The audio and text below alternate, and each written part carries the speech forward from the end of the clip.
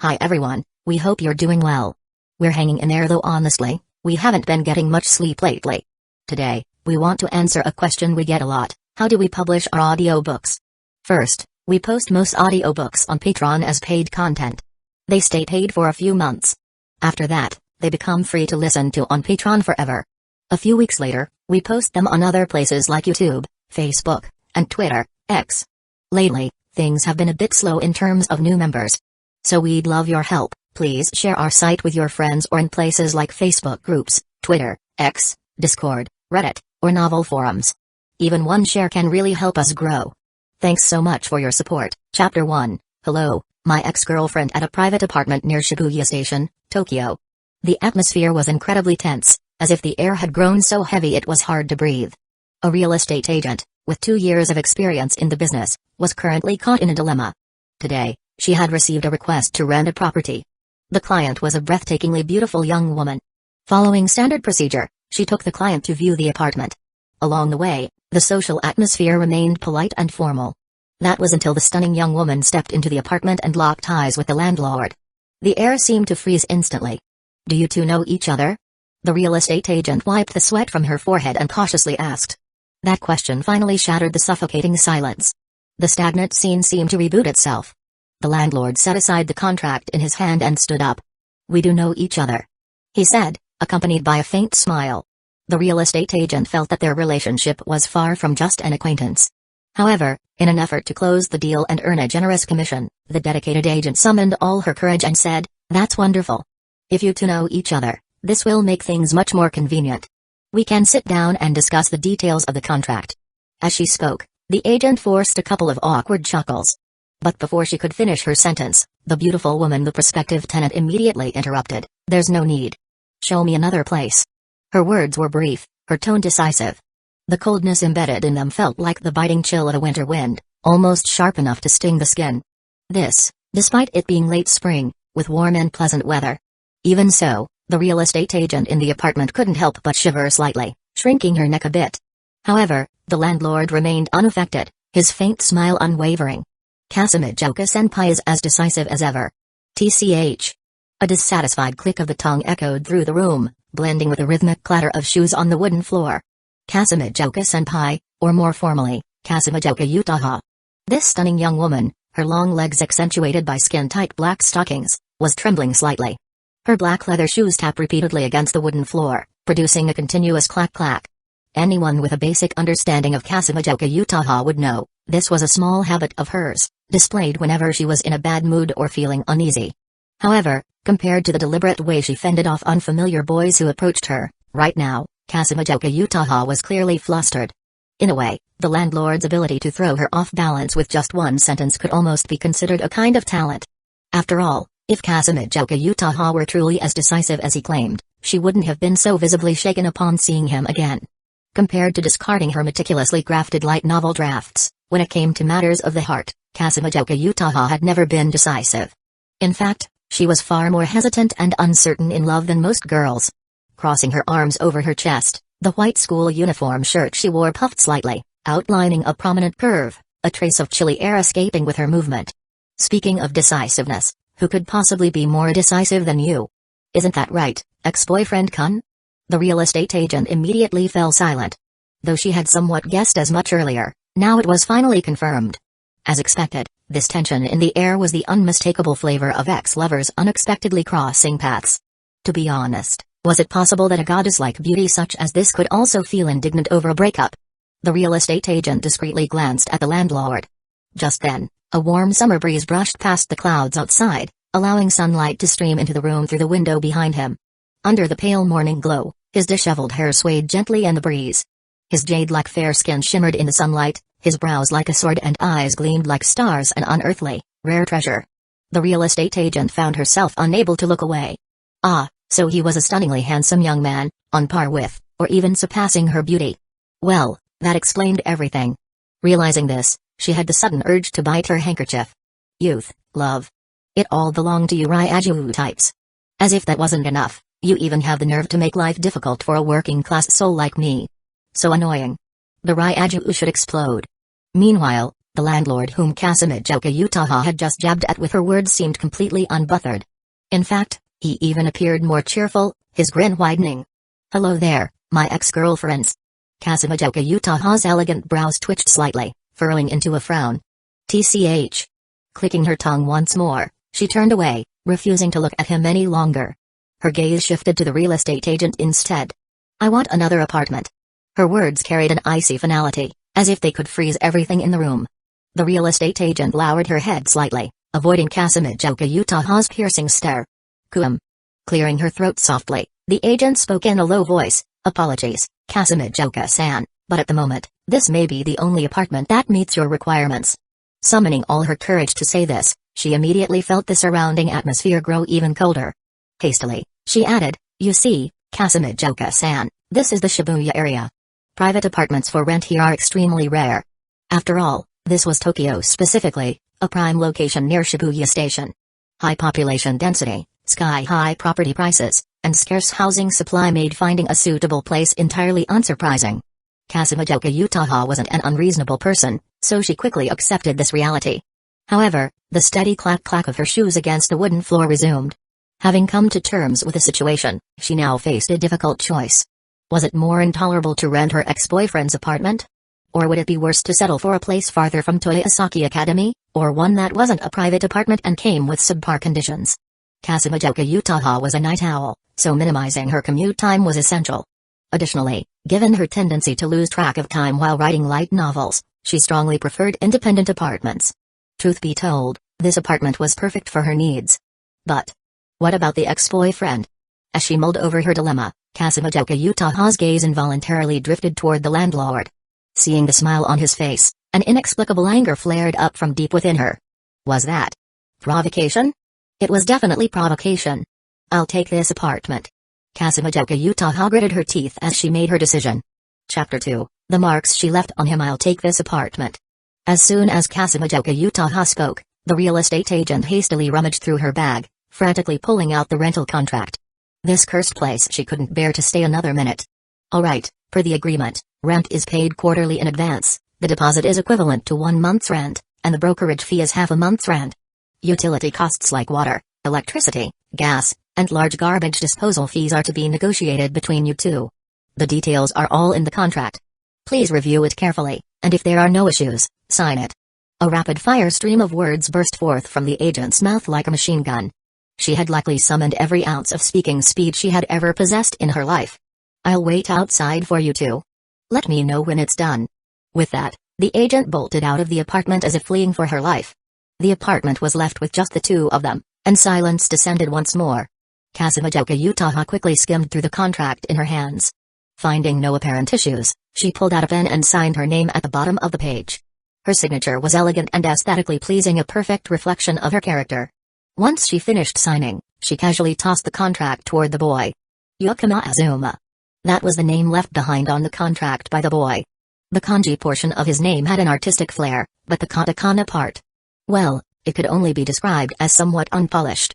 "Eager to have me move into your apartment, are you, Yakama-kun? My dear ex-boyfriend?" Kusagakure Utaha spoke with a faint smile. "That's right, Kusagakure-senpai." Yakama Azuma replied with a gentle nod. His candidness left no room for the sarcastic remarks Kusagakure had prepared to unleash. She had expected him to try and explain himself, perhaps even stammer out a few awkward excuses. But once again, after their breakup, Yakama Azuma managed to catch her off guard, leaving her with no room to maneuver. Yakama called the real estate agent waiting outside back into the apartment. Handing over one of the 3 copies of the contract, he also settled the brokerage fee on the spot. The agent, contract in hand, swiftly departed like a gust of wind, eager to escape the tense atmosphere. After escorting the agent out, Yakama casually picked up the large red suitcase left near the entrance. To be honest, it was quite heavy. But heavy luggage from the woman wasn't exactly surprising. He shut the front door and lifted the suitcase effortlessly, heading toward the staircase. "Kusagakure-senpai, follow me. The room you rented is on the 2nd floor. I'll give you a quick tour." Kusagakure Utaha's gaze instinctively fell on her suitcase. Her lips parted slightly, but in the end, she said nothing. She merely followed Yakama Azuma in silence. His action of carrying her suitcase seemed so natural, so seamless, and so logical, as if it were something he was meant to do. to the point where Kasumi Utaha didn't feel the urge to protest at all. Yakama Azuma's two-story apartment had a fairly straightforward layout. Each floor featured an independent bathroom and an open space. The open area on the ground floor served as a living room, while the second floor resembled a reading room, with two enormous bookshelves neatly arranged. The kitchen was located only on the first floor. The two made their way up the stairs. As they passed between the bookshelves, Kasumi Utaha couldn't help but let her gaze linger on the books. In the corner of one bookshelf near the desk, the book titled The Metronome in Love sat silently on the shelf. That section of the shelf was particularly clean, clearly having been frequently browsed through. This made Kasumi Utaha involuntarily recall some memories. The first time she met Yakama Azuma, this young man was not passionate about literature. It wasn't until she gave him Hard-Boiled Wonderland and The End of the World by Haruki Murakami that Yakama Azuma began to visit the bookstore regularly. Every time he came, they were almost always together. Among the numerous books on these shelves, 1/5 were books that she, Kasumi Utaha, had introduced to Yakama Azuma. Moreover, 1/3 were books they had bought together. Right at the beginning of the bookshelf, in the first section, Kasumi Utaha saw Hard-Boiled Wonderland and The End of the World. The book she had given him. Her gaze burned as if scalded. As soon as it touched the cover, she immediately withdrew it. Kasumi Utaha unconsciously placed her left hand on her chest. This couldn't be helped. The traces she had left on him were so obvious and visible. Anyone who saw them would undoubtedly feel a stir in their heart. This is your senpai room. The mattress and blankets are new, so feel free to use them. Yakama Azuma stopped at the room to the left of the hallway. Kasumi Utaha quickly shifted her gaze away, shaking off the thoughts in her mind. Oh, then where's my ex-boyfriend-kun room? Is it across from this one? After all, it's convenient for a late-night trade. To cover up her awkwardness, Kasumi Utaha blurted out a random remark. Or rather, a teasing one. My room is on the first floor. Yakama Azuma pointed down to the floor below. All the room keys are in the drawer in the room. There is a master key and a spare key. I don't have a copy. This has been stated in the contract, so you can rest assured, senpai. He said it seriously. Kasumi Utaha didn't know what else to say. But she didn't forget to use sarcasm. You really don't seem like a high school boy at all. Could it be that my ex-boyfriend actually has some unspeakable secret? Yakama Azuma simply smiled. That smile, in Kasumi Utaha's eyes, seemed to say, senpai, didn't you already know if there's some unspeakable secret? She grabbed her suitcase. Kasumi Utaha entered the room and slammed the door shut. She sat on the bed with the white sheet. She hugged herself, her long legs clad in black stockings trembling uncontrollably. This is so frustrating. How did this guy become so sly like this? In the past, just a little teasing would make him blush and feel embarrassed. Thud. Kasumi Utaha collapsed onto the soft bed. What am I even thinking? It's as if I'm some kind of ex-wife who can't let go of the past. She waved her hand, casting those thoughts aside, and took out her tablet. Kasumi Utaha began to write. The light novel she had left unfinished for the past few days suddenly sparked some new inspiration. Chapter 3, Yakama Azuma with a loud bang. The door to the room slammed shut, sending a gust of wind that messed up Yakama Azuma's hair. Seeing this, the corners of Yakama Azuma's mouth couldn't help but curl into a smile. The tenant is my ex-girlfriend. What a coincidence, this could be turned into a light novel. Muttering to himself like that, Yakama Azuma turned around and went downstairs. Just like their previous conversations, Yakama Azuma and Kasumi Utaha had once been in a romantic relationship. About 3 years ago. At that time, Kasumi Utaha had not yet debuted as a light novel author. Well, to be more precise, her novel The Metronome in Love was still just an unfinished manuscript back then. It was during their time together that her first book was completed. Unfortunately, their relationship wasn't as enduring as in the novels. After some conflicts, there were no coincidences that helped them reconcile, nor were there any challenges they overcame together to make amends. One day, after an argument, they broke up. By the way, Yakama Azuma is a person who has experienced travel and reincarnation. He was born in this world as a child. As he grew, the memories of his previous life gradually returned. Therefore, before they started dating, Yakama Azuma had actually known about Kasumi Utaha. To be more accurate, it was because he knew Kasumi Utaha, the genius young novelist who would eventually become a star, that Yakama Azuma was able to pursue her. But Yakama Azuma wanted to say, loving a 2D girl isn't at all like he had imagined. The incredible beauty of Kasumi Utaha is indisputable, and her long, slender legs are hard to resist. But her arrogance and black tongue are also very real. In a light novel, This might seem like a cute characteristic of the character. But in real-life love, it may not be as good. Additionally, Yakama Azuma had little experience with romance at that time. They broke up due to personality clashes and a few minor conflicts. After the breakup, Yakama Azuma temporarily left Tokyo due to family reasons and moved to Chiba. It was as if he disappeared. So, this was the first time they had met again after their breakup. Seeing Kazuma-joka Utaha again, Yakama Azuma truly felt overjoyed. After 3 years of growing up, Yakama Azuma had learned how to handle conflicts in relationships. As for how he matured, romantic experience certainly cannot be gained just through words. So, Yakama Azuma didn't just have Kazuma-joka Utaha as his ex-girlfriend. But that's a story for another time. Back to Yakama Azuma. The name Yakama is not a famous one. But if the surname Yukinoshita is mentioned, many people would likely recognize it. The relationship between these two surnames can be likened to the relationship between Shinomiya and Shijo in a family. Though it might not be entirely accurate to call them main family and branch family, there are certain similarities. In short, they both belong to a large family. However, the Yukinoshita family, in just the past dozen years, has suddenly grown very powerful. Not only has it surpassed social classes, but it has also become a prestigious and well-known family. As a result, the large family where the Yukinoshita name originated, other families within this clan have become secondary branches. This is how society works in Japan. The person with the biggest fist is the one who's right. In terms of hierarchy, it's just a sense of satisfaction when bringing down others. 3 years ago, the reason Yakama Azuma returned to Chiba was because the Yakama family encountered a major crisis. The crisis was so severe that the entire Yakama family was left with just Yakama Azuma. At that time, when he returned to Chiba, Yakama Azuma could be said to have been surrounded by wolves. In the end, Yakama Azuma sold most of the real estate assets to relatives. With decisions and actions far beyond his age, he took a large sum of money and left Chiba. Most of the money was used to buy a villa apartment in Tokyo. The remainder was used to sustain his life. Because he didn't have much money, Yakama Azuma had to rent out the apartment. However, this year, Yakama Azuma began to receive money from various sources. He planned to go to the real estate agency in the next few days and remove the rental notice for the house. As a result, unexpectedly, in the past few days, Kazuma-joka Utaha had been shown the property by the agency. It's what you could call a coincidence so big it could be written into a light novel. And there's one more important thing about Yakama Azuma. That is, a year ago, Yakama Azuma finally received the benefit that people like him, those who are reincarnated, get. Though a little late, it's better than nothing.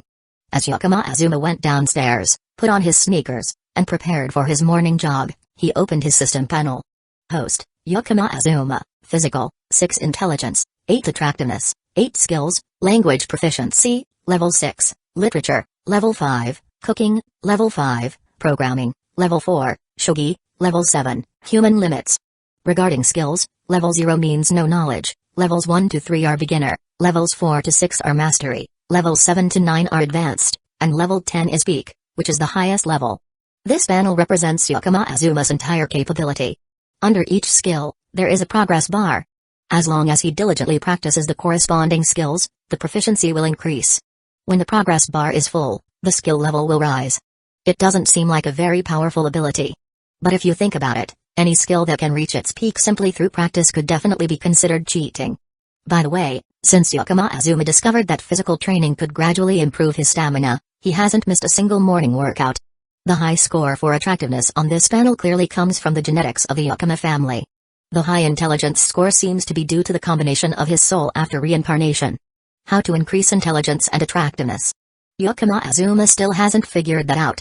It could also be because these two stats are so high that Yakama Azuma's experiments haven't been enough to change them yet. As for the list of skills, the highest level skill is Shogi. This skill comes from ring ring ring. The phone rang. Just as Yakama Azuma stepped outside, he pulled out his phone. The screen displayed the caller's name, Ginko. Chapter 4, Sora Ginko is my senior sister. Seeing the call from Ginko displayed on the screen, Yakama Azuma immediately answered. Ginko. Saturday, come to the Chiba Shogi Club for practice. Her voice sounded like she was not accepting any objections. Okay, starting from 9 a.m., right? There was a long silence on the other end, and then a soft sound, huh? Her voice was gentle, sounding soft enough to imagine the bewildered expression on her face. Then, as if to confirm, Saturday, come to the Chiba Shogi Club for practice. She repeated what she had just said, but this time her tone was a little more enthusiastic. I heard you. I'll be there on time, Ginko. Yakama Azuma responded kindly, without any irritation. Then, the call ended. Although it was just a brief word, it was clear that the person on the other end seemed very happy. Ginko, or more accurately, Sora Ginko. A 14-year-old genius shogi player, called the Snow White of Nanaiwa. And an idol in the shogi world. She is a two-time champion, holding the top 2 titles of the 6 major Japanese women's shogi tournaments, Queen and Women's Throne. As a second-dan professional player, she possesses both skill and fame, and is a true genius. And she is Yakama Azuma's senior sister. When he was young, before his memories fully awakened, Yakama Azuma chose shogi among other disciplines like Go, calligraphy, and painting. At that time, the Yakama family still existed. Thanks to that, Yakama Azuma was accepted as a disciple by Kitaki Kasuke, a professional shogi player, and became a junior to Sora Ginko. By the way, thanks to his high intelligence, Yakama Azuma was once a famous genius in the shogi world. The youngest professional shogi player. 5th dan professional shogi player. And a true genius of shogi. These were the titles that used to be associated with Yakama Azuma. However, after the fall of the Yakama family, Yakama Azuma no longer pursued the pinnacle of shogi. The complete awakening of his memories, coupled with the family crisis, had significantly changed Yakama Azuma's goals and principles of action 3 years ago. For the past 3 years, Yakama Azuma's primary goal had been to make money. First, he needed money. Only then could he climb the social ladder. Therefore, Yakama Azuma had to put shogi on hold. Although shogi, a popular game in the country, also offered substantial prize money from tournaments, it was. Unfortunately, 3 years ago, a player holding the title of Mjin had been shaking up the shogi world, as if slaughtering all his opponents. At that time, Yakama Azuma had tried to challenge this Mjin. And he was easily crushed. According to the skill level estimated from the systems board, that Mjin, the strongest in shogi history, had a shogi skill around level 9. To defeat him with certainty, Yakama Azuma would likely have to raise his shogi skill to the maximum level, meaning reaching the peak. At that time, when the system hadn't awakened yet, Yakama Azuma didn't hesitate to give up on shogi and turn to other ways to make money. In the past 3 years, Yakama Azuma hadn't participated in any official shogi tournaments. Only occasionally, when Sora Ginko came to visit, would the two play shogi privately. During these 3 years, Sora Ginko consistently invited Yakama Azuma to the shogi club once a week to study shogi. Yakama Azuma refused, and Sora Ginko never asked why. Perhaps this is why, when Yakama Azuma agreed to go to the club, Sora Ginko was so surprised, and couldn't hide the excitement in her voice. As for the reason why Yakama Azuma suddenly agreed to go to the club, it's simple. He had earned a bit of money, and that allowed him to have more time and energy to focus on other things. More importantly, the Mjin who had once shaken the shogi world had now won the title of Eternal in all tournaments except Ryu. In accordance with the rules, the person in question was not allowed to participate in the most recent Ryu match. In the recent major tournaments, it seemed that they hadn't participated, possibly preparing to take a break and then return next year to win the Ryu tournament comprehensively. If that happens, it will be an unprecedented achievement, 7 eternal crowns and hundreds of other major titles. And when that Mjin is no longer around, the current shogi world, how should one describe it? It's full of mediocre opponents. While reflecting on shogi, Yakama Azuma quickly finished his morning run. When the message slight increase in physical appeared in his field of vision, Yakama Azuma gradually slowed down and eventually stopped. He had run about 10 kilometers. Far from Shibuya Station, nearing the Gakushu and Shita area. He remembered that his refrigerator at home seemed to be empty. Yakama Azuma figured out the direction and decided to stop by a nearby supermarket to buy some ingredients. From now on, his apartment wouldn't be just his own. Kasumijoka Utaha would also be staying. It could be predicted that the food consumption would definitely increase. Even though Kasumijoka Utaha hadn't mentioned anything about eating for free, Yakama Azuma knew he had to be well prepared. Although this was the Academy district, due to the spring break, the streets were quite empty. Turning a corner, a spring breeze blew by, carrying the final coolness of the season, along with the pink cherry blossom petals falling like rain. Having just exercised, Yakama Azuma squinted slightly, enjoying this natural gift. The saying when faced with trouble, one can ask the spring breeze seemed fitting here. A gentle spring breeze like this surely possessed a special power to sweep away worries and clear the knots in one's heart. However, it seemed that the power of the spring breeze was not limited to that. In his field of vision, a white object was floating in the wind. Yakama Azuma blinked in surprise, instinctively catching the object that was drifting towards him in the spring breeze. In his hand, the soft texture and faint floral scent immediately filled his senses. It was a white beret. As he looked more closely at the item, Yakama Azuma experienced a strange sense of familiarity. It felt as if this spring breeze, this white beret, were carrying with them two words, encounter. He lifted his gaze. Across the corner of the street was a long slope leading upwards. With vague memories of the area, Yakama Azuma recalled that this slope was named Detective Hill. Amid the cherry blossom rain, Yakama Azuma saw, standing at the top of Detective Hill, a young girl bathed in golden sunlight. She gently brushed her bangs behind her ear, her movements graceful and serene. Chapter 5, Seeing Through the Spring Breeze, Encounter. The falling speed of cherry blossoms is 5 centimeters per second. This makes a rain of cherry blossoms last for quite a long time. However, at this moment, Yakama Azuma had no time to appreciate this beautiful rain of blossoms. He stood still, his eyes fixed on the scene ahead. After a long gaze, he could finally see two words resonating within the spring breeze, encounter. At the top of Detective Hill, the girl stood there. Her pristine white dress gently swayed in the wind, and the white beret lay neatly in her hands. From above, her gaze met Yakama Azuma's. Her right hand lightly held the hem of her dress, while her left hand tucked stray bangs neatly behind her forehead. Under the spring sunlight, she looked as though she had stepped out of a painting. This was the beginning of a love story in a light novel. Not a metaphor, but in the literal sense. Yakama Azuma recognized the girl standing atop the hill, both in memory and in reality. Kato Megumi, a beautiful heroine with no particularly outstanding traits. Even without distinctive highlights, just interacting with and understanding her would make anyone unconsciously fall for her. She didn't need stereotypical cuteness, she herself was the embodiment of the most unique charm. From beside him, a wow of amazement suddenly rang out. Honestly, it was a bit unpleasant to hear a voice resembling that of a fanatical nerd. Turning his head in the direction of the sound, Yakama Azuma saw a bespectacled boy on a bicycle. The name seemed to be Ecchi Tomoya. Flipping through his memory, Yakama Azuma quickly confirmed the boy's identity. At this moment, Ecchi Tomoya was staring blankly at the hilltop, as if turned to stone. The expressions on his face shifted incessantly, clearly revealing that he was deeply engrossed in some sort of fantasy from which he could not extricate himself. Truth be told, Yakama Azuma harbored no affection for Ecchi Tomoya.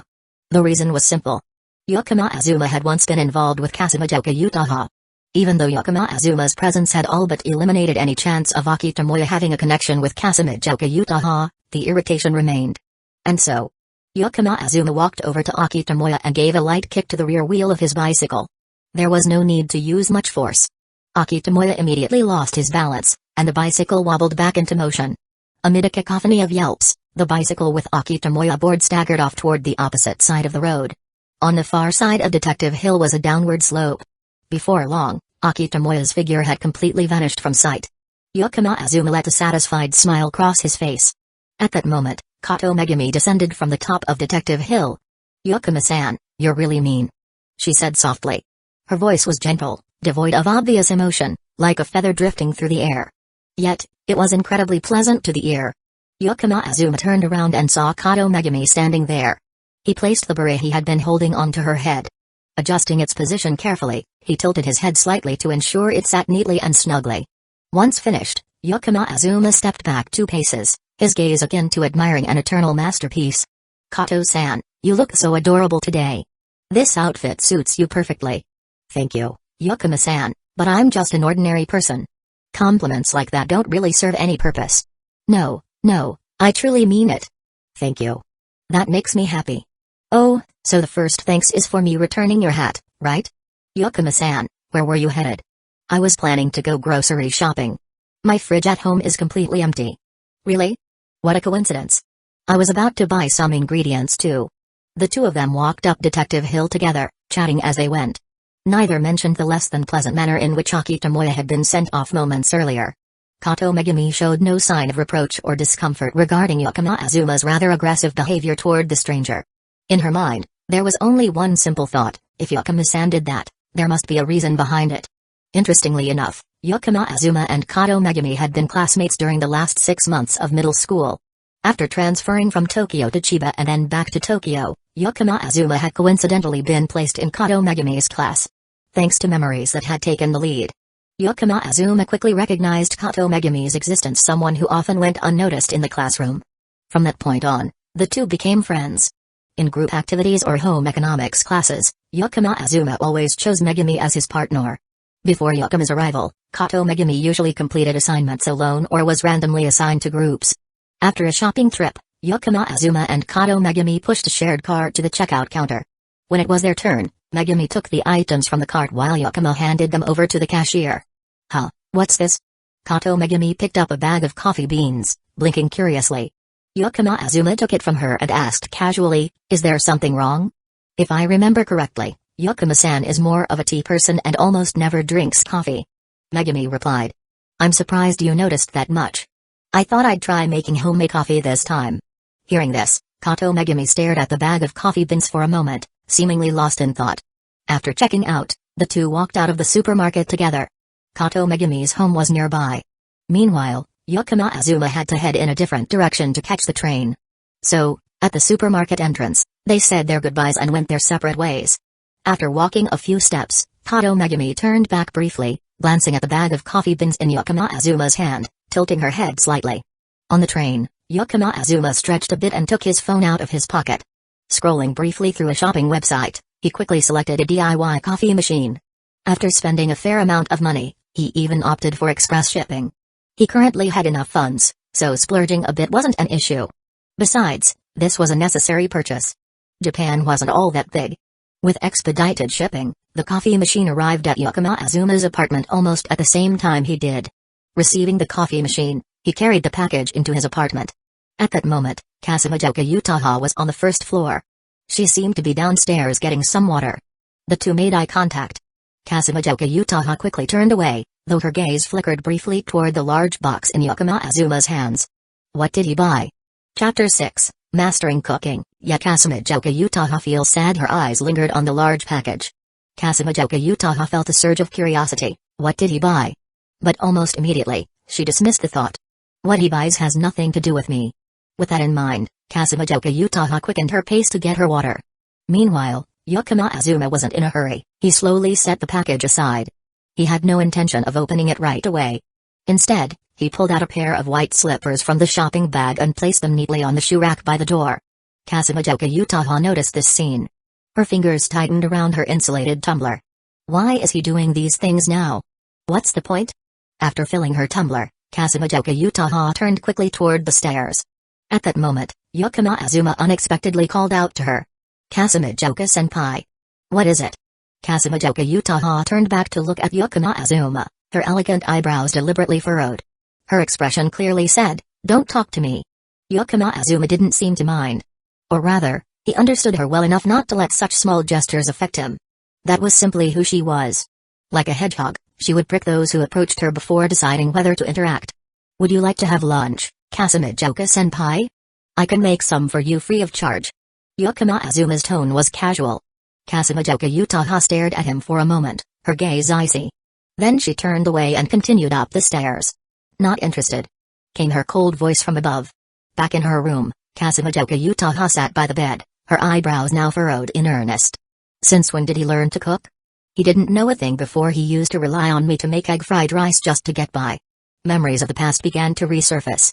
Yakama Azuma, living alone in Tokyo, surviving on nutrient-poor convenience store meals or simply ordering takeout. After they started dating, Kasumijoka Utaha would occasionally visit his rented apartment to cook him simple dishes. About 3 times a week.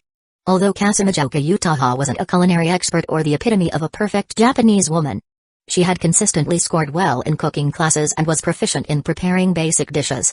Whenever Yakama Azuma ate her egg fried rice, curry, or grilled mackerel, he would often lift his head, staring intently at Kasumijoka Utaha without blinking, his mouth full of food. His eyes, as if speaking on their own, radiated admiration and silent praise. Now, thinking about that same boy, who had just casually asked if she wanted him to whip up a portion for her, Kasumijoka Utaha couldn't help but feel a surge of irritation. After all, what she heard was simply a casual offer. Perhaps it was her ex-boyfriend lens distorting things. The morning passed quickly. Kasumijoka Utaha had just finished tidying her room and arranging her belongings in the corners.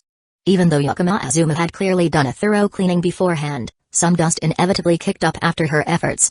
She opened her window and door, planning to let the dust settle before cleaning again. But as soon as she opened her door, she heard noises from downstairs, the rhythmic thud-thud of a knife on a cutting board and a sizzle-sizzle of a pan on the stove. From the sound alone, she could sense how skilled the cook had become.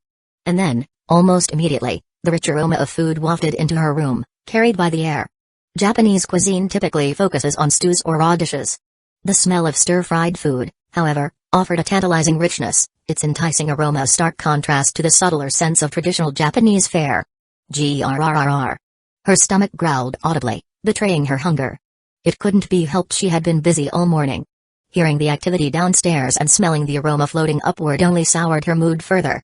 Because cooking was a skill Yakama Azuma had picked up after they parted ways. And this fact gnawed at Calamity Utaha, stirring a storm of thoughts.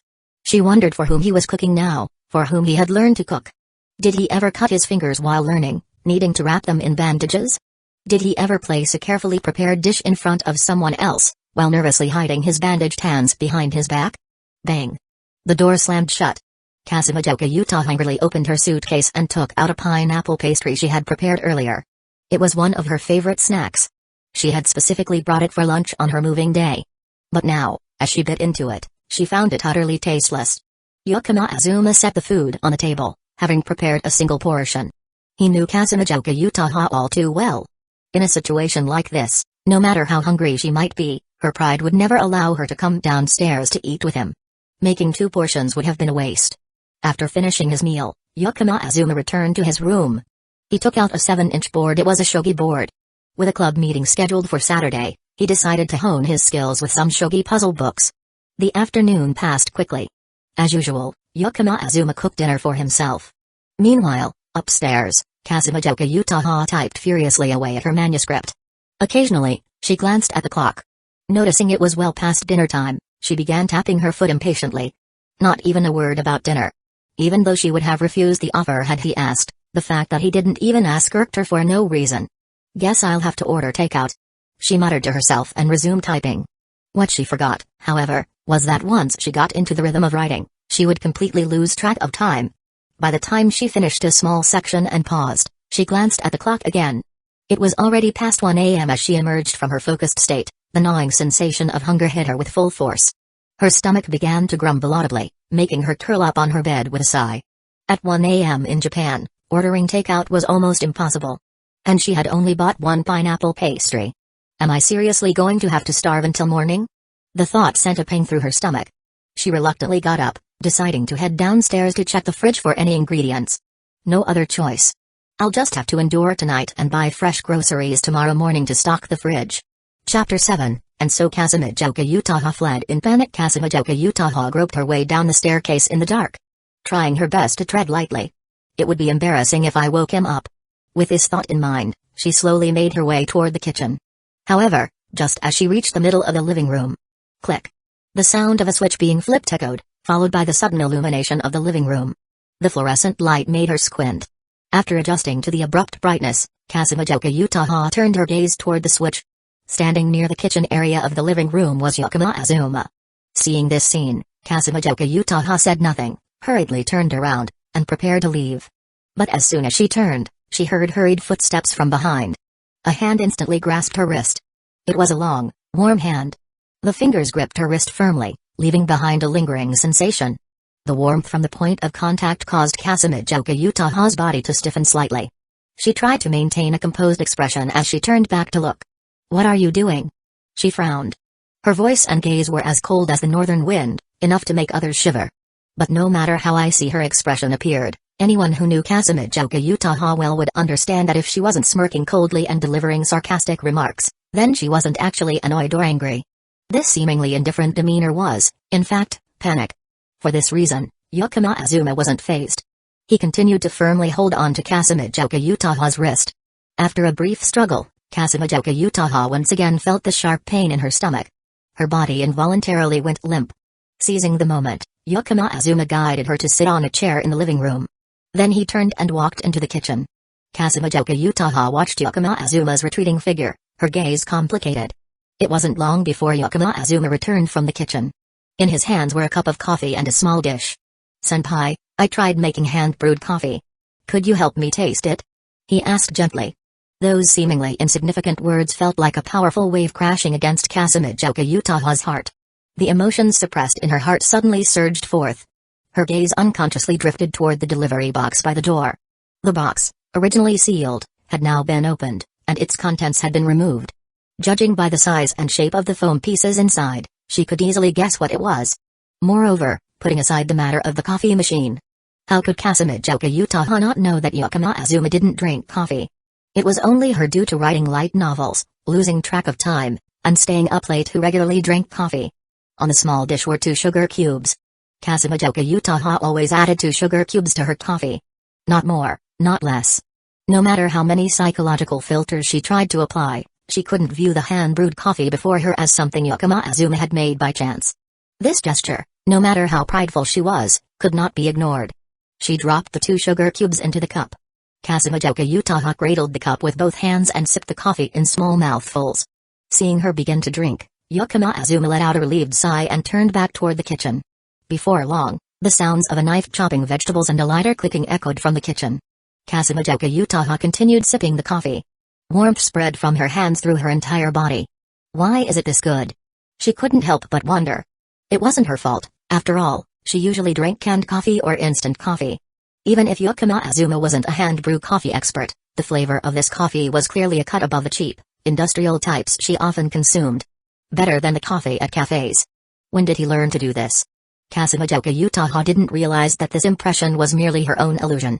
Even with the assistance of his cooking skill, the coffee Yakama Azuma brewed was only on par with the average quality of the coffee she'd had at local cafes. Seemingly after only a few sips, Yakama Azuma reappeared in front of Calamity Utaha. He placed a steaming bowl of noodles on the table before her. In the bowl were slices of grilled meat and a variety of well-prepared vegetables. He then brought out a few small dishes of side items he had prepared earlier and set them beside the bowl. Calamity Utaha was at a loss for words and could only resign herself, picking up the chopsticks and eating the noodles in small bites. The food was unexpectedly delicious. The side dishes, she couldn't even name them. But she ate them all. Her gaze became a bit hazy.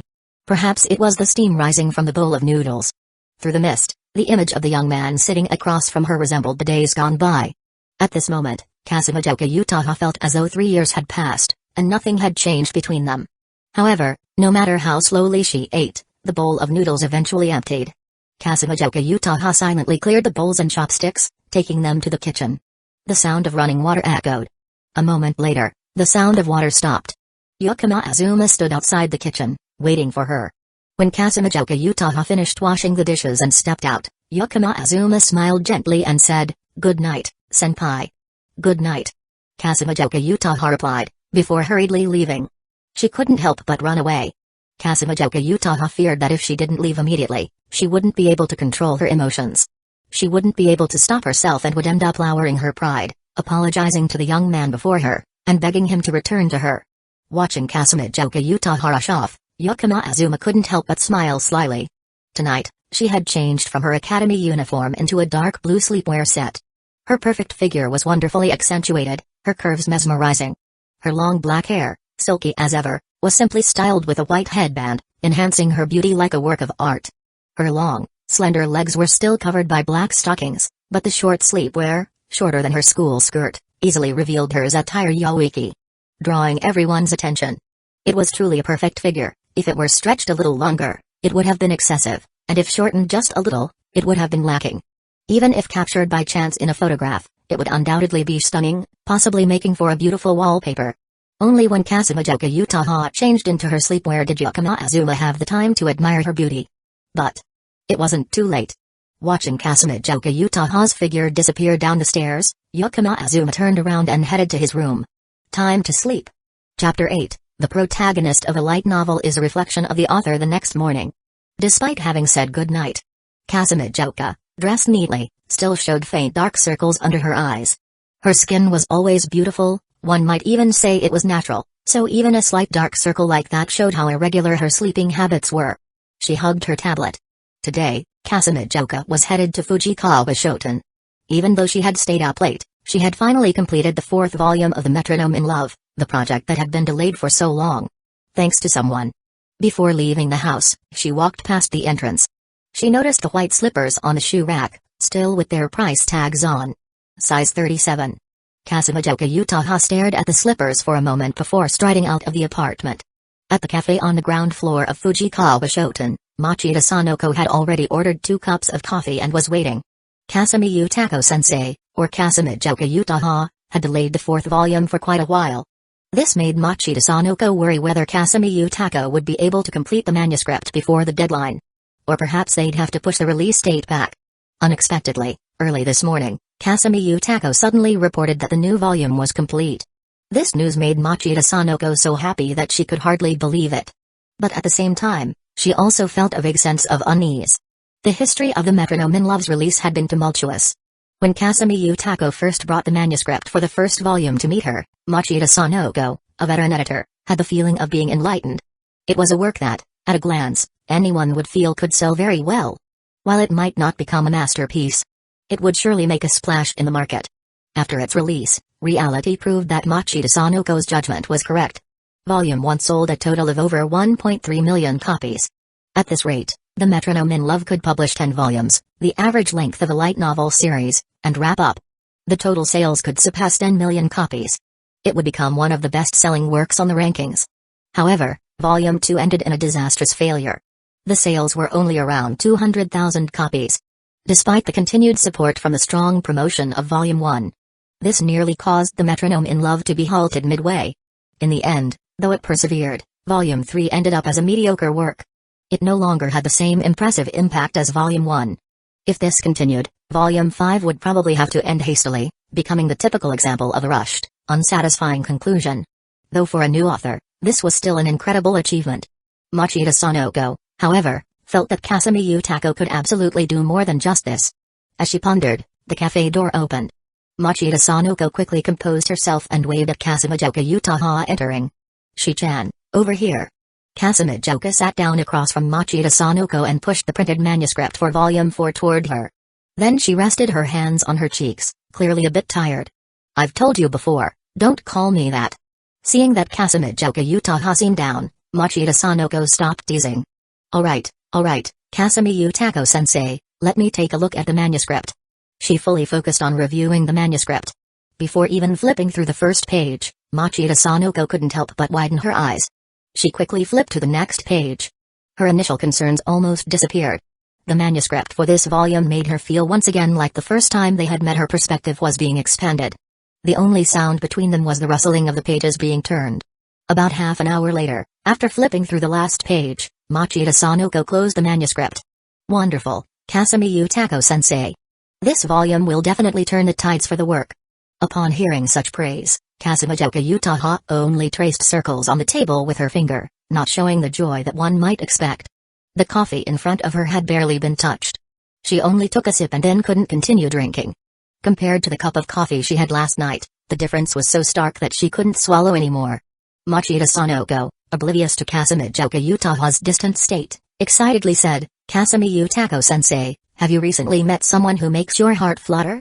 Kasumijoka Utaha's finger paused for a moment as she traced circles on the table, then she looked up. Why do you say that? Machida Sanoko pointed to the manuscript in her hands. A common issue for new authors is that the first protagonist is often a reflection of themselves, an extension of the author. In this volume, Sayuka in your work seems to have come alive, making the reader feel deeply moved. This situation often indicates that the author's own emotions have been reflected in the work, meaning there is sincerity in it. Upon hearing this, Kasumijoka Utaha instinctively placed her hand over her chest. Is it that obvious? After discussing the issues related to the release, Volume 4 would be released early next month. Fujikawa Shoten would allocate some promotional resources and organize a launch event. They hoped that the excellence of this volume could shift public opinion about the work. Kasumijoka Utaha returned to her apartment. As she entered, her eyes once again fell on the white slippers on the shoe rack. After a moment, she took off her black leather shoes and neatly placed them on the step next to Yakama Azuma's shoes. Then she took the white slippers, peeled off the tag, and slipped them on. They fit perfectly. Kasumijoka-senpai, you're back. Can you help me bring out the dishes? The call from the kitchen echoed. Kasumijoka Utaha quickly walked toward the kitchen, her steps slightly hurried. From the kitchen, she brought out some dishes that looked very appetizing. Today, Yakama Azuma had made stir-fried green peppers with meat, mapo tofu, and tempura shrimp. Both their appearance and aroma were irresistible. As she brought the dishes out, Kasumijoka Utaha secretly grabbed a piece of tempura shrimp and popped it into her mouth. The tempura coating was crispy, and the shrimp inside was fresh and juicy. If it weren't for Kasumijoka Utaha's strong self-control, when Yakama Azuma came to the table, there would likely be no tempura shrimp left. Watching Yakama Azuma in the kitchen, skillfully cleaning up, the corners of Kasumijoka Utaha's mouth couldn't help but curl up. Renting this place had truly been a wonderful decision. The time ahead was still long. Chapter 9, Kasumijoka Rival Knock Knock Knock. The sound of knocking echoed from the entrance. Kasumijoka, who rarely wakes up early, raised an eyebrow. Yakama Azuma had gone out for a run this morning. She had gotten used to his routine over the past few days. But if it was Yakama Azuma coming back, he should have used his key to open the door. Could he have forgotten his key? It would be very unusual for him to do something so careless. As she thought this, Kasumijoka walked toward the entrance. Other than this possibility, she couldn't think of any other reason. And at this early hour, who would visit this apartment? Could it be a beautiful silver-haired woman coming to visit? With a click, Kasumijoka opened the front door. Forget even a key? How useless. Her sharp words were cut short. Standing outside the door was a small, beautiful girl with silver hair.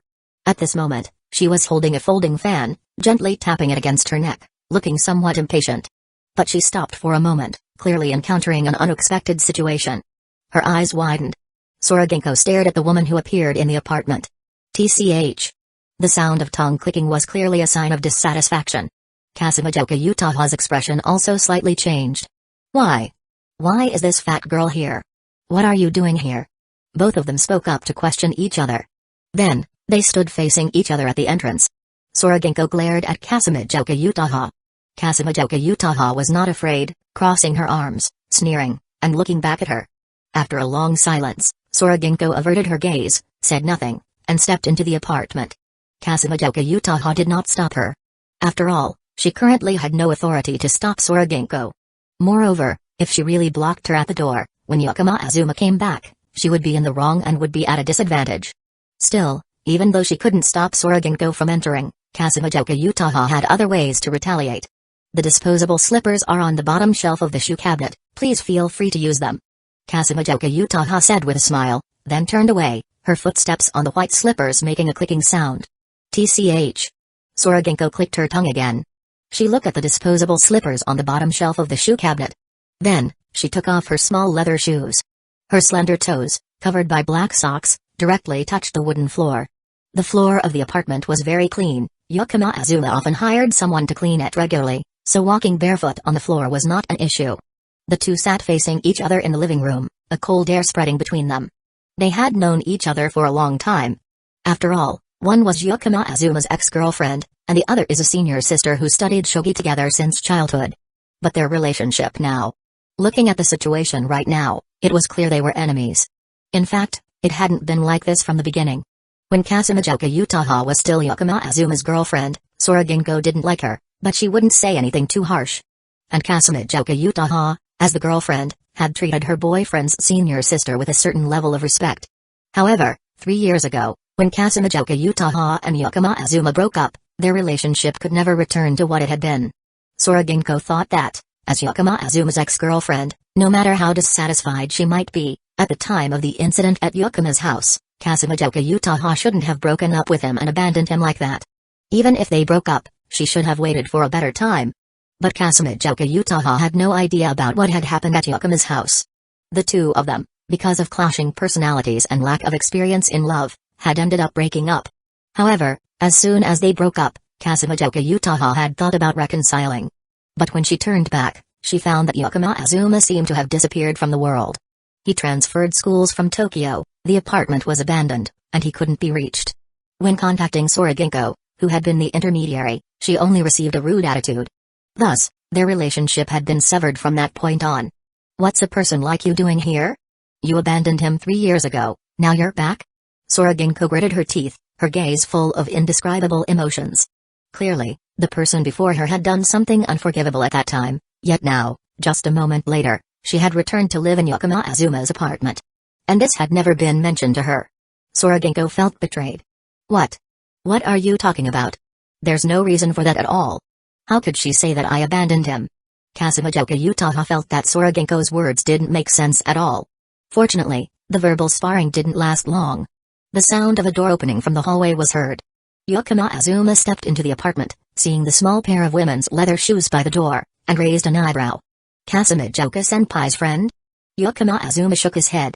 Was this a joke? Kasumijoka Utaha didn't have friends. With her hedgehog-like personality, who could get close without getting pricked? If it had to be said, maybe Airi. But if Airi came all the way here, it would be a strange thing indeed. I can tell you're thinking something rude, Yakama-kun. Kasumijoka Utaha spoke up, her tone displeased. It's nothing.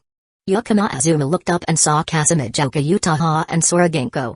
Today, Sora Ginko was just as usual, wearing a dark blue sailor uniform. There was a red silk scarf on her chest, accentuating the cuteness of a sailor outfit.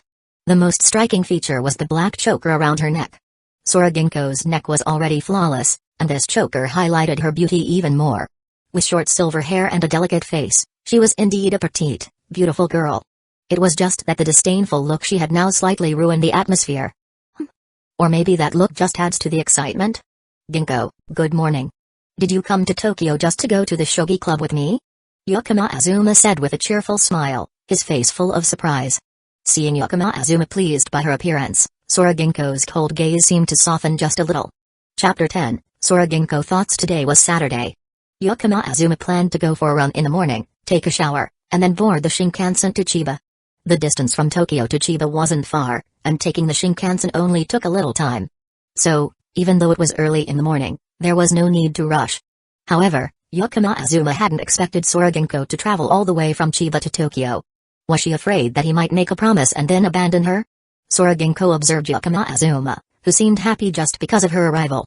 Her cold face was no longer as serious as before. However, she still didn't seem friendly towards him. She cast a glance at Kasumijoka Utaha, who was standing next to him. Having known each other for many years, Yakama Azuma naturally understood what Sora Ginko meant. She was asking about Kasumijoka Utaha. Ginko, this is Kasumijoka-senpai. Senpai, this is Sora Ginko, my Shogi senior sister. You two must have met before. Yakama Azuma acted as the mediator and introduced them. Kasumijoka-senpai is my current tenant. She just moved in recently.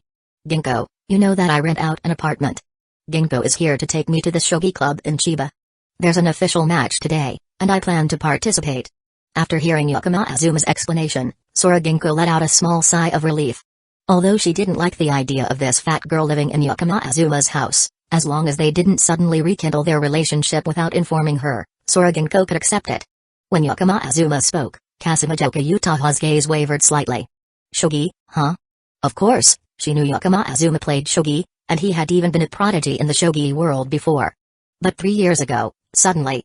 However, now he was starting again with Shogi. Could there be a special meaning behind it?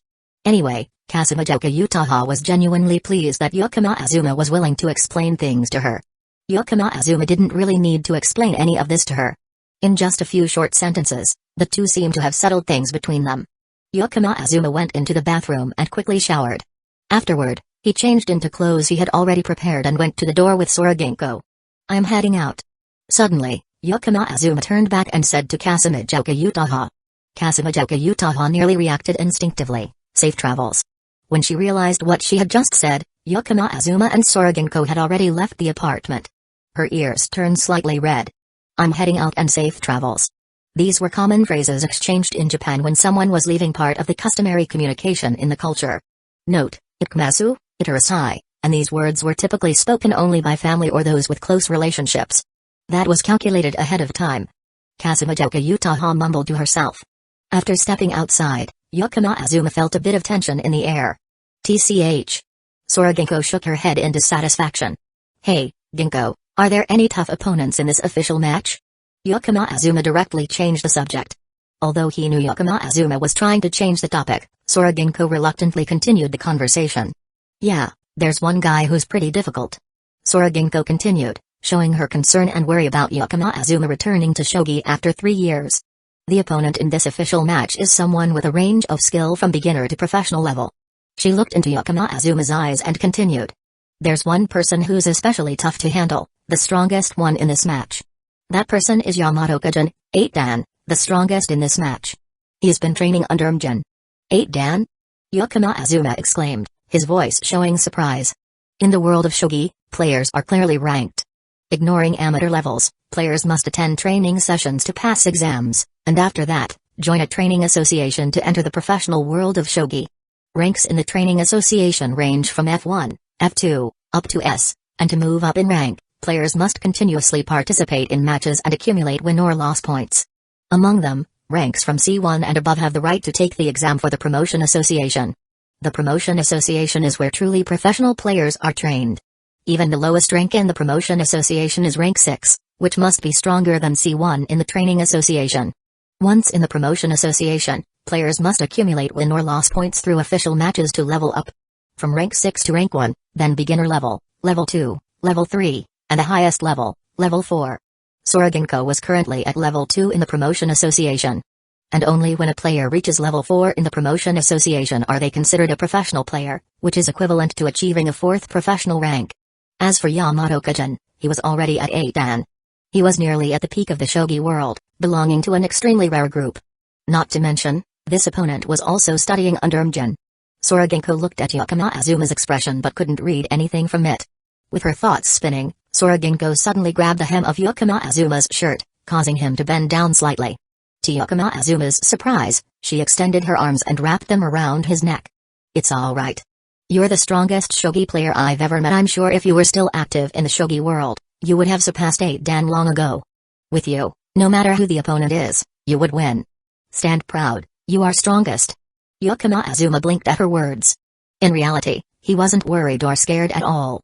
As long as he didn't face Mjin, he was confident against any other opponent. The previous exclamation was just admiration for the strict ranking system in shogi. However, he couldn't say that now, or else Ginko's feelings would become a joke. Yakama Azuma gently returned the embrace. Her small frame gave him an oddly tender feeling. "Nah, with your encouragement, even Mjin, I would win to prove it to you," Yakama Azuma said. Upon hearing this, Ginko's face immediately flushed red. She pushed Yakama Azuma away, lowered her head, and quickly walked off. Go. You'll be late if you don't," she muttered. From behind, the girl's ears had also turned a soft shade of pink. Chapter 11, The Official Match at the Shogi Club in Chiba. This is the largest shogi club in Chiba Prefecture and also the venue for workshops organized by the government. The official match will be held here. As soon as they arrived outside the club's gate, someone waved and called out to the two. "Azuma, Ginko, over here." A girl with long brown hair and a full figure was waving her hand. "Kitaki Kika. She is Yakama Azuma's senior and also the daughter of Master Kitaki Kika, who taught Yakama Azuma. She is 24 years old and has the gentle appearance of a traditional Japanese woman. Next to her is Kitaki Kika, a famous shogi master who has now retired. Both of them are clearly not participants in the official competition. They are here to cheer on Yakama Azuma. "Hello, Kika-san, master." Yakama Azuma greeted the two. Kitaki Kika has not yet become a professional female shogi player, while Kitaki Kika is a legend in the shogi world and has now retired. "Hello, master." Ginko greeted Kitaki Kika and quickly ran into the club. Seeing this, Kitaki Kika smiled. "Ginko couldn't wait anymore. She went to Tokyo to pick you up by herself." "What happened? Did something happen on the way?" Ginko's state was clearly quite embarrassed. Yakama Azuma explained what had happened on the way to Kitaki Kika and Kitaki Kika. After hearing the story, Kitaki Kika couldn't help but rub her face and smile like a mother. Azuma has really grown up, hasn't he?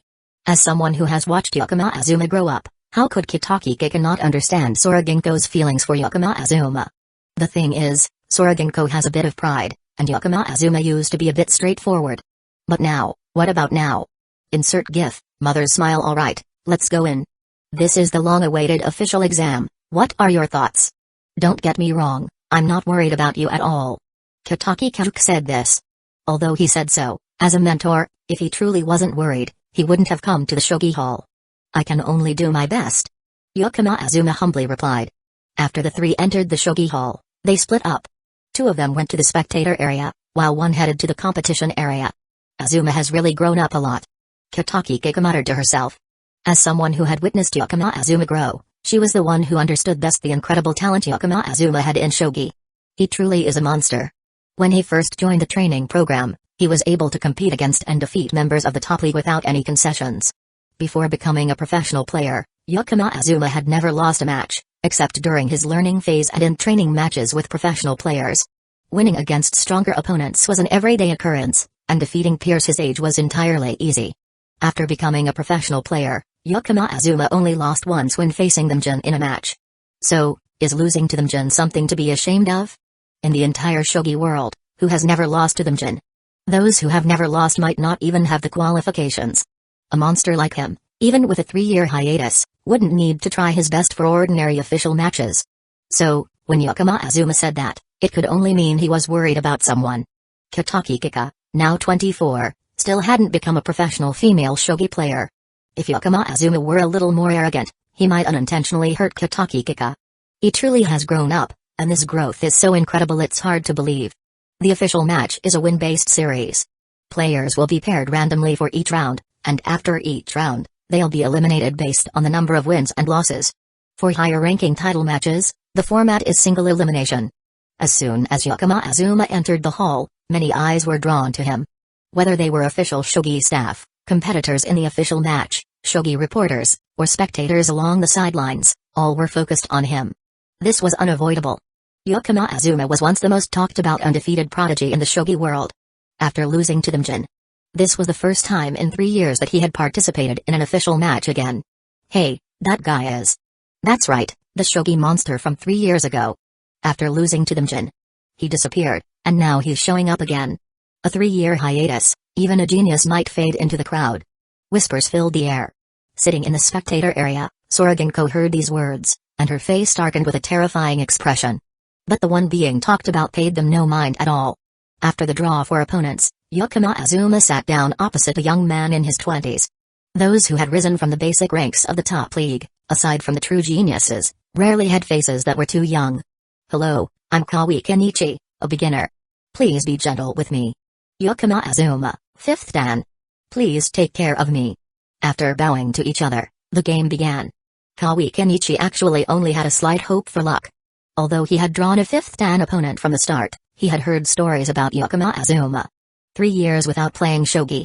He was sure he had completely lost touch with the shogi world by now. In this field, it's like a boat sailing upstream. If you don't progress, you fall behind. No matter how much of a genius someone is, 3 years is enough to make them fade into obscurity. That should have been the case. However, just after 9 moves, Kawi Kenichi, a beginner, had his mentality completely shattered. After only 9 moves, he was already in a disadvantageous position. The person sitting across from him did not hide his aggressive intentions. The claws of the monster easily tore apart his defense. The sense of overwhelming pressure was almost tangible, hitting him hard. There was no hope of winning. Kawi Kenichi had never felt this way before. Even when playing against his master, the feeling of pressure had never been this intense. The sound of pieces falling onto the board echoed constantly. Almost every time Kawi Kenichi made a move, he immediately heard his opponent's pieces respond. Does this monster not even need to think? Kawi Kenichi briefly doubted in his mind. 47 moves. When the rook in Yakama Azuma's hand landed on the board, I've lost. Kawi Kenichi helplessly bowed his head. A series of astonished gasps filled the hall. Shogi is a game where victory and defeat are usually hard to determine. Even when there is a significant difference in skill, it typically takes 90 to 120 moves to decide the outcome. Let alone in high-level matches, where sometimes players can compete for an entire day and night. A victory in less than 50 moves? That was nothing short of a massacre. Chapter 12, The Loss of the Entire Shogi World. The winner, Yakama Azuma, 5th Dan. With the referee's decision, a wave of admiration and astonishment swept through the shogi hall. The players at the surrounding tables almost all stopped and stared in disbelief. Is it over already? It can't be. Most of their games had only just begun to shift. In fact, most of them had only made a few opening moves and hadn't even really started their matches yet. It's already over? Isn't that a bit too surprising? The players at 2 nearby tables couldn't contain their curiosity, standing up and looking toward Yakama Azuma game. And then, their eyes turned to fear. It was truly a disaster. A completely one-sided slaughter. The brutal scene was so overwhelming that it was hard to look at. The surrounding players looked at Kawi Kenichi with pity in their eyes. If they had to endure a match like that, they probably wouldn't be able to eat or drink for at least 3 days. Kawi Kenichi, no, it's 7 days. Kawi Kenichi, you don't understand what I've been through. The two of them bowed to each other. Kawi Kenichi, dazed, walked toward the resting room, his steps unsteady. Yakama Azuma stood up, smiling at the audience. Ginko saw this. She covered her face with both hands. She was worried again for this monster. As for the other spectators, when they saw Yakama Azuma's smile, they fell silent. How should I put it? The feeling was that the smile was accompanied by blood at the corner of his mouth.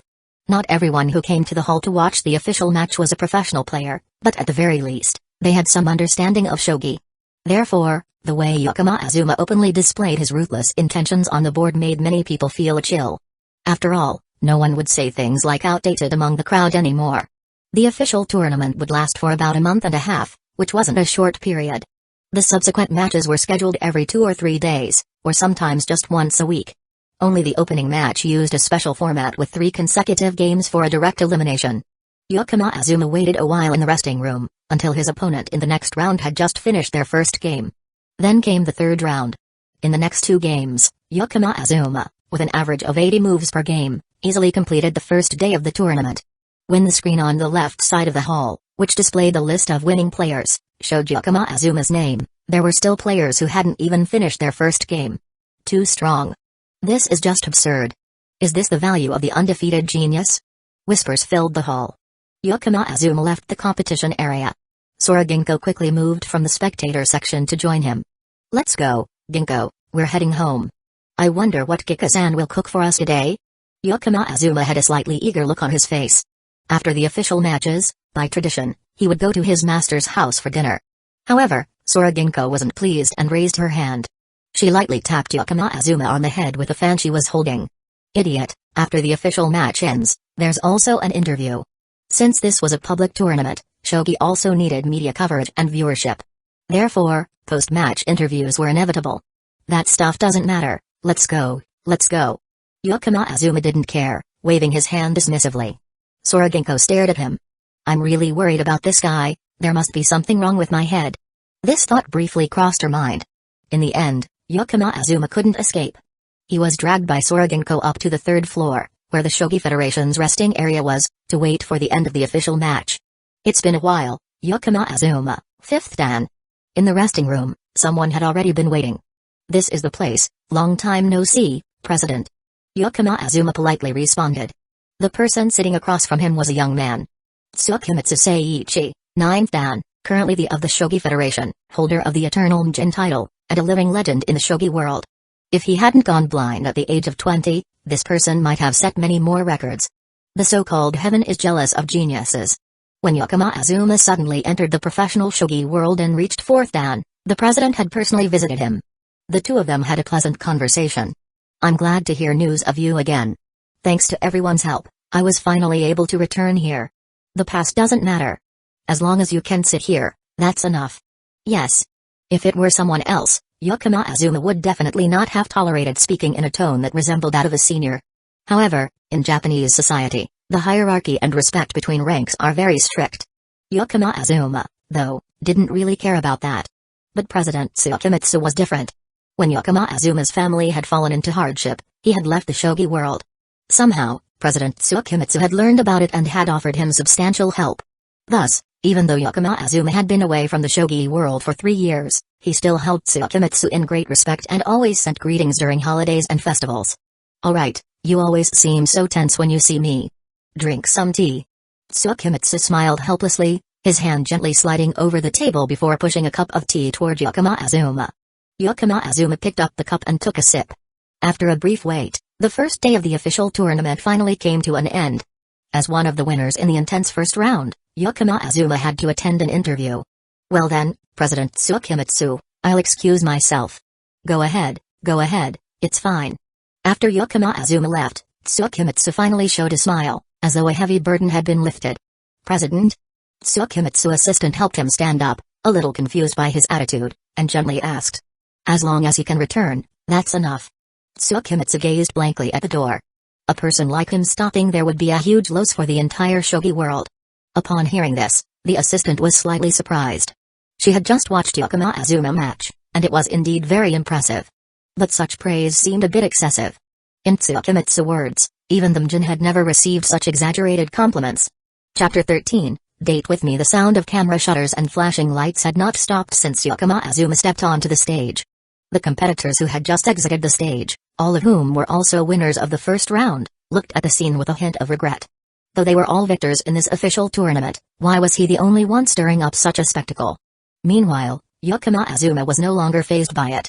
He was a prodigy who had garnered immense attention in the past, and now, after a 3-year hiatus, he was back. With his level of fame, it would be strange if these reporters didn't seize the opportunity. Once Yakama Azuma signaled that the reporters could start asking questions, one immediately spoke up. Yakama-san, this is your first official tournament in 3 years. How do you feel about it? Honestly, no matter the time, Shogi always excites me. With differing opinions from the public, may I ask, was your victory in just 47 moves in the first round meant as a response to criticism? I simply did my best. What are Yakama-san's expectations for this tournament? Victory, of course. The flame of triumph burns in the heart of every shogi player. After several rounds of questions, the reporters exchanged glances and chuckled helplessly. They had come here hoping to draw a shocking statement from this young prodigy, perhaps something remarkable born out of youthful impulsiveness. However, the person on stage now. He seemed far too shrewd. Not only was he completely composed, but his answers were airtight. Still, his fame alone was sufficient. Completing their task was enough. The reporters, who had been brimming with enthusiasm, now lowered their expectations. Just then, a voice called out from the back of the crowd, Yakama. All eyes turned toward the source. There stood a blonde girl, seemingly around the same age as Yakama Azuma.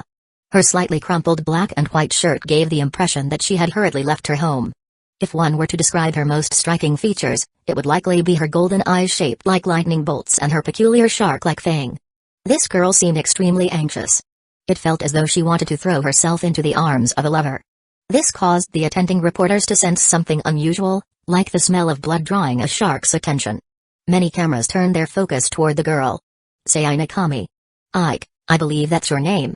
What's the matter? In contrast to the girl's eagerness, Yakama Azuma appeared rather indifferent.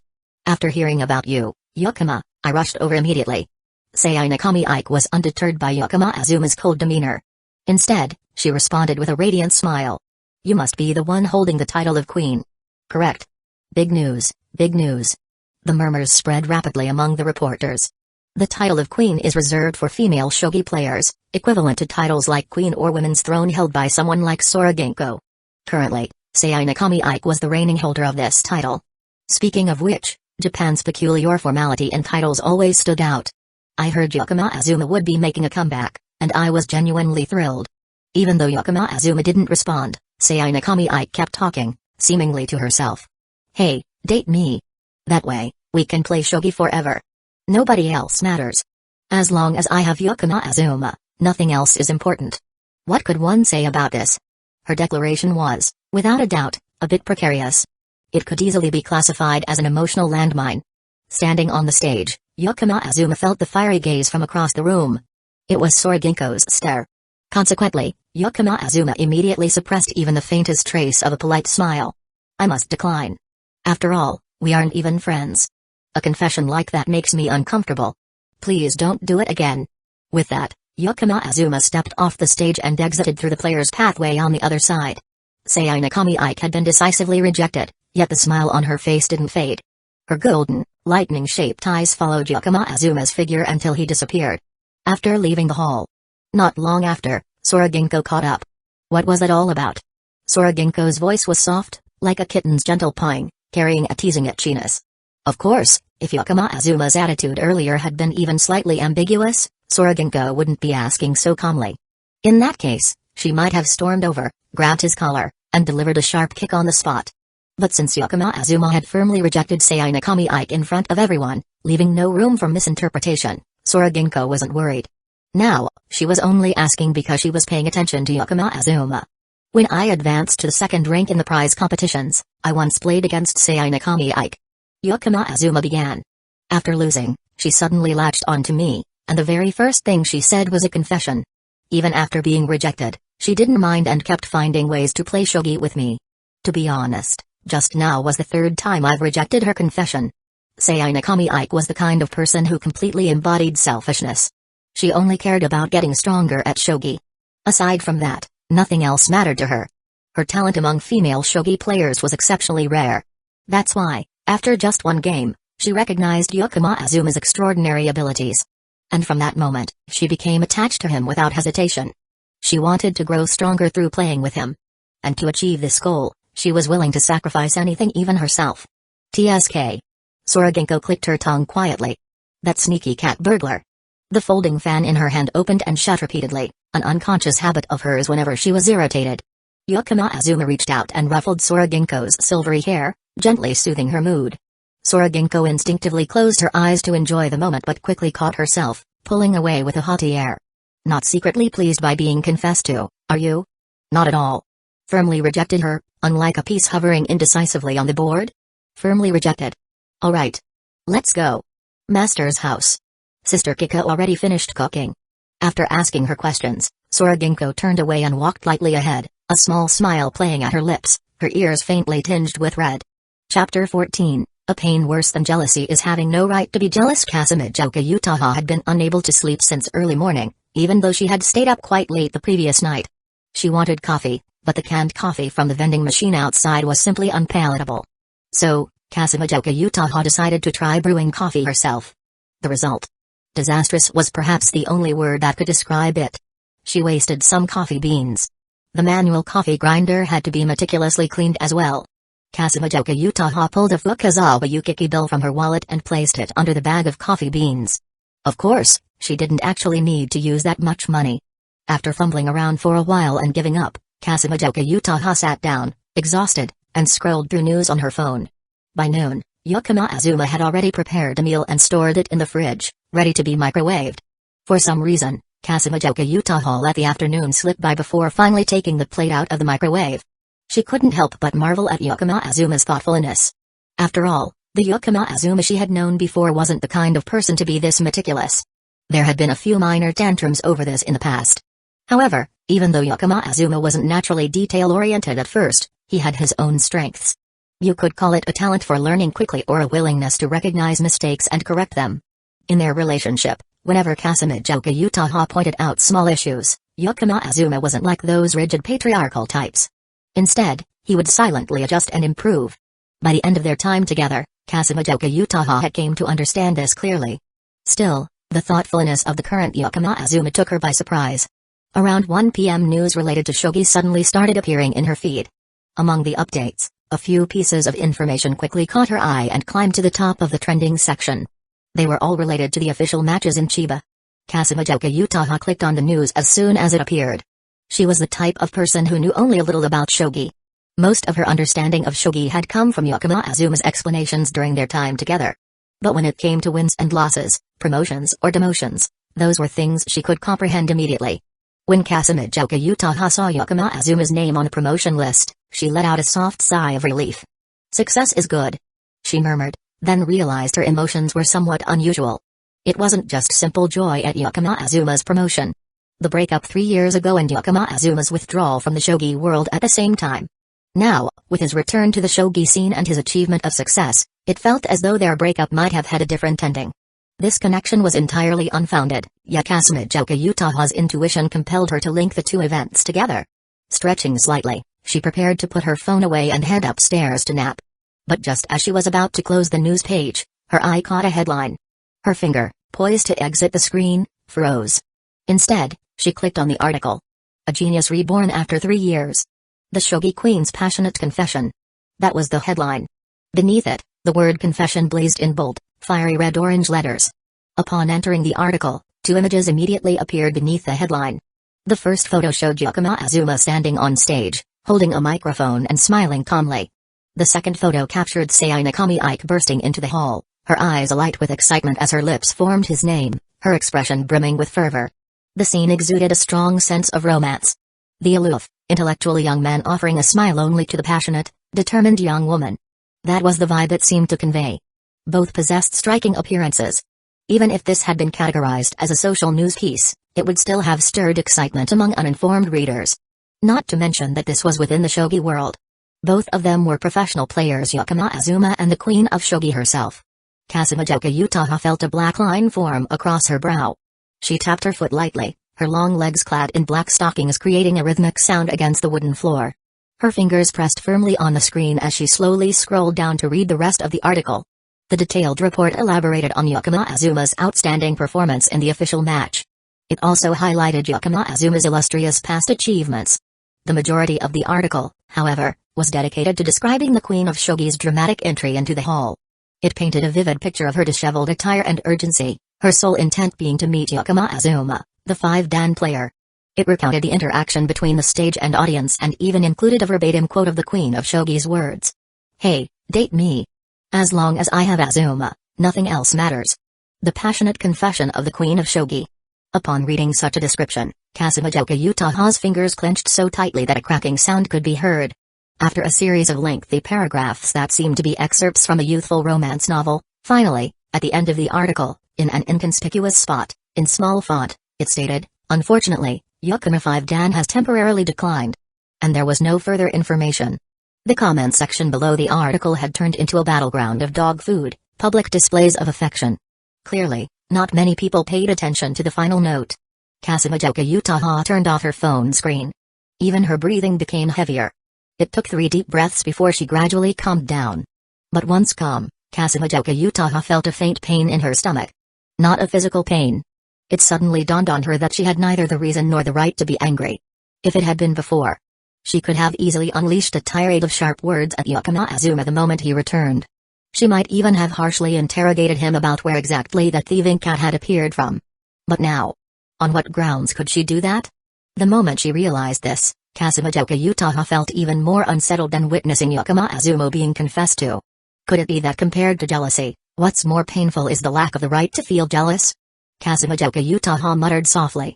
The sound of a key turning in the lock came from the entrance. "I'm back, Dadama." The boy's voice echoed from a distance. Kasumijoka slowly walked toward the doorway. Seeing the boy changing into his house slippers, she softly greeted, "Welcome home, Okari." Yakama Azuma looked up, blinking a few times in surprise. "I thought Kasumijoka-senpai would completely ignore me." After all, before heading out, he had slyly teased her a bit. "As a senpai, I naturally possess the grace to forgive the mischief of my juniors." Kasumijoka Utaha crossed her arms over her chest and smiled. Chapter 15, The Ex-Girlfriend and Her Mother. "Kasumijoka-senpai, come down and eat." I heard you, I heard you. "Stop shouting so loud. If it's not good, don't blame me for stepping all over you." Following that was the sound of brisk footsteps descending the stairs. Recently, Yakama Azuma hadn't needed to call her as much. Most of the time, when it was mealtime, Kasumijoka would naturally appear at the dining table. Only when she was deeply engrossed in her writing did Yakama Azuma have to actively remind her. However, while her body was enthusiastic, her mouth never softened. Clearly, lately, Kasumijoka had been eating nothing but Yakama Azuma's cooking. Even her previously beloved pineapple buns hadn't been touched in ages. "Here's the money for next month's meals." Kasumijoka pushed a thick wad of cash toward Yakama Azuma. It was quite a significant amount, even exceeding what was needed for food expenses. "Just leave it there." Yakama Azuma replied casually, not even glancing at it. "This afternoon, I'll be heading to Osaka for an official tournament. Dinner is already in the fridge." Kasumijoka merely responded with a no. "I'll bring back a souvenir for you, senpai." Noticing a hint of disappointment in Kasumijoka's eyes, Yakama Azuma chuckled softly, his tone gentle. At that moment, Kasumijoka realized her feelings had been seen through. She huffed lightly, but the expectation in her eyes was impossible to conceal. "I'm off now. Safe travels." The official tournament in Osaka didn't have much to note. This time, his opponent was a professional 4th Dan player. There was still a noticeable gap in skill levels between them. Yakama Azuma steadily guided the game into the endgame phase and then secured an easy victory. In the endgame, differences in skill become especially apparent. With this win, Yakama Azuma had re-established a winning streak in official tournaments, extending it to 7 consecutive matches. "With just one more win, I can be promoted to 6th Dan." Walking out of the Shogi club, Yakama Azuma calculated his win-loss record. In official tournaments, the number of wins and losses is the most critical factor for a professional Shogi player's promotion. A high win rate makes it easier to accumulate the necessary victories for advancement. Securing a winning streak accelerates the process even further. In fact, Sora Ginko wasn't wrong. If Yakama Azuma hadn't temporarily left the world of Shogi 3 years ago, his current ranking would probably be 8th Dan, or even 9th Dan. "If I continue this winning streak, and win the official tournament this time, I could be promoted to 7th Dan. Then, I'll participate in the Ryu title tournament. If I win the Ryu title, I'll be promoted to 8th Dan. A few years from now, if I win the Ryu title 5 times in a row, I'll become the youngest player to achieve the Issei Ryu, Eternal Dragon King, title and be promoted to 9th Dan. Ah! If everything goes smoothly, that would be great." Yakama Azuma chuckled softly and shook his head. It felt as though he had been oversimplifying things. Up until achieving the Ryu title, the challenge might not be too difficult. But becoming Issei Ryu would definitely mean facing off against Imjin.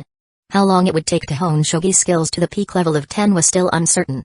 After all, thinking about these things now seemed too early. Yakama Azuma turned and entered the largest shopping mall in Osaka. He hadn't forgotten that he needed to buy a souvenir for Kasumidoka. Cat ears? A girl passed by him, wearing a soft headband with cat ears. This made Yakama Azuma pause for a moment. The style seemed somewhat familiar. After a moment of thought, Yakama Azuma suddenly remembered. Ah, it's Kashian.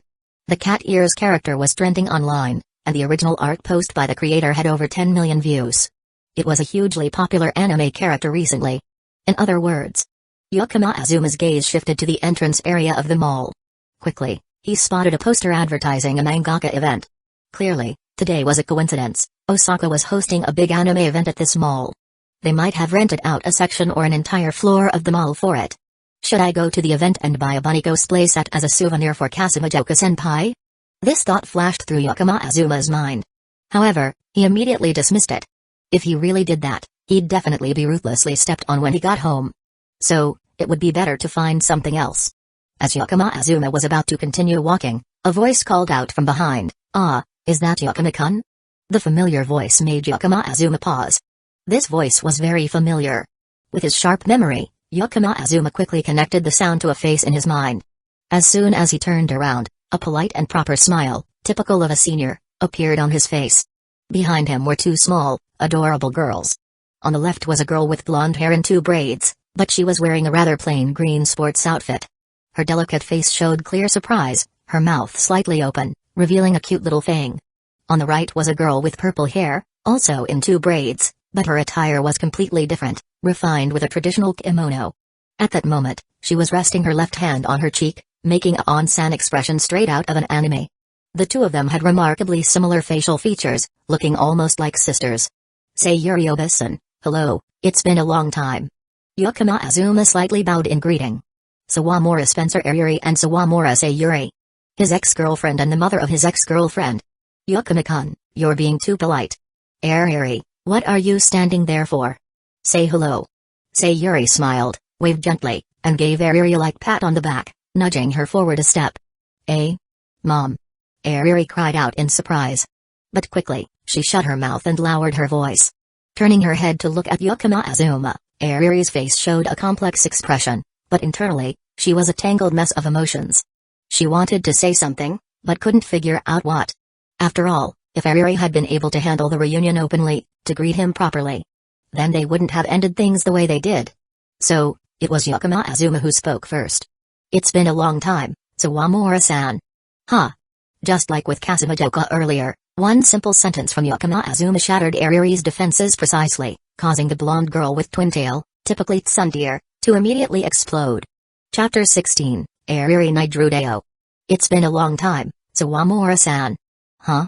Airi widened her eyes, staring at the person in front of her. She asked 3 seconds later. Airi gritted her teeth. Airi. Sayuri watched her daughter run off and immediately called out loudly. But unfortunately, Airi had no intention of looking back. Clearly, she was in a state where nothing could get through to her.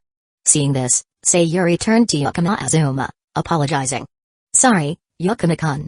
Then, she lifted the hem of her kimono, preparing to chase after Airi. Yakama Azuma quickly raised a hand to stop her. Sayuri Obi-san, it's not convenient for you to run in a kimono. Let me go after her instead. Hearing this, Sayuri casually lowered the hem of her kimono. In reality, she had already planned to do that. Had Yakama Azuma not stopped her, she was ready to perform the stumble and fall act. After all, with her wooden gaita sandals, the act would have been perfectly believable. Then, please take care of Airi for me, Yakama-kun. Sayuri spoke in a light, easygoing tone. Yakama Azuma nodded, then quickly ran after Airi. Sayuri watched his figure grow smaller in the distance, resting her hand on her cheek and smiling softly. Era. Airi kept her head down, running desperately forward. Sawamura Spencer Airi was a true otaku. She loved watching anime, playing 2D games, and was even an 18-plus jinsei artist. During the entire spring break, Airi didn't step out of the house once. She spent her days holed up in her room, sometimes drawing jinsei, sometimes watching anime, or playing games. But today was different. Today, at the shopping center in Osaka, there was a big anime event. Although Airi had no intention of attending the exhibition, her mother, Sayuri, invited her to walk around the event with her. As an otaku, and given her mother's invitation, Airi reluctantly agreed. The event itself wasn't very interesting. Even though it was a big event, it wasn't well known and couldn't compare to the grand-scale events like Winter Comiket that she had attended. Airi even felt a bit regretful for leaving the house. But when she was about to leave the event and head home, she suddenly stopped in the middle of the plaza street. Her gaze pierced through the crowd, landing on a familiar figure. It felt like a dream, both real and surreal. As if she were sinking into a marvelous dream. Airi stood still, unable to speak. Noticing her silence, Sayuri looked in the same direction as her daughter and softly called out. When that figure turned around, Airi felt incredibly lucky to have left the house today. This is a fateful encounter. If I miss this, I'll regret it for the rest of my life. The thought flashed through Airi's mind. Since their parting, nearly every moment, she had incessantly thought of that figure. Even in her dreams, she would meet that person again. But it's been a long time, Sawamura-san. Those words shattered all of Airi's illusions, tearing apart her beautiful dream of a reunion into tiny fragments. What the hell is this? Back then, I told him to call me Sawamura, but he wouldn't. He kept yelling Airi without stopping. Tears, transparent and silent, fell behind Airi. They hit the ground, shattering into sparkling pieces, like shattered glass. Her dreams of a reunion were completely destroyed by the word Sawamura-san. Since getting to know Yakama Azuma, he had never called her by her last name. Even though she had repeatedly opposed it, trying to correct him, he stubbornly insisted on calling her Airi without ceasing. Gradually, Airi became used to it, no longer complaining. But now, the unfamiliar address blurred the sense of familiarity she had once felt. Since the day they parted, Airi had realized, for the first time in a painful and clear way, that she and Yakama Azuma had truly broken up.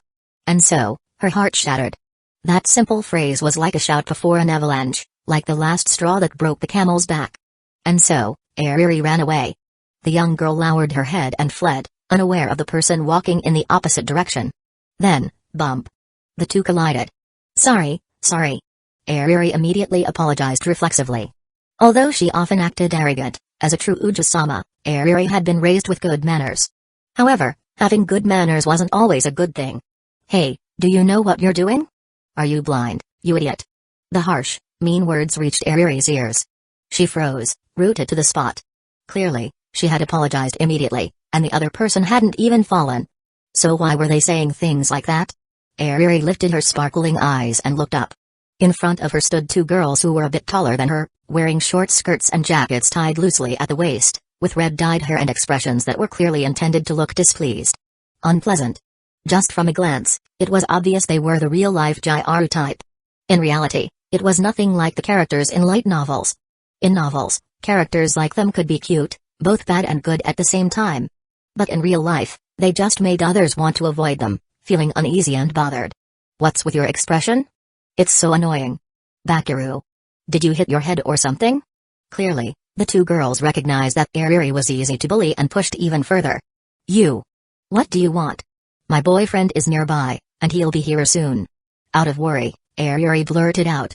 She had read online that when dealing with troublemakers, the best way to make them back off was to make them feel intimidated. The two girls indeed hesitated for a moment, their expressions sour and annoyed.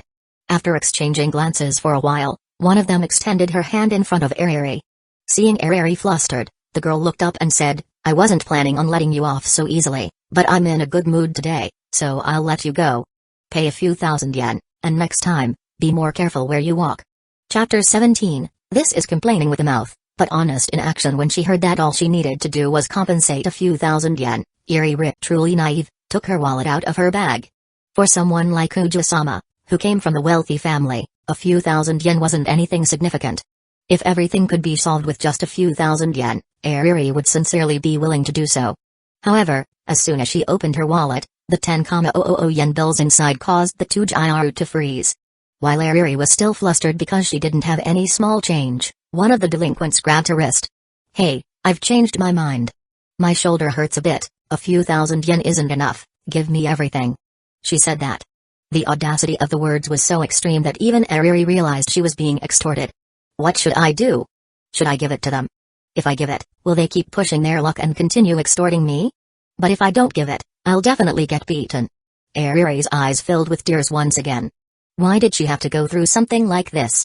When the two delinquents saw that Airi didn't immediately let go of her wallet, after a bit of tugging, one of them suddenly swung a fist, intending to hit her and take her wallet. Instinctively, Airi tightly shut her eyes, her body trembling slightly. She was so afraid of pain. TSK. In the pitch-black world behind her closed eyelids, a familiar voice rang out from behind. Along with it was a soft click of the tongue, filled with anger, and the sound of hurried footsteps drawing closer. The pain she had anticipated didn't come. Instead, a loud slap echoed right in front of her. Carefully, Airi cracked open her eyes just a little. The sight that met her eyes was the Gyro who had just swung her fist. Now, she was clutching her arm, her body swaying to one side. It was clear that her arm had just taken a heavy blow. In the corner of Airi's field of vision, a figure of a young man stood tall. At that moment, all the anxiety in her heart disappeared completely. Airi felt more at ease than ever before. Just like before, as long as she could see that familiar back, nothing else mattered anymore. Because he was the one who could make her feel that safe. "What are you doing? Want to die?" The Gyro girl whose hand had been slapped away yelled at Yakama Azuma. The hand she had just extended toward Airi now had a large, reddened mark across its neck. Yakama Azuma coldly stared at the two girls. Most of the time, this young man gave off a sense of calmness and politeness.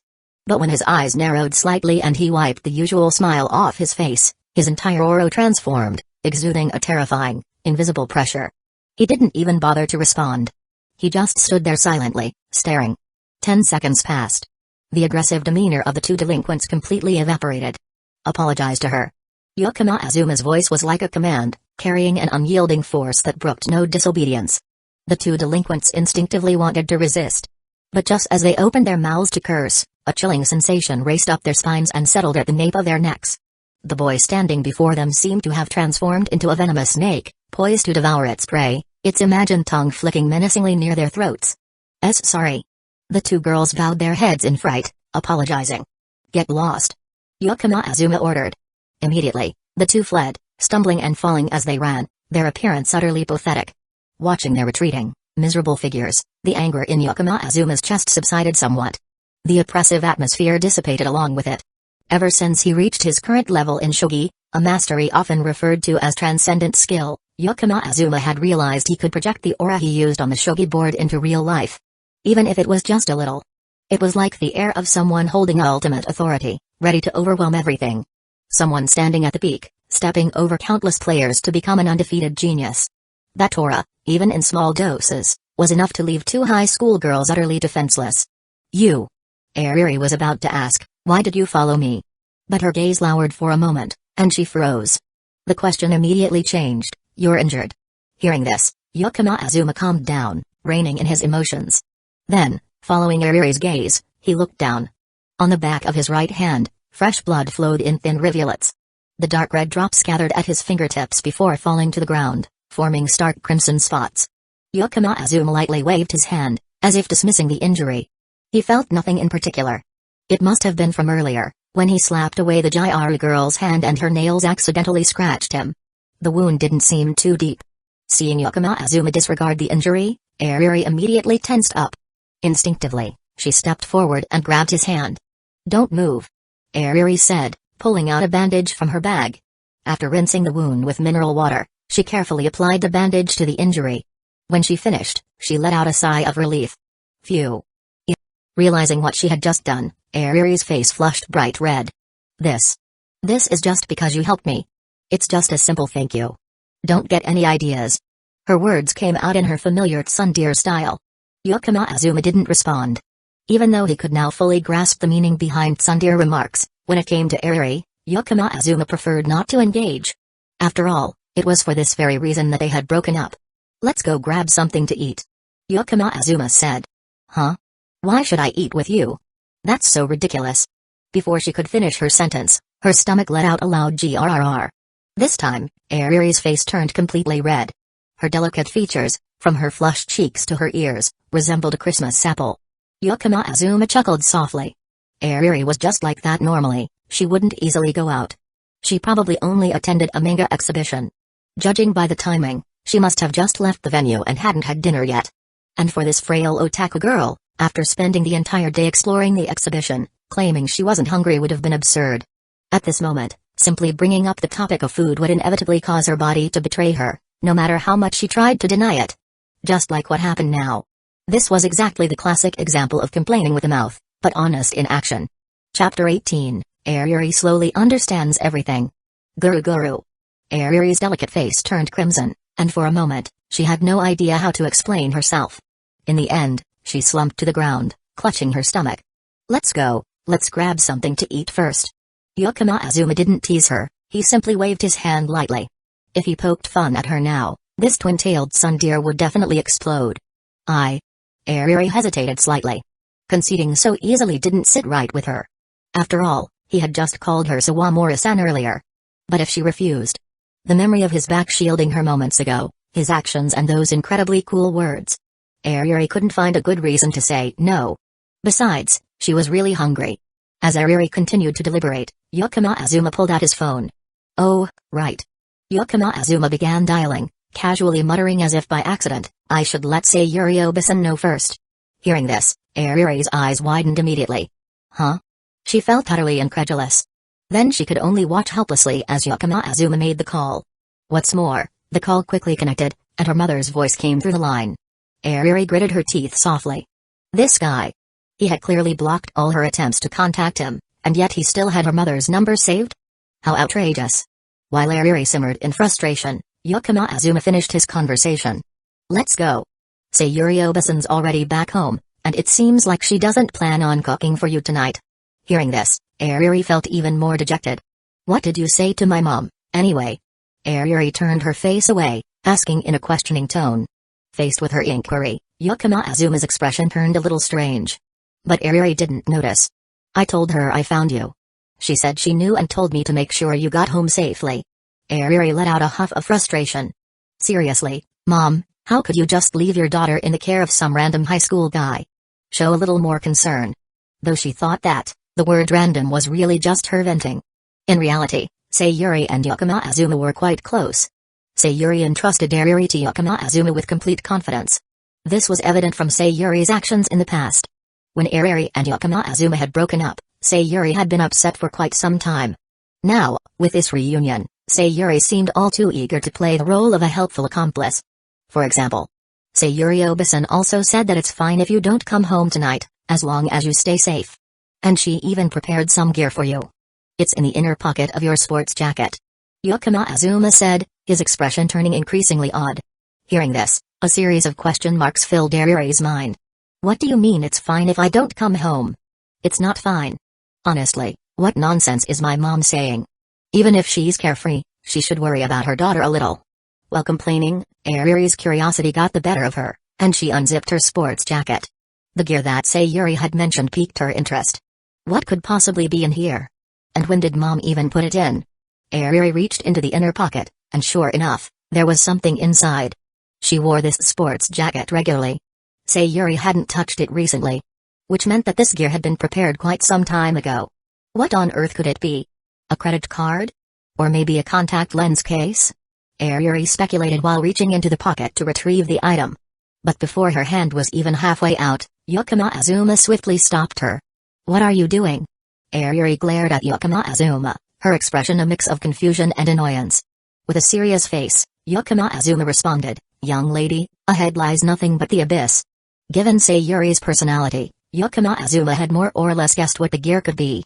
So, Airi, stunned by his ominous warning, froze mid-action. Her hand remained stuck in the pocket. Left with no other choice, she glanced down inside the jacket to take a look herself. The moment her eyes landed on the so-called gear, a giant question mark popped up over Airi's head. And then, as if a geyser had erupted, imaginary steam whooshed out from her blonde hair. In her hand was a small box containing condoms. The sheer embarrassment was overwhelming. Airi's otaku-brained mind immediately went into system crash mode. Seeing her reaction, Yakama Azuma knew his prediction had been spot on. Thankfully, he had stopped her in time, preventing her from fully taking it out. Otherwise, with this level of mortification, Airi might have crossed some emotional threshold and burst into tears right there on the spot. Yakama Azuma gently removed her hand from the pocket and zipped up her jacket to cover it again.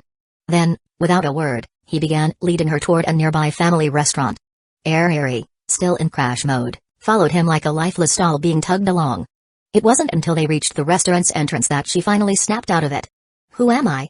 Where am I? How did I get here? As these disoriented thoughts filled her head, Airi suddenly realized that Yakama Azuma had let go of her wrist. The warm sensation on her skin vanished in an instant. Airi felt a little disappointed, even wanting to reach out and grab his hand again. Why are you zoning out? Come on in. Yakama Azuma's call snapped Airi back to reality. She looked up and saw him holding the restaurant door open, signaling for her to enter. Her heart, which had been frozen by the way he had called her Sawamura-san, melted completely in that moment. They chose a seat at a corner table, as Airi usually felt a little shy when eating out. Yakama Azuma casually pulled out her chair, waited for her to sit, then gently pushed it back, keeping just the right amount of distance. He called the server, ordered a bowl of scrambled eggs on rice with a sweet flavor, and asked for extra tomato sauce. As he did this, Airi's eyes started to shine brighter and brighter. What's going on? Clearly, he still cares about me. If there was no one around right now, Airi would probably be standing with her hands on her hips, head held high in smug satisfaction. Sawamura-san, aren't you going to eat? Yakama Azuma's voice brought her out of her daydreams. Airi shot him a furious glare. This guy. Every little thing he did showed how much he cared, yet he kept calling her Sawamura over and over again. He was totally a tsundere. Airi, I'm starting to understand everything now. Chapter 19, How to Tame Your Tsundere Waifu. Airi, I'm starting to understand everything now. Clearly, every little gesture is screaming, I like you. But the words used are so distant and formal. This is the legendary tsundere, isn't it? The corner of Airi's mouth curled into a proud smile. I'm so smart. And then, she got a tap on the forehead. Yakama Azuma withdrew his hand, looking at Airi, who was holding her forehead and raising an eyebrow. I get the feeling you're thinking something really rude, so I had to tap you. Haven't you already tapped me? You're supposed to say that before tapping me. No, you're not allowed to tap me. Airi bared her small fangs, as if trying to intimidate him.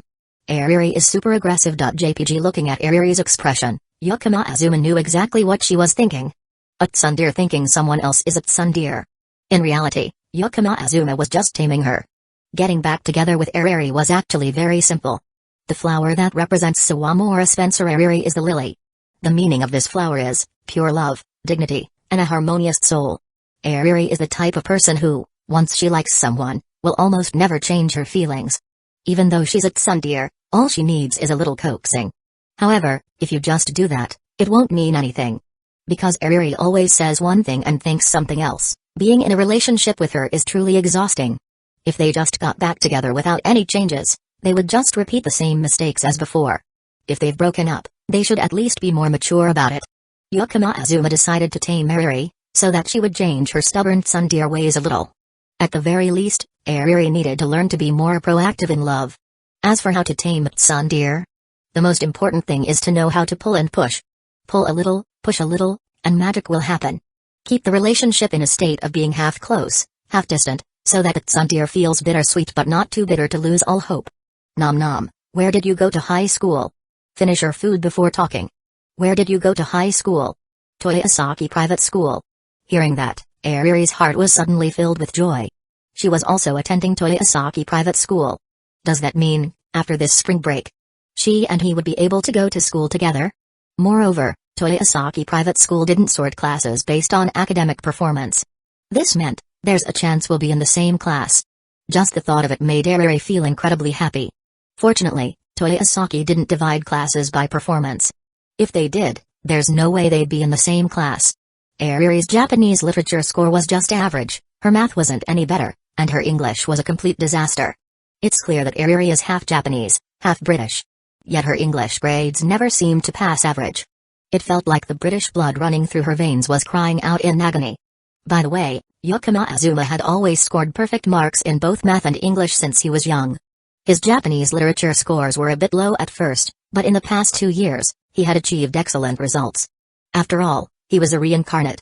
In his previous life, he had completed a master's degree. Revising middle school and high school work wasn't difficult for him. By the time they finished dinner, the sky had turned completely dark. They walked together to the train station. As Airi looked at Yakama Azuma waiting for the train with her eyes sparkled with joy. When they were still together, Yakama Azuma had lived in a neighborhood near her house. But then he suddenly moved away. Even now, Airi had no idea where Yakama Azuma was living. Since they were riding the same train. Asking him casually shouldn't be that weird, right? Hey, by the way, Where are you getting off? Shibuya Station. Airi softly said, oh. Shibuya Station was quite far from her house, about 10 kilometers away. At least it was in the same direction. When the train arrived at the station, both of them got on. Since it was rush hour in the evening, there were no seats available on the train. In fact, the train car was very crowded, a little stuffy even. Airi is 158 centimeters tall. Although she can reach the hanging handrails, it's actually a bit difficult, requiring her to straighten her body and stretch her arm out. She had to maintain a very tiring posture. About 20 minutes passed, and Airi felt that her arms and legs were completely sore. Just then, the train jerked suddenly. Oh my god. With a sudden exclamation, Airi lost her balance and tilted to one side. If she had fallen to the floor, it would have been painful, but that wasn't the worst part. The most embarrassing thing would have been falling into a stranger's arms. It would have been extremely awkward. But that didn't happen. Airi felt a pair of arms wrap around her waist. From the point of contact, a warm sensation gradually spread throughout her body. This feeling was very familiar to Airi. She just hadn't felt it for a long time. Hey, your hand. Airi whispered, her cheeks flushing. Yakama Azuma used his arm to hold her, gently guiding her to a corner of the train car. It was a spot where Airi wouldn't be pushed around by the crowd. But to keep her balance, she could only hold on to Yakama Azuma's arm.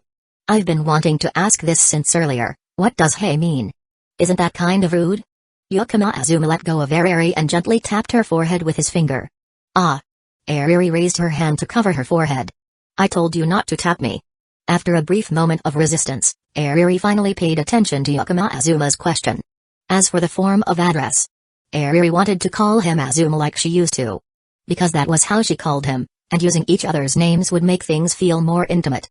But Sawamura-san. He called her that. Every time she thought about it, Airi got angry. Yakama-kun, is that okay? Airi said, carefully watching Yakama Azuma's expression.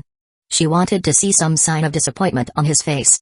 However, much to her disappointment, Yakama Azuma didn't change his expression at all. Airi felt a bit let down. Doesn't he care about me?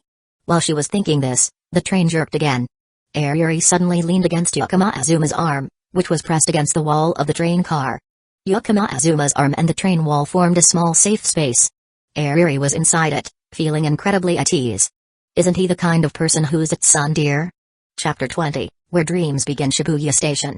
Shibuya Station has arrived. Passengers disembarking at Shibuya Station, please prepare. The announcement echoed through the train car.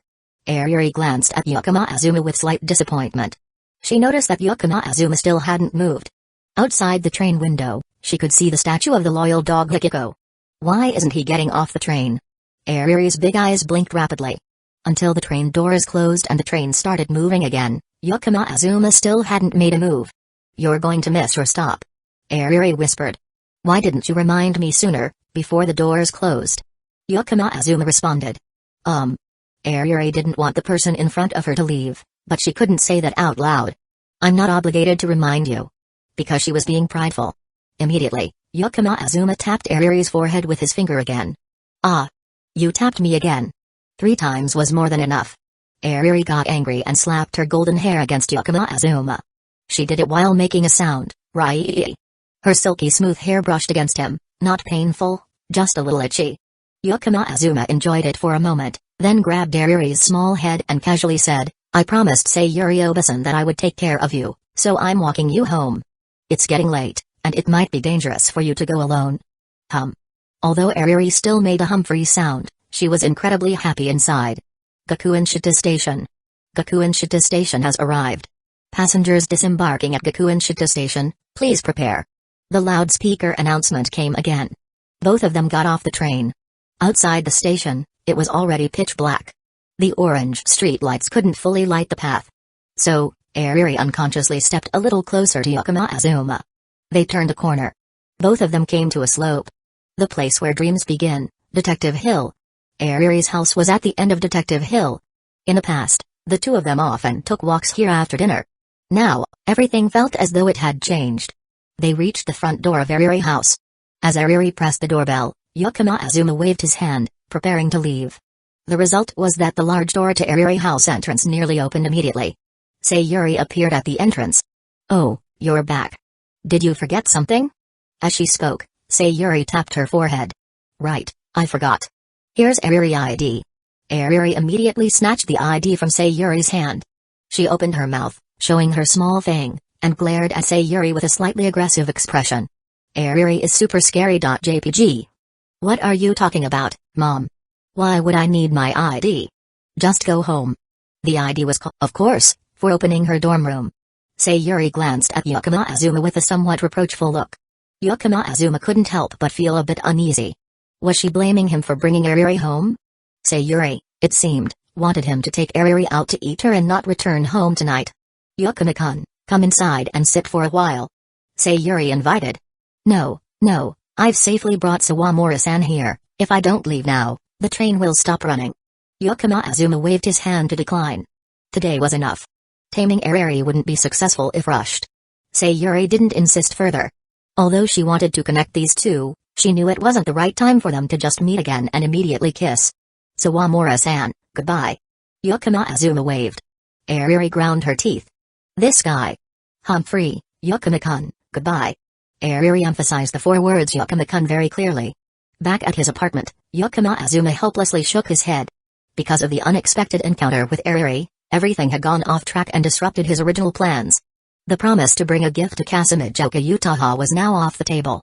However, a mature Yakama Azuma naturally had backup plans to handle unexpected situations. Yakama Azuma opened the mailbox outside his apartment. He took out a small gift box from inside. This was the gift he had prepared for Calamity Utaha.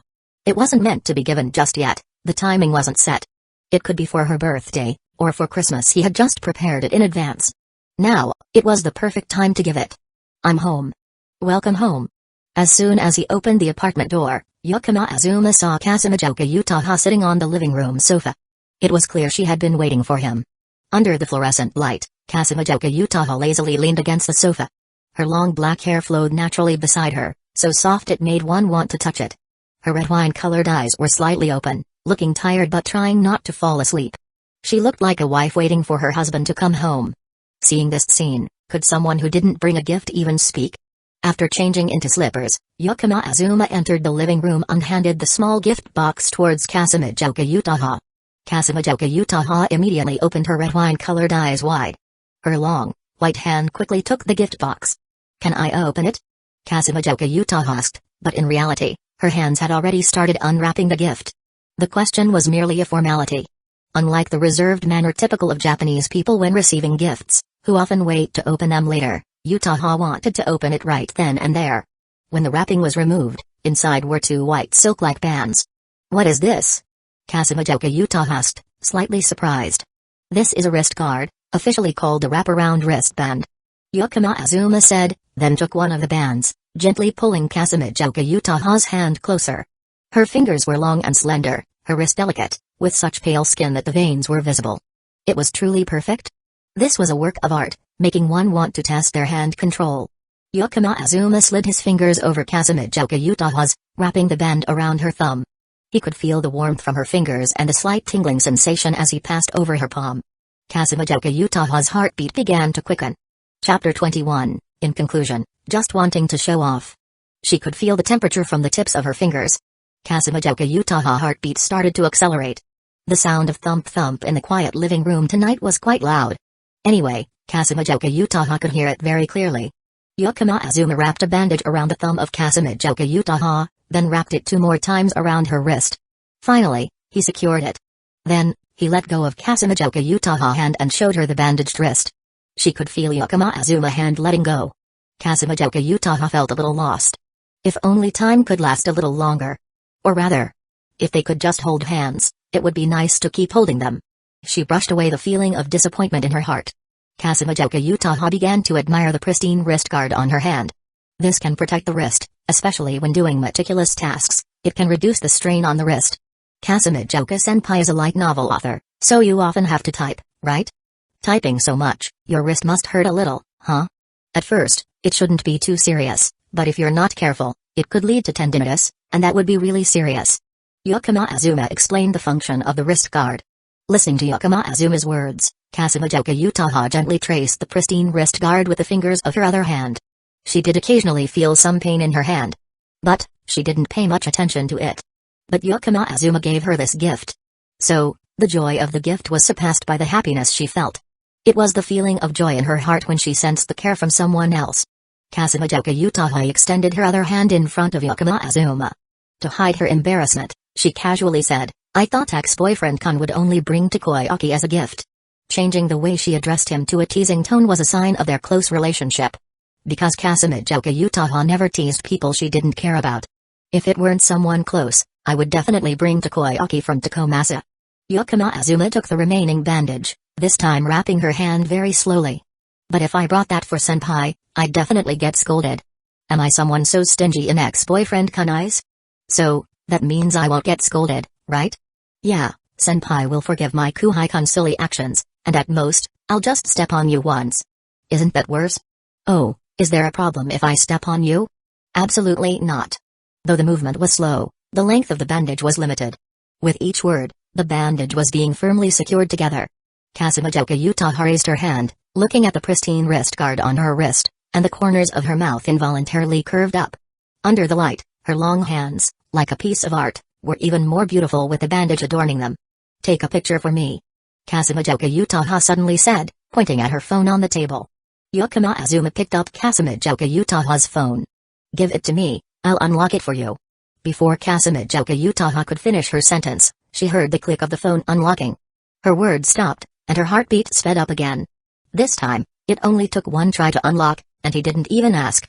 The password for Kusagakure Utaha's phone was the day they met. Yakama Azuma moved behind Kusagakure Utaha, extending his hand over her shoulder. He found a suitable angle with her hands raised, then pressed the shutter button. After receiving the phone back, Kusagakure Utaha stood up. She walked up the stairs, but before leaving, she turned back. "I really like the gift. I'll give it back to my ex-boyfriend Kun, but it took some time to choose the gift, so I'm not sure when I'll give it." Yakama Azuma smiled and nodded. "I'll always be looking forward to senpai gift." Kusagakure Utaha hurried up the stairs, heading back to her room. Until then, her heartbeat still hadn't slowed down. She looked at the pristine wrist guard on her hand. How should she put it? It felt like no matter how many times she looked at it, she never got tired of it. After admiring it for a while, Kusagakure Utaha finally opened her phone. She went to Twitter and directly uploaded the photo that Yakama Azuma had just taken to her Twitter account. The caption was simply the two words wrist guard.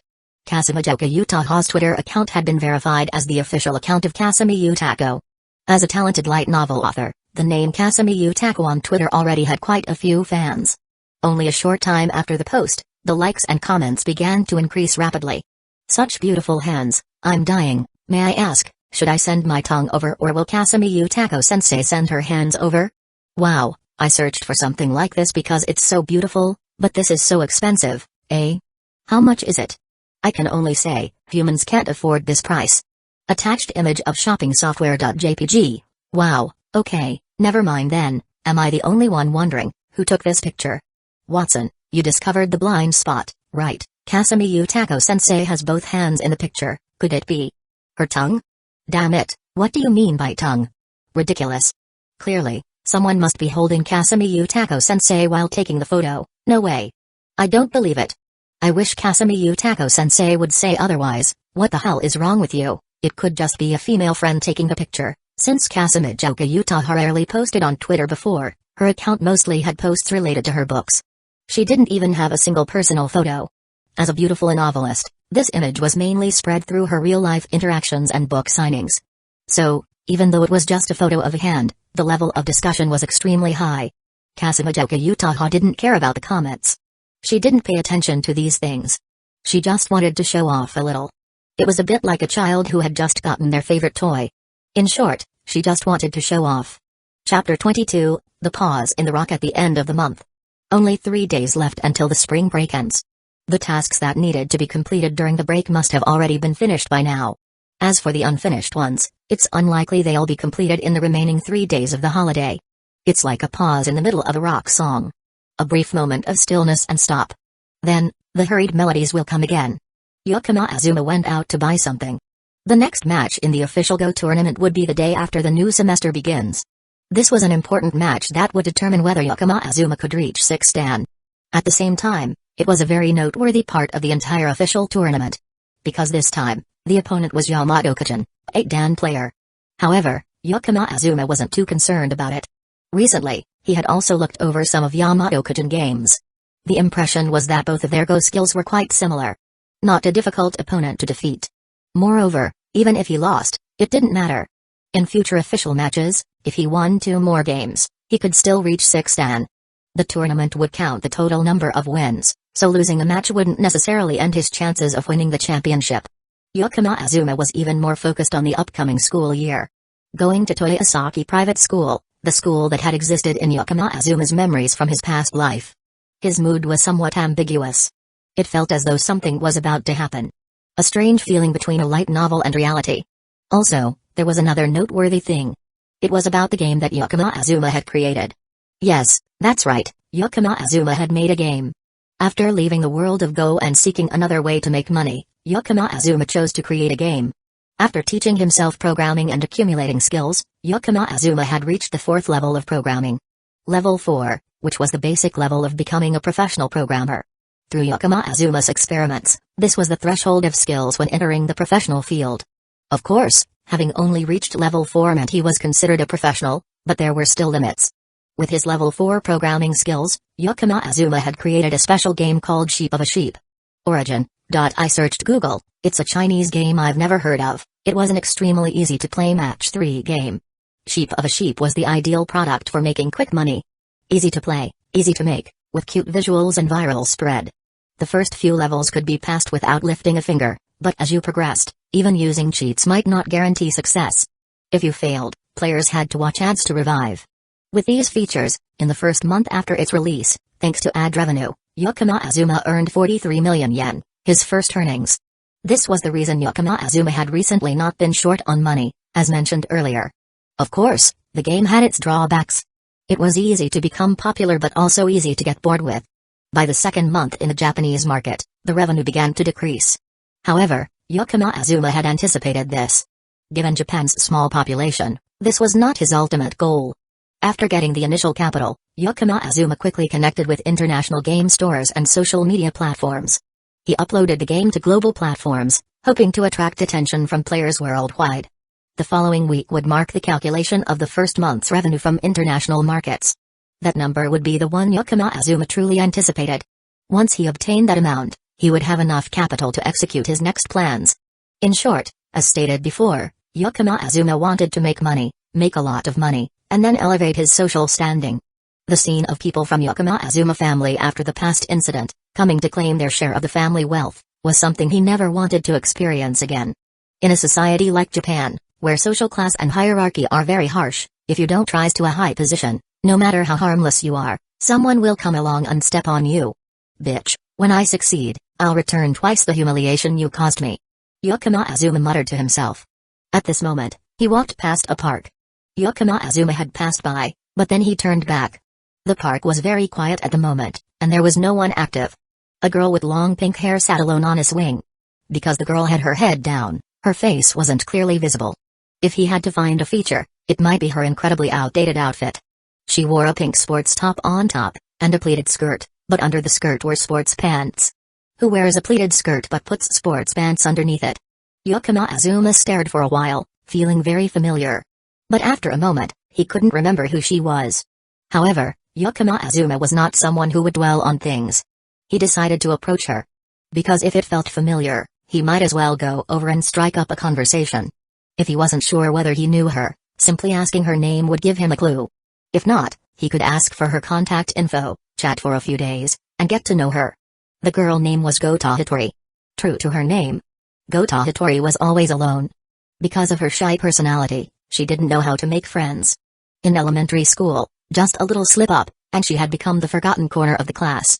Without friends, she didn't know how to interact with others. And without the ability to communicate, she couldn't make friends. Gota Hitori fell into a vicious cycle. Then, in the blink of an eye, she graduated elementary school, moved on to high school, but still couldn't make any friends. Gradually, Gota Hitori developed a communication disorder. By now, after graduating high school, Gota Hitori remained invisible, unnoticed by anyone. How does an introvert make friends? The recommended approach on the internet was, wait for an extrovert to come and help. And today, some extroverted person had noticed Gota Hitori and decided to help her. By the way, to make friends, Gota Hitori had taught herself how to play the guitar, And after years of practice, her skills had become quite impressive. She was a guitar blogger with 30,000 followers online. Unfortunately, she didn't have a place to showcase her talent. Even though she had graduated middle school, she had never once participated in a performance at a school festival. She had sworn that during this spring break, she would definitely form a band at high school. But clearly, that wasn't going to happen. Chapter 23, The Master Command. For various personal and environmental reasons, Gota Hitori had become someone incapable of normal communication with others, a super introvert. Her personality gradually grew more isolated, with a tendency to develop into an otaku. She spent all day holed up in her room, playing the guitar. Gota Hitori's mother could no longer stand by and watch. As a result, today, Gota Hitori was pushed out of the house to run errands at the supermarket. On the way, she noticed an empty park with not a soul in sight. She looked at the vacant swing. It felt like a place meant for lonely people like her to gather. For some reason, she ran over and sat on the swing. I don't want to go to school anymore, I can't survive anyway. It feels like the internet is the place where I truly belong. In her mind, she tortured herself, thinking about all sorts of nonsense. As a result, because she kept her head down, she completely failed to notice someone approaching. By the time she realized hello, Gota Hitori was startled and leaned back, nearly falling off the swing. Yakama Azuma was crouched in front of Gota Hitori, at a rather close distance. It couldn't be helped. Gota Hitori had been bowing her head the whole time. If one wanted to see her face, there was no other way. Even so, it was still impossible to see her fully. Gota Hitori's hair was far too long. Her pink bangs even covered her eyes. Thus, Yakama Azuma still couldn't figure out why the girl in front of her felt so familiar. Hello, my name is Yakama Azuma. I live nearby. I've never seen you before, can we be friends? Yakama Azuma smiled gently. This move was incredibly effective. Perhaps due to the Yuki family genetics, Yakama Azuma had an 8 out of 10 appearance, not just empty words. To the point that, even with a cold demeanor, countless people would push and shove to get close. Adding that friendly smile, even someone as cold as a block of ice would easily melt before him. Gota Hitori's eyes widened. What? Struggling to keep her balance and avoid falling, Gota Hitori had no time to process why Yakama Azuma had suddenly approached and started a conversation. Sunlight. This is actual sunlight. Such a dazzling presence, like sunshine. I'm melting. These were the only thoughts running through her mind at the moment. To the point where she forgot to respond entirely. Yakama Azuma raised an eyebrow. Oh? So, there are people immune to this move? Did I bother you by starting a conversation? Sorry, I just wanted to be friends with you. Yakama Azuma slightly bowed his head, wearing an apologetic expression. Gota Hitori was nearly blinded. The light from the person in front of her, the light of an extrovert, was blindingly intense. It was stronger than all the popular people she had ever met at school combined. Friends? Gota Hitori. Say something. Your potential friend is about to leave. This is bad. It's been too long since I've spoken to anyone. I can't make a sound anymore. Gota Hitori could only let out a faint noise from her throat, a. Yakama Azuma observed the girl in front of him, lightly stroking his chin with a finger. After a moment of looking at her, he suddenly clapped his hands together. Ah, I see. It's not that you dislike me, you're just too nervous to speak. Gota Hitori. Telepathy? How does he know that? You're thinking, how did I know? Right? It really is telepathy. Crab, carrot, watermelon. You've probably started thinking of random abstract words now, haven't you? Gota Hitori's eyes went even wider. Yakama Azuma smiled faintly. But this time, it wasn't a gentle or apologetic smile. Instead, that's the famous smile of Saki Nikaido and Satanikia. It was a grin filled with amusement, as if he had stumbled upon something entertaining. This girl was so easy to read, nearly every thought she had seemed written plainly on her face. And her demeanor, it was obvious she was the type of person who could be teased at will. Alright then, hand me your phone first. Yakama Azuma extended a hand toward Gota Hitori. Reflexively, Gota Hitori obeyed, handing over her phone before quietly asking, why? Taking the phone, Yakama Azuma opened Gota Hitori's line app. First, he added himself to her contacts, then casually edited his name in the notes section. Your last name is Gota, but what's your full name? Hitori. Oh, then from now on, I'll call you Bachi. Why call me that? Because Hitori means alone. So the nickname Bachi is easy to remember, right? It's not. Gota Hitori wanted to point out that she wasn't questioning the meaning of the nickname. She was wondering why she needed a nickname in the first place. And why he was using her phone without permission. Of course, Questions like this couldn't possibly be voiced by someone like Bocce. If they could, she wouldn't be Bocce anymore. My name is Yakama Azuma. From now on, just call me Azuma-kun, okay? Okay. Yes. Azuma-kun. Yakama Azuma gave a satisfied smile. Gota Hitori trembled slightly. I was just threatened, wasn't I? That was definitely a threat, wasn't it? What do I do now? Is he going to force me to work at a hostess bar to make money? Is this the end of my life from today onward? Bocce quivered internally. Pull yourself together, Gota Hitori. You've got to fight back. From now on, we're friends. Yes. Gota Hitori offered no resistance at all. Yakama Azuma stood up, looking pleased, and took a step back. Just as Gota Hitori felt relieved by the increased distance, she heard Bocce, now stand here and brush her hair aside. Face me and say, nice to meet you, please take care of me. Gota Hitori's eyes widened in shock. This was clearly too much to handle. But what Yakama Azuma wanted to do was precisely to push her limits. Listen, Bocce, you know this is a friend request. Right? You wouldn't want to let me down, would you? With a face on the verge of tears, Gota Hitori stepped to the spot Yakama Azuma had indicated. Is this what friendship is like? This feels less like a friend request and more like a master command. Chapter 24, Bocce, it's over. I'm becoming a pet. With a face on the verge of tears, Gota Hitori stood in the spot Yakama Azuma had pointed to. Her gaze briefly lifted but quickly darted away. For Gota Hitori, who suffered from communication anxiety, such face-to-face interactions were almost more excruciating than punishment. If this continued, she would undoubtedly pass out. At this moment, she desperately needed someone to push her forward. Hurry up. Do it. Yakama Azuma commanded in a firm tone. Why yes. Gota Hitori trembled, hesitantly raising her hand to brush aside her bangs. It's so hard. She swept her bangs away from her eyes. Revealed beneath her hair was an undeniably cute face. Especially her sapphire blue eyes, which were breathtakingly beautiful and impossible to look away from. There was no doubt about it, Gota Hitori was a beautiful girl. If only her gaze didn't dart around and her pupils didn't tremble, she would look even more stunning. And nice to meet you. I hope for your guidance in the future. Finally, with a shaky, stammering voice, Gota Hitori managed to get through the phrase. Then, as she nervously awaited Yakama Azuma's next command, Yakama Azuma took a step forward and hugged her. Gota Hitori immediately froze, turning as stiff as a log. Thankfully, Yakama Azuma didn't give her time to overthink. Bocce, you were amazing. Saying that so clearly, you did great. Amazing. Truly amazing.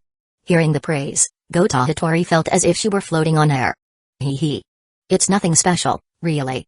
Yakama Azuma let her go and gently patted her long pink hair.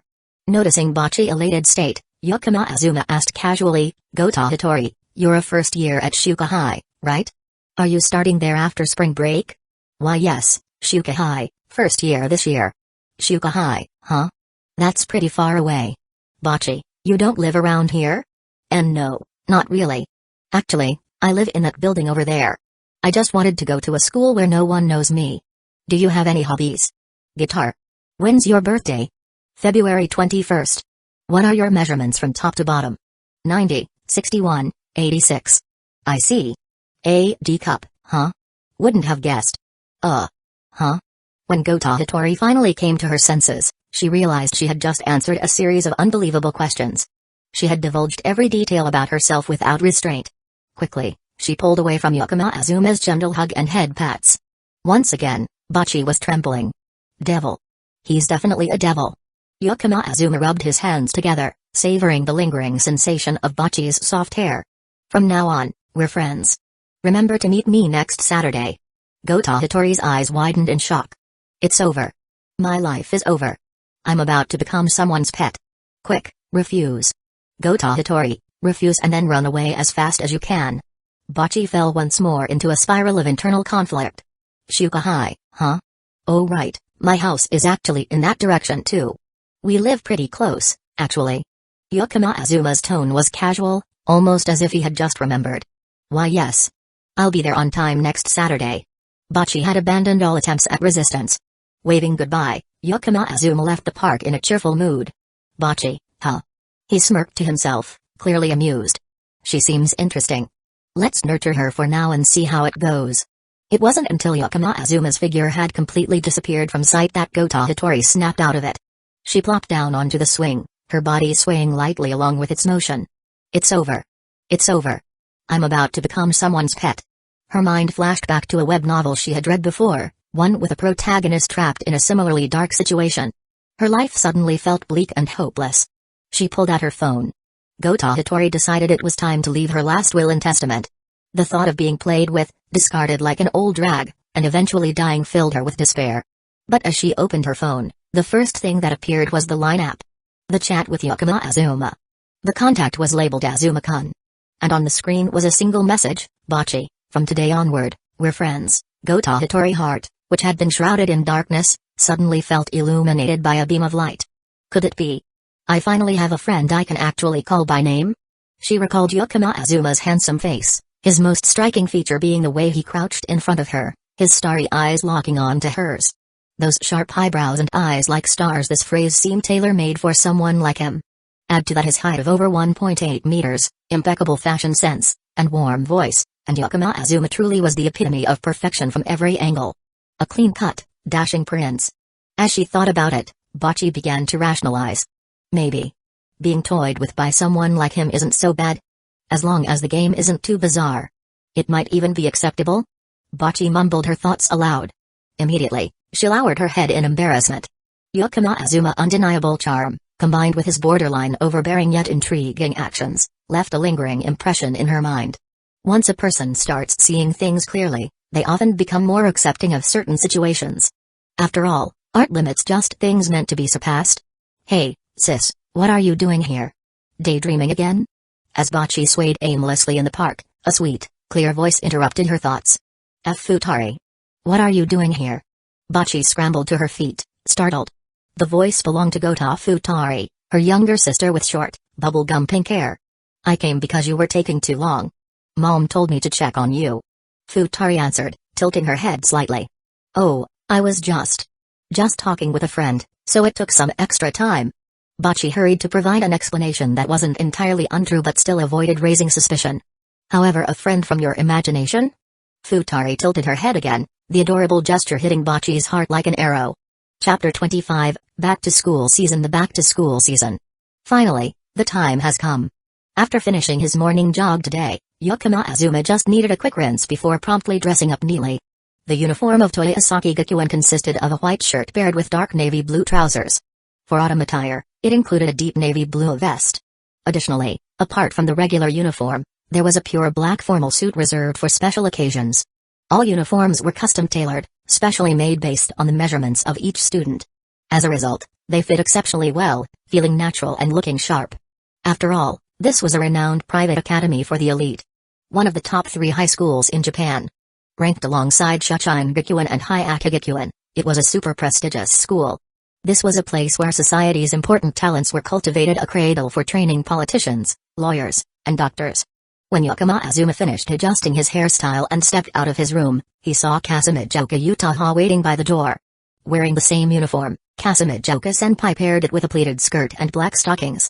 JK girls, Joshi Kausai, schoolgirls, usually divided themselves into 3 factions, the Black Stockings faction, the White Socks faction, and the No Socks faction.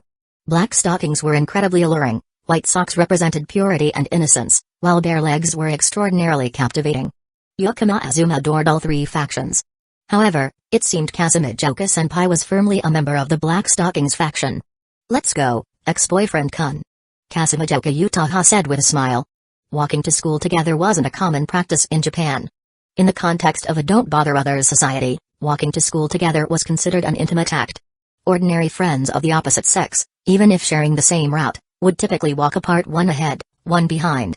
Usually, only couples, same-gender friends, childhood friends, or opposite-sex friends caught in the ambiguous stage between friendship and romance would walk to school together.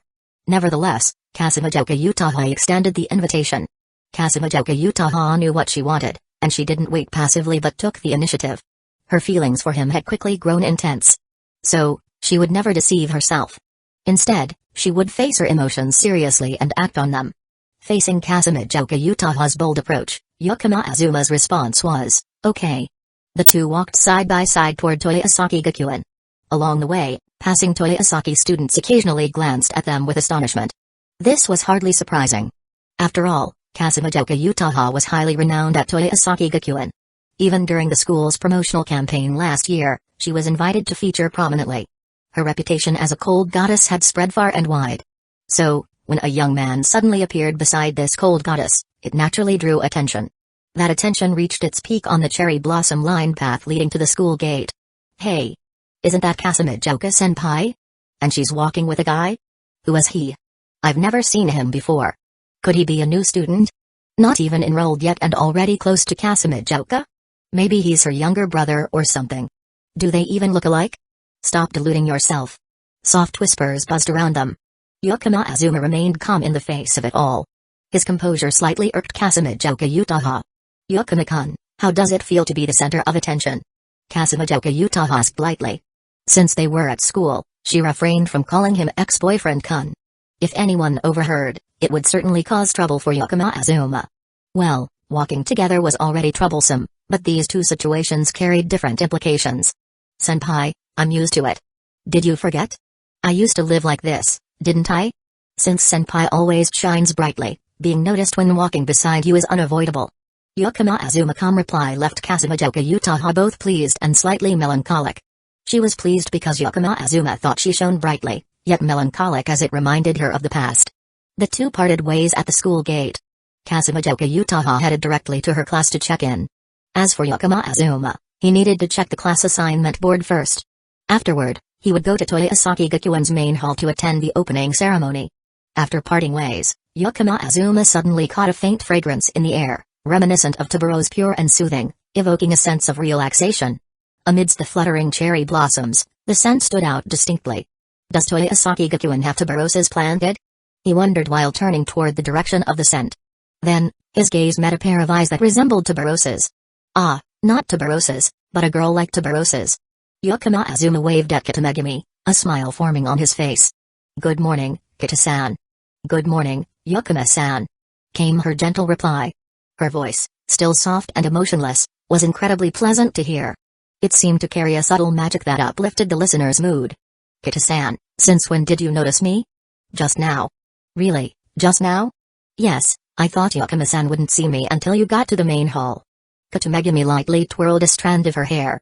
The girl with the bob haircut no longer glanced at Kasumijoka Utaha, who was walking away. Well, although Kita-san is adorable, your presence feels rather faint. Even if you call me adorable, I don't enjoy hearing what comes at her. She replied. As expected, Kitamegami was sensitive about her seemingly low presence.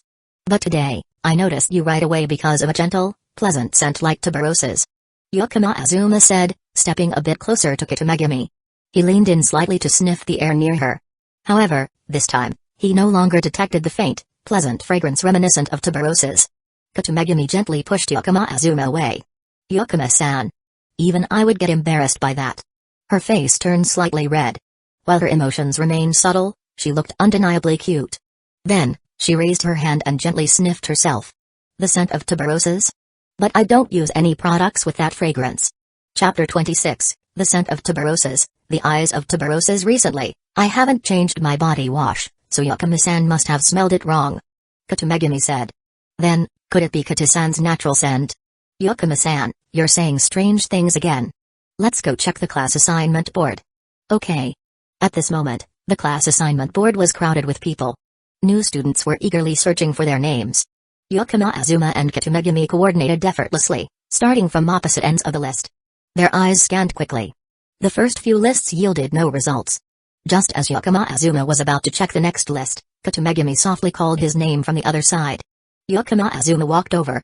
At the very bottom of the list, under Class 1E, the first name stood out clearly. It was his own. The class lists seemed to be ordered by entrance exam scores. Yakama Azuma's gaze continued downward. Soon, he spotted the name Kitamegami. They were in the same class. When Yakama Azuma tilted his head to look at Kitamegami, he was immediately greeted by a gentle smile on her beautiful face. Kitamegami, who rarely showed emotions, conveyed a great deal of joy with just a small smile. Yakama Azuma looked further down. Aki Tomoya. Seeing this name, Yakama Azuma involuntarily frowned.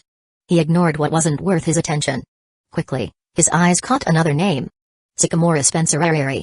Due to its length, Airi stood out prominently among the 3 or 4 character names on the list, making it easy to spot. Yakama Azuma scanned the crowd. In no time, he spotted Airi in a corner, laughing gleefully. Without hesitation, he took action.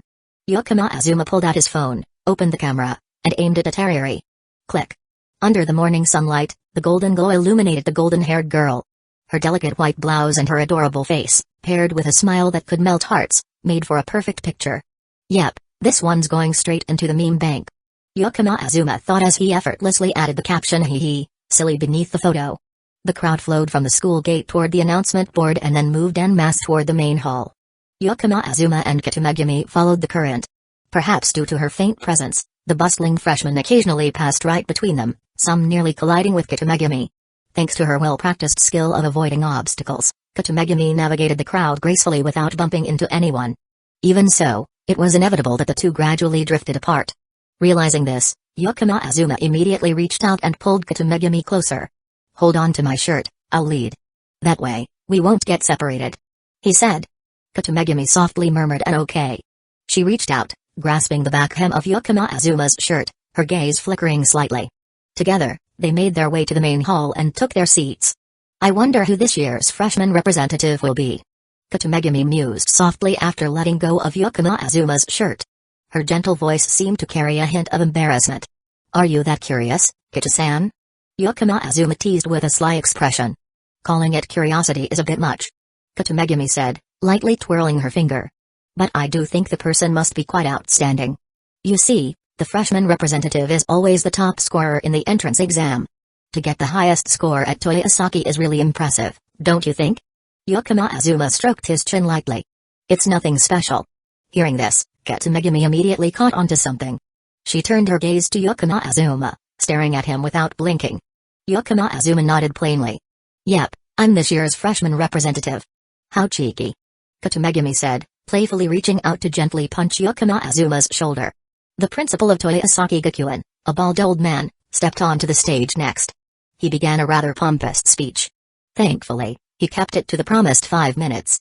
Afterward, Yakama Azuma was called to the stage. Standing on stage, Yakama Azuma faced the gazes of thousands of incoming freshmen. He delivered the opening speech he had prepared in advance, a standard one. Was he nervous? Not in the slightest. Having lived through 2 lifetimes, Yakama Azuma had experienced countless situations of varying scales. Just his inherent composure alone, coupled with the strategic mindset he honed through Go, rendered the stares of thousands nothing more than a fleeting breeze. Below the stage, Kitamegami, with eyes as gentle as jasmine, gazed unwaveringly at the boy in the spotlight. Airi looked up at the stage, her mouth agape in awe, her ocean blue eyes glimmering with admiration. Akitomoya fixed his gaze on the stage, recalling the pre-enrollment intel he had gathered, his mind buzzing with calculations. Thus began the stage name Toyosaki. Class 1 Yakama-san, that speech was really impressive. Top scorer in the entrance exam? That's incredible. Yakama-san, do you have a girlfriend? A crowd quickly gathered around Yakama Azuma, most of them girls. After all, he was not only the most academically accomplished but also one of the most charismatic guys in the academy. Moreover, with the semester just starting, this was the perfect time for new connections.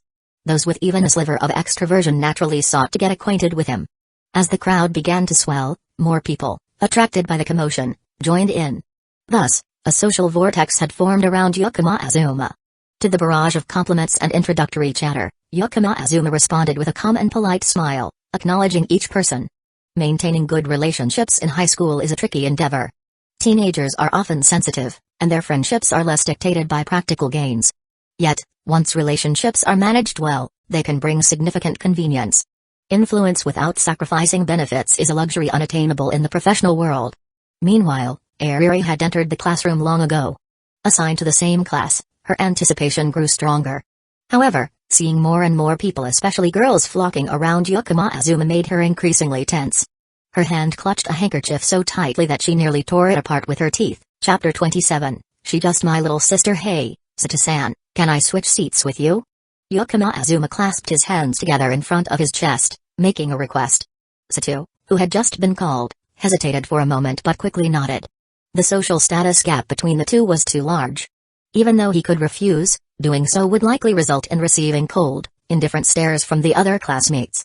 Alright, but why? Sato asked, curious. Yakama Azuma gestured toward Airi's seat with a glance. Everyone followed his gaze and immediately understood the situation. After all, she was an ultra beauty. In fact, many people had already been paying attention to Airi for a long time. So Yakama-san likes the type? A female student murmured softly. Actually, if you want to become the center of attention in class, it's best not to make your romantic interests public too early. Once you clearly have someone you like, it creates a kind of barrier. Others of the opposite gender who want to approach might feel like they're being inappropriate. To some extent, this affects social relationships. If the female students heard that Yakama Azuma liked Airi, 9 times out of 10, they would automatically withdraw and keep their distance. After all, the rival was Airi, an ultra beauty.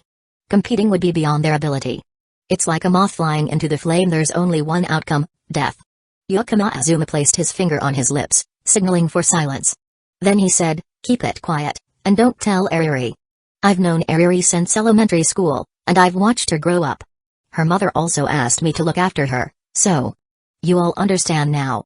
The people around him immediately snapped to attention, their expressions full of realization. Most of the female students even let out a sigh of relief, as though a weight had been lifted off their shoulders. Yakama Azuma's explanation, to the ears of the female students, sounded like a purely brotherly relationship looking after his little sister. Common understanding among the female students, once a guy labels a girl as little sister, it's the equivalent of being removed from the competition.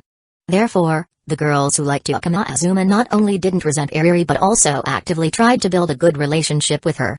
However, for the male students, these words seemed to confirm the close relationship between Yakama Azuma and Airi. If they were realistic, they would give up on pursuing Airi. Clearly, they were childhood friends, a perfect match, so what right would a nobody have to oppose that? This was the art of rhetoric. Although Yakama Azuma's words were all true, he managed to guide others' thoughts in the direction he desired. Don't tell her, okay? Yakama Azuma added, then grabbed his belongings and walked toward Airi. At this point, Airi was seething with anger. The jealousy in her heart had long since exploded. Seeing Yakama Azuma approach, she snorted and turned her head away. Yakama Azuma said nothing further. After switching seats, his new position was right next to Airi. If Toyosaki's rule of individual desks hadn't been in place, they would have been sitting together as desk partners by now. Moreover, the desk behind this spot belonged to Kitamegami. When Kitamegami saw Yakama Azuma moving his things, she blinked and absent-mindedly played with her hair. Airi, sitting there without hearing Yakama Azuma say anything, grew even more irritated. She turned her head, wanting to see where Yakama Azuma had gone. But as soon as she looked, her eyes met Yakama Azuma's gaze at an extremely close distance. Seeing Yakama Azuma sitting calmly in the partner position next to her, Airi's eyes widened. Hey! Why did you move here? Airi bared her small fangs, asking in a low voice, why did you switch seats and come here? In truth, her anger had mostly dissipated by now. She even felt a little sweet in her heart. Airi was the kind of girl who, as long as the person she liked showed a little bit of care, she would be so happy that she forgot everything else. What's it to you? Yakama Azuma replied coldly. He couldn't afford to show Airi any more sweetness at this point.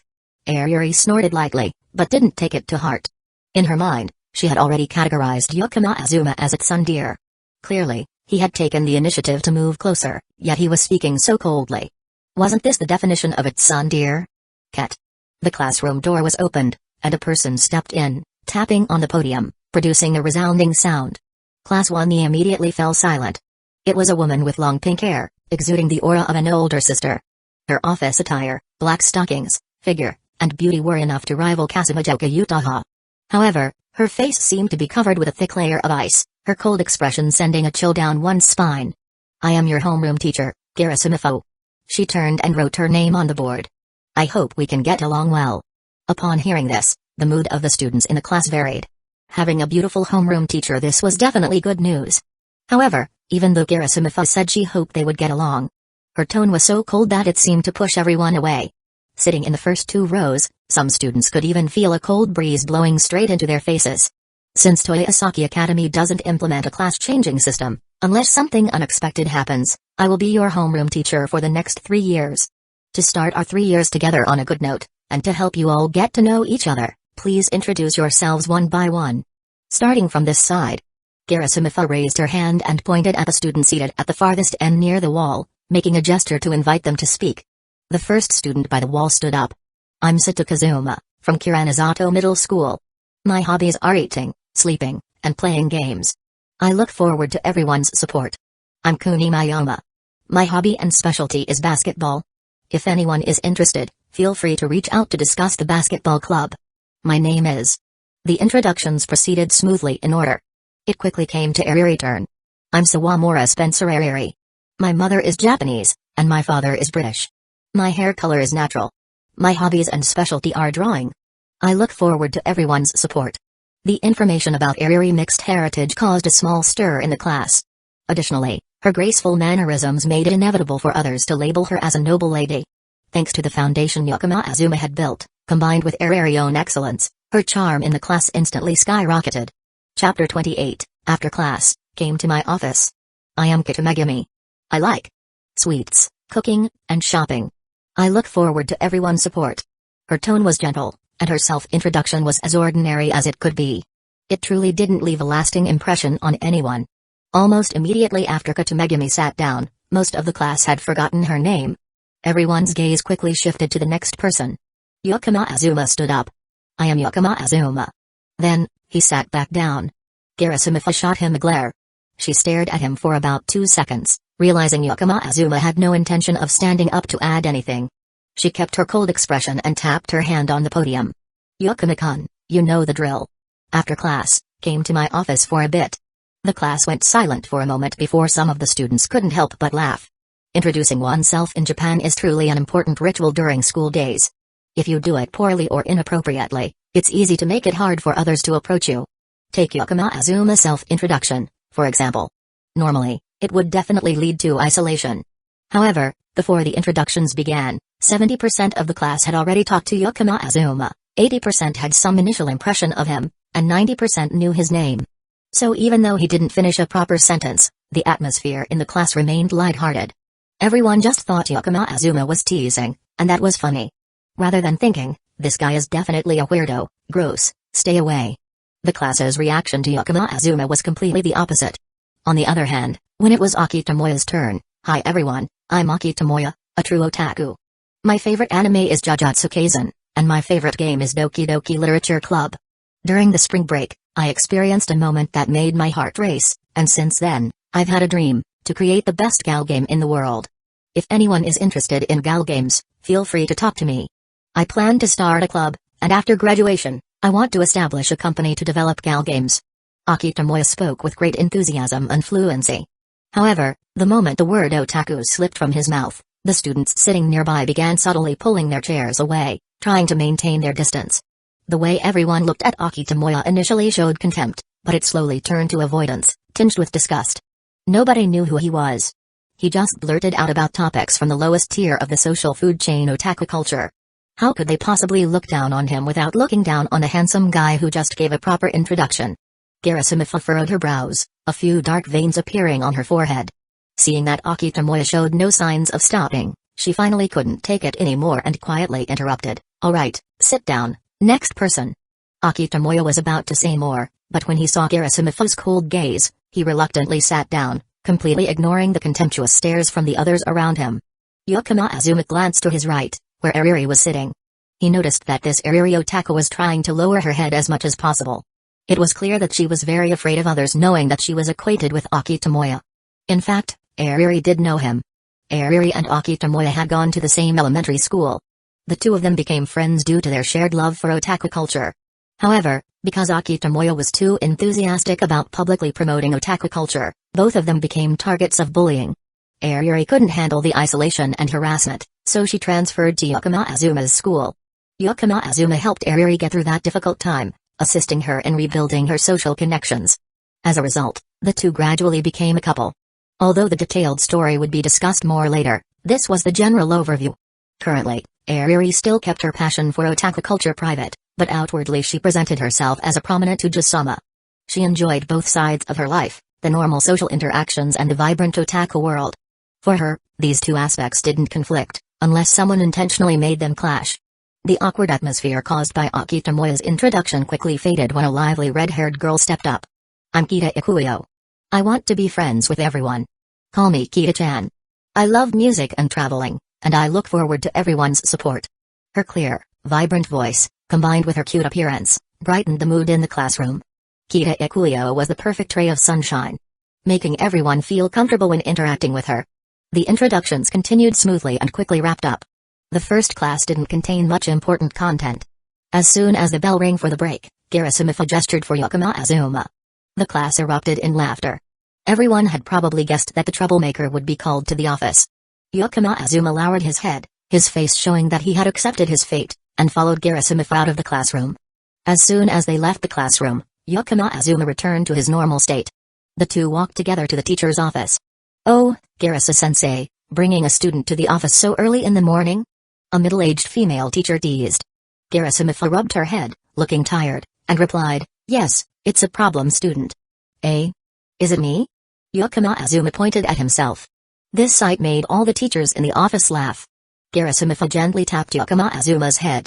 "Stop joking, come here." She pointed to her seat. Yakama Azuma obediently walked over. "Honestly, I'm worried about you." Garasamitha shook her head, helpless. She had been worried that Yakama Azuma might become isolated. After all, the way he introduced himself wasn't a major issue. But looking at the atmosphere, it was clear she didn't need to worry about that. As an adult, Garasamitha's ability to read the room was much better than the students. On the other hand, there was someone else she was concerned about.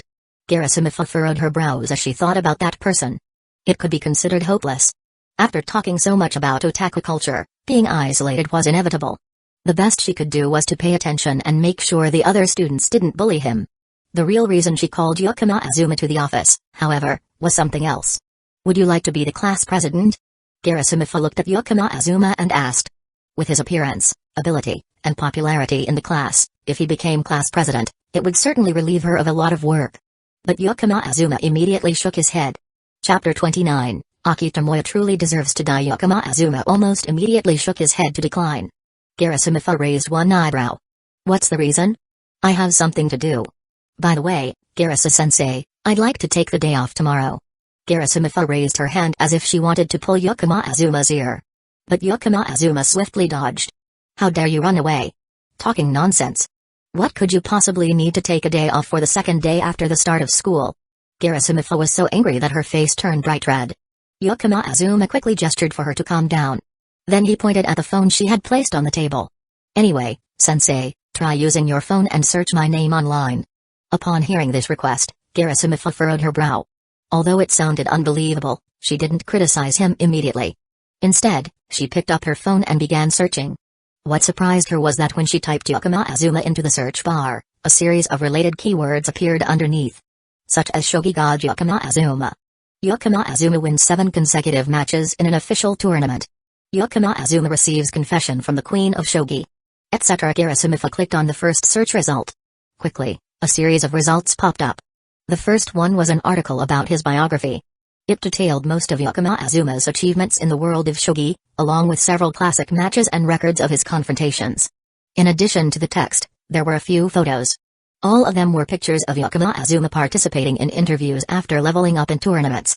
After looking through this information, Garasamitha's gaze toward Yakama Azuma completely changed. The boy before her could no longer be considered an ordinary student.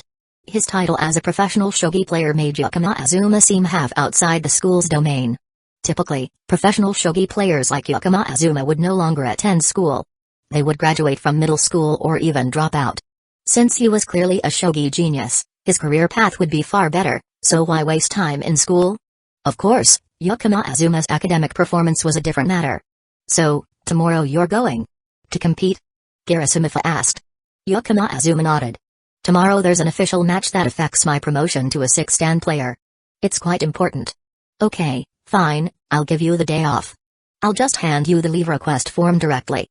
After receiving an answer, Garasamitha immediately agreed without much thought.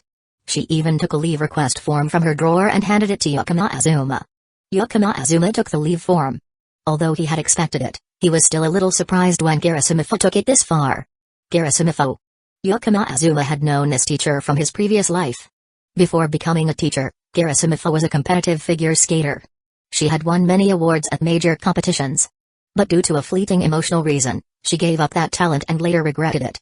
As a result, in her subsequent educational career, she adopted the principle, a teacher should guide students down the path of developing their talents. Yakama Azuma clearly had a talent for shogi, so Garasamitha naturally supported him. In the future, If you need time off for a match, just send me a message online. Keep this leave form. After your break, fill it out and submit it when you return to school. If you're behind on assignments, you can come to me, and I'll help you catch up. Occasionally borrow notes from your friends. You also have a talent for studies, so don't waste it. Garasamitha carefully instructed Yakama Azuma in a long list of things. Finally, she patted Yakama Azuma's shoulder. Yakama Azuma thought for a moment and nodded. Then he smiled at Garasamitha and said, "Sensei, if you have time, come watch my match." As long as the concern is genuine, Yakama Azuma would always respond kindly and not forget. Garasamitha nodded, as if agreeing. After exchanging line accounts, she sent Yakama Azuma off. Then it was back to regular classes, after school break, lunch, and heading home. Yakama Azuma lightly picked up his backpack and prepared to go home. Though he could start attending a club today, Yakama Azuma wasn't interested in any club at the moment. In fact, he thought he might go back to practicing shogi or have a meal with Calamity Utaha. But someone blocked Yakama Azuma's path. Looking at the person, Yakama Azuma frowned. "Aki-kun, what's going on?" Aki Tomoya was standing in front of Yakama Azuma, holding a stack of papers. How should I put this? His attitude was like that of a terrible salesperson. Have you ever encountered those people at a shopping mall, holding a can of white shoe spray and always ready to spray you twice? Aki Tomoya was even worse than that. "Yakama-kun, let's finish the greatest visual novel game in the world together." Yakama Azuma felt somewhat helpless. At first, he thought Aki Tomoya was coming to him about the incident with the bike being kicked over. Although at that time Aki Tomoya had been completely dazed, not even realizing someone had kicked over his bike. But what if he had seen it by accident? Looking back now, it seemed unlikely. But the current situation was even more troublesome than just being provoked. "Why are you looking for me? I mean, why should I help you?" Yakama Azuma crossed his arms in front of his chest, his hand lightly tapping on his arm repeatedly. Anyone with even a little bit of common sense would clearly see that this was not the attitude for further discussion. But clearly, Aki Tomoya was not someone with the kind of sense. "Yakama-kun, you know programming, right? I've seen that a small game has become very popular recently, and the creator is you. Among the people I know, you're the only one who can program a game. Please help me, let's finish the greatest visual novel game together." Aki Tomoya bowed at a 90-degree angle. Yakama Azuma narrowed his eyes. This kid, he's even more shameless than I imagined. Chapter 30, Aki Tomoya, Everything is Smooth Sailing. The name of the creator of the game had been deliberately hidden by Yakama Azuma in a corner of the game's settings. Almost no one noticed it within the game. Aki Tomoya wasn't particularly enthusiastic about Match 3 type games either. "You've investigated me, haven't you?" Yakama Azuma concluded. Upon hearing this, Aki Tomoya fell silent for a moment. He had definitely done his research. During the spring break, Aki Tomoya met the main girl he was infatuated with. Although he didn't understand why, his bicycle suddenly lost control and veered off course. But the feeling from that moment had deeply embedded itself in his mind. Creating the greatest visual novel game, recreating that moment when his heart fluttered, and developing the best heroine. Aki Tomoya was willing to do anything to make this happen. And to create the game, he needed support. The script and images were already being thought of. Perhaps the music could be handled by someone else. But programming was the major issue. Though he could outsource it, Aki Tomoya didn't have enough money to pay a programmer. So, Aki Tomoya could only target people he knew. Compared to discovering the name of the game creator in the settings, searching through the student records in the class list was far easier. Because of this, Yakama Azuma felt that Aki Tomoya's shamelessness was beyond imagination. "Since you've investigated my profile, you must already know. Aside from being the creator of the game, I'm also a professional shogi player. Though information about official tournaments isn't that prominent, it's still news. It's certainly easier to look up than student records in the class list. So, you want me to take time away from my shogi career to help you program a game? On what basis? Just because you say so? Or do you have a reasonable salary offer? Aki Tomoya, you really are an extremely selfish person. It's disgusting." Yakama Azuma's words were unrelenting, somewhat different from his usual style. In fact, the last sentence wasn't fully expressed.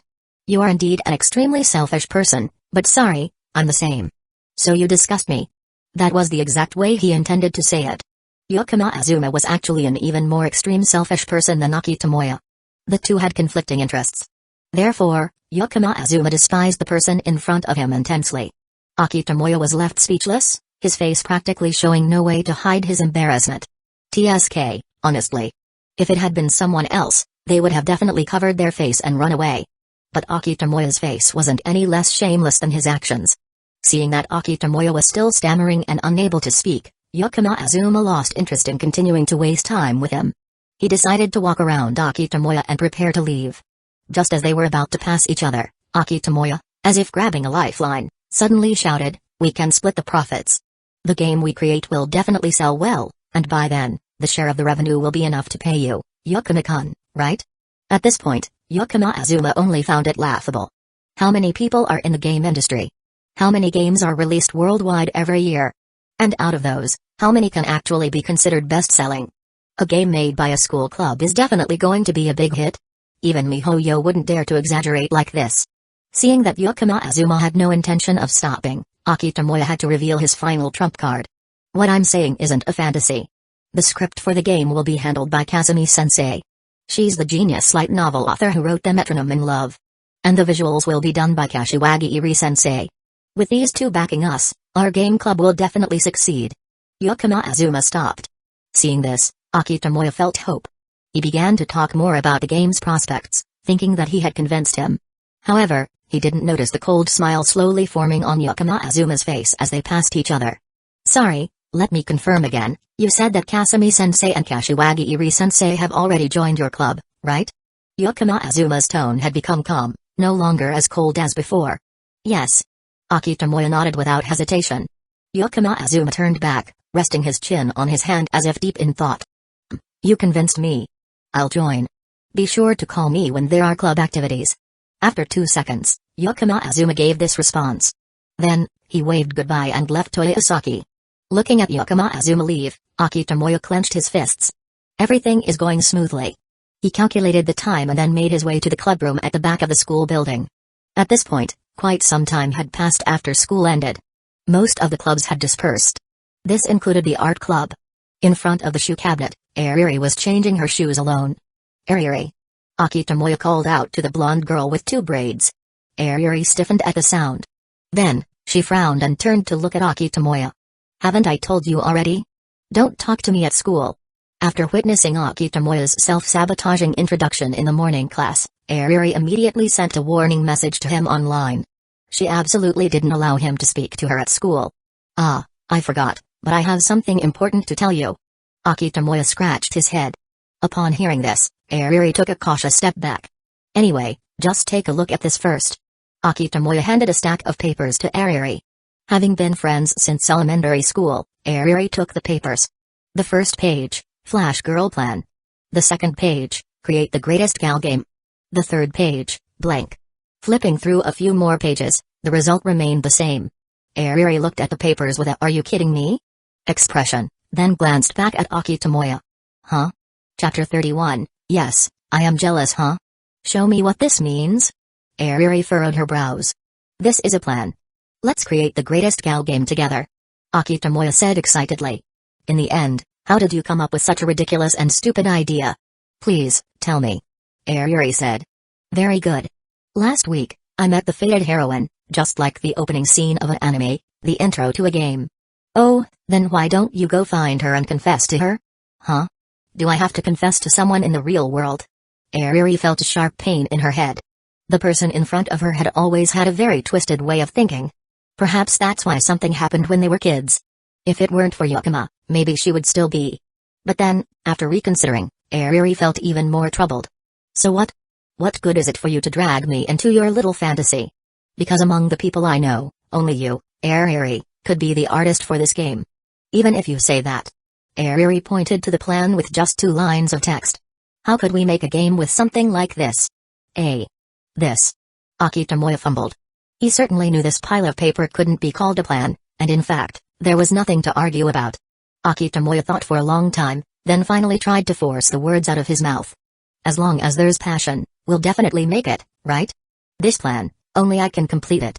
Upon hearing this, Airi didn't say a word. She immediately crumpled the plan in her hand into a ball. With a dramatic cry from Tomoya, she threw it forcefully at his head. "A meaningless idea. I'm leaving. Don't. I'll definitely come up with a proper plan by the end of this week. And our team is ready, we just need you, Airi, to be the artist.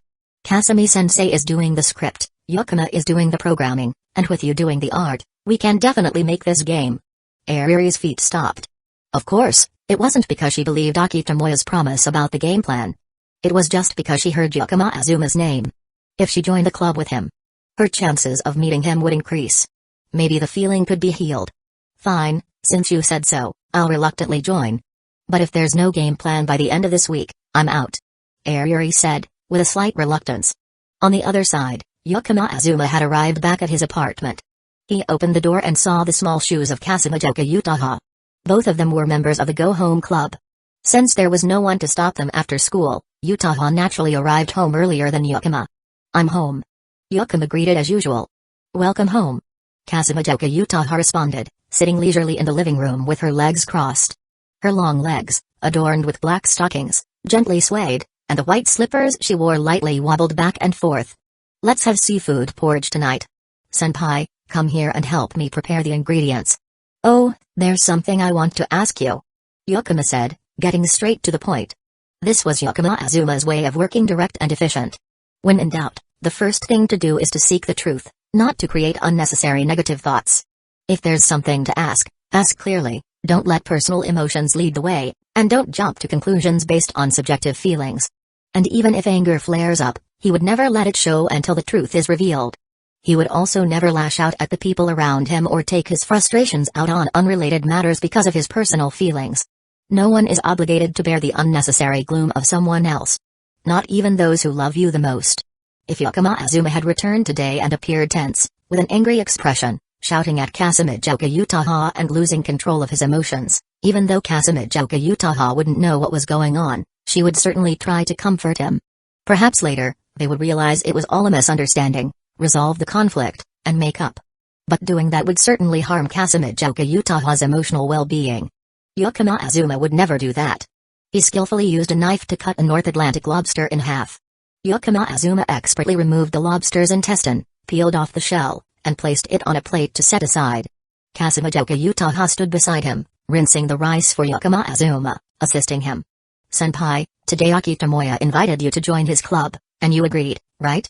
Yakama Azuma asked with a casual tone. Kasumijoka Utaha paused for a moment. She looked at Yakama Azuma. It's true, Aki-kun came to find me during lunch break and invited me to join his game club. She replied. Yakama Azuma nodded. So, although it seems a bit out of line, why did you agree to join? Akitomoya's plan is terrible, and the club he mentioned seems like a waste of time. She said. With your personality, I figured you wouldn't get involved in such nonsense. Kasumijoka Utaha placed the ingredients down and grabbed a paper towel to wipe her hands. Then, she grabbed Yakama Azuma's hands, stopping his actions, and set the knife aside. Next, she cupped Yakama Azuma's face with both hands, forcing him to look directly at her. So, is your ex-boyfriend jealous, actually? She teased, grinning mischievously. Yakama Azuma stared into Kasumijoka Utaha's bright red eyes. He could see the affection in her gaze, slowly spreading like warmth. Yeah, it feels awful. I'm so angry I can barely breathe. I almost cried. Yakama Azuma admitted calmly. Kasumijoka Utaha blinked in surprise, then gently held his face. What's this? Didn't this change nothing? Since their reunion, Yakama Azuma's overly mature actions and demeanor had always made Kasumijoka Utaha feel uneasy. She felt that the foolish, childish boy who would get jealous for her, making her heart flutter, had completely disappeared. But now, looking back, it seemed like that boy had simply grown up. Chapter 32, Let Akitomoya Die. Kasumijoka Utaha pinched Yakama Azuma's face. Inside, it felt as if she had just taken a bite of sweet honey, a delightful sensation that spread from her heart to the tips of her fingers and toes. Really, all that worry before was completely unnecessary. She told herself. Yakama Azuma tilted his head and looked at Kasumijoka Utaha in confusion. Kasumijoka Utaha immediately melted at his gesture, the tilt of his head. If this were in the past, she definitely would have hugged him tightly and given him a hard pinch on the cheek. Although it might not be entirely appropriate now, Kasumijoka Utaha still used both hands to gently hold his face, lightly massaging it. Feeling sufficiently satisfied, she finally released her hands from Yakama Azuma. She stared directly into his eyes. With a serious expression, Kasumijoka Utaha said, such a club that's clearly untrustworthy, without any special reason, I will absolutely not join. Although I know Aki-kun, and he's helped me before, that's all.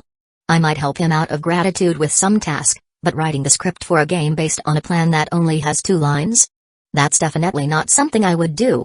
Upon hearing Kusagakure Utaha's words, Yakama Azuma blinked a few times. So why did you? Kusagakure Utaha gently pushed her index finger to the center of Yakama Azuma's forehead. Because that guy told me that in his club, you would be in charge of programming the game. I reluctantly accepted the invitation to that untrustworthy club because of you. You're such an idiot. What the hell are you even jealous about? Seriously, high school boys only have their heads full of nonsense. Yakama Azuma took a deep breath. He covered his face.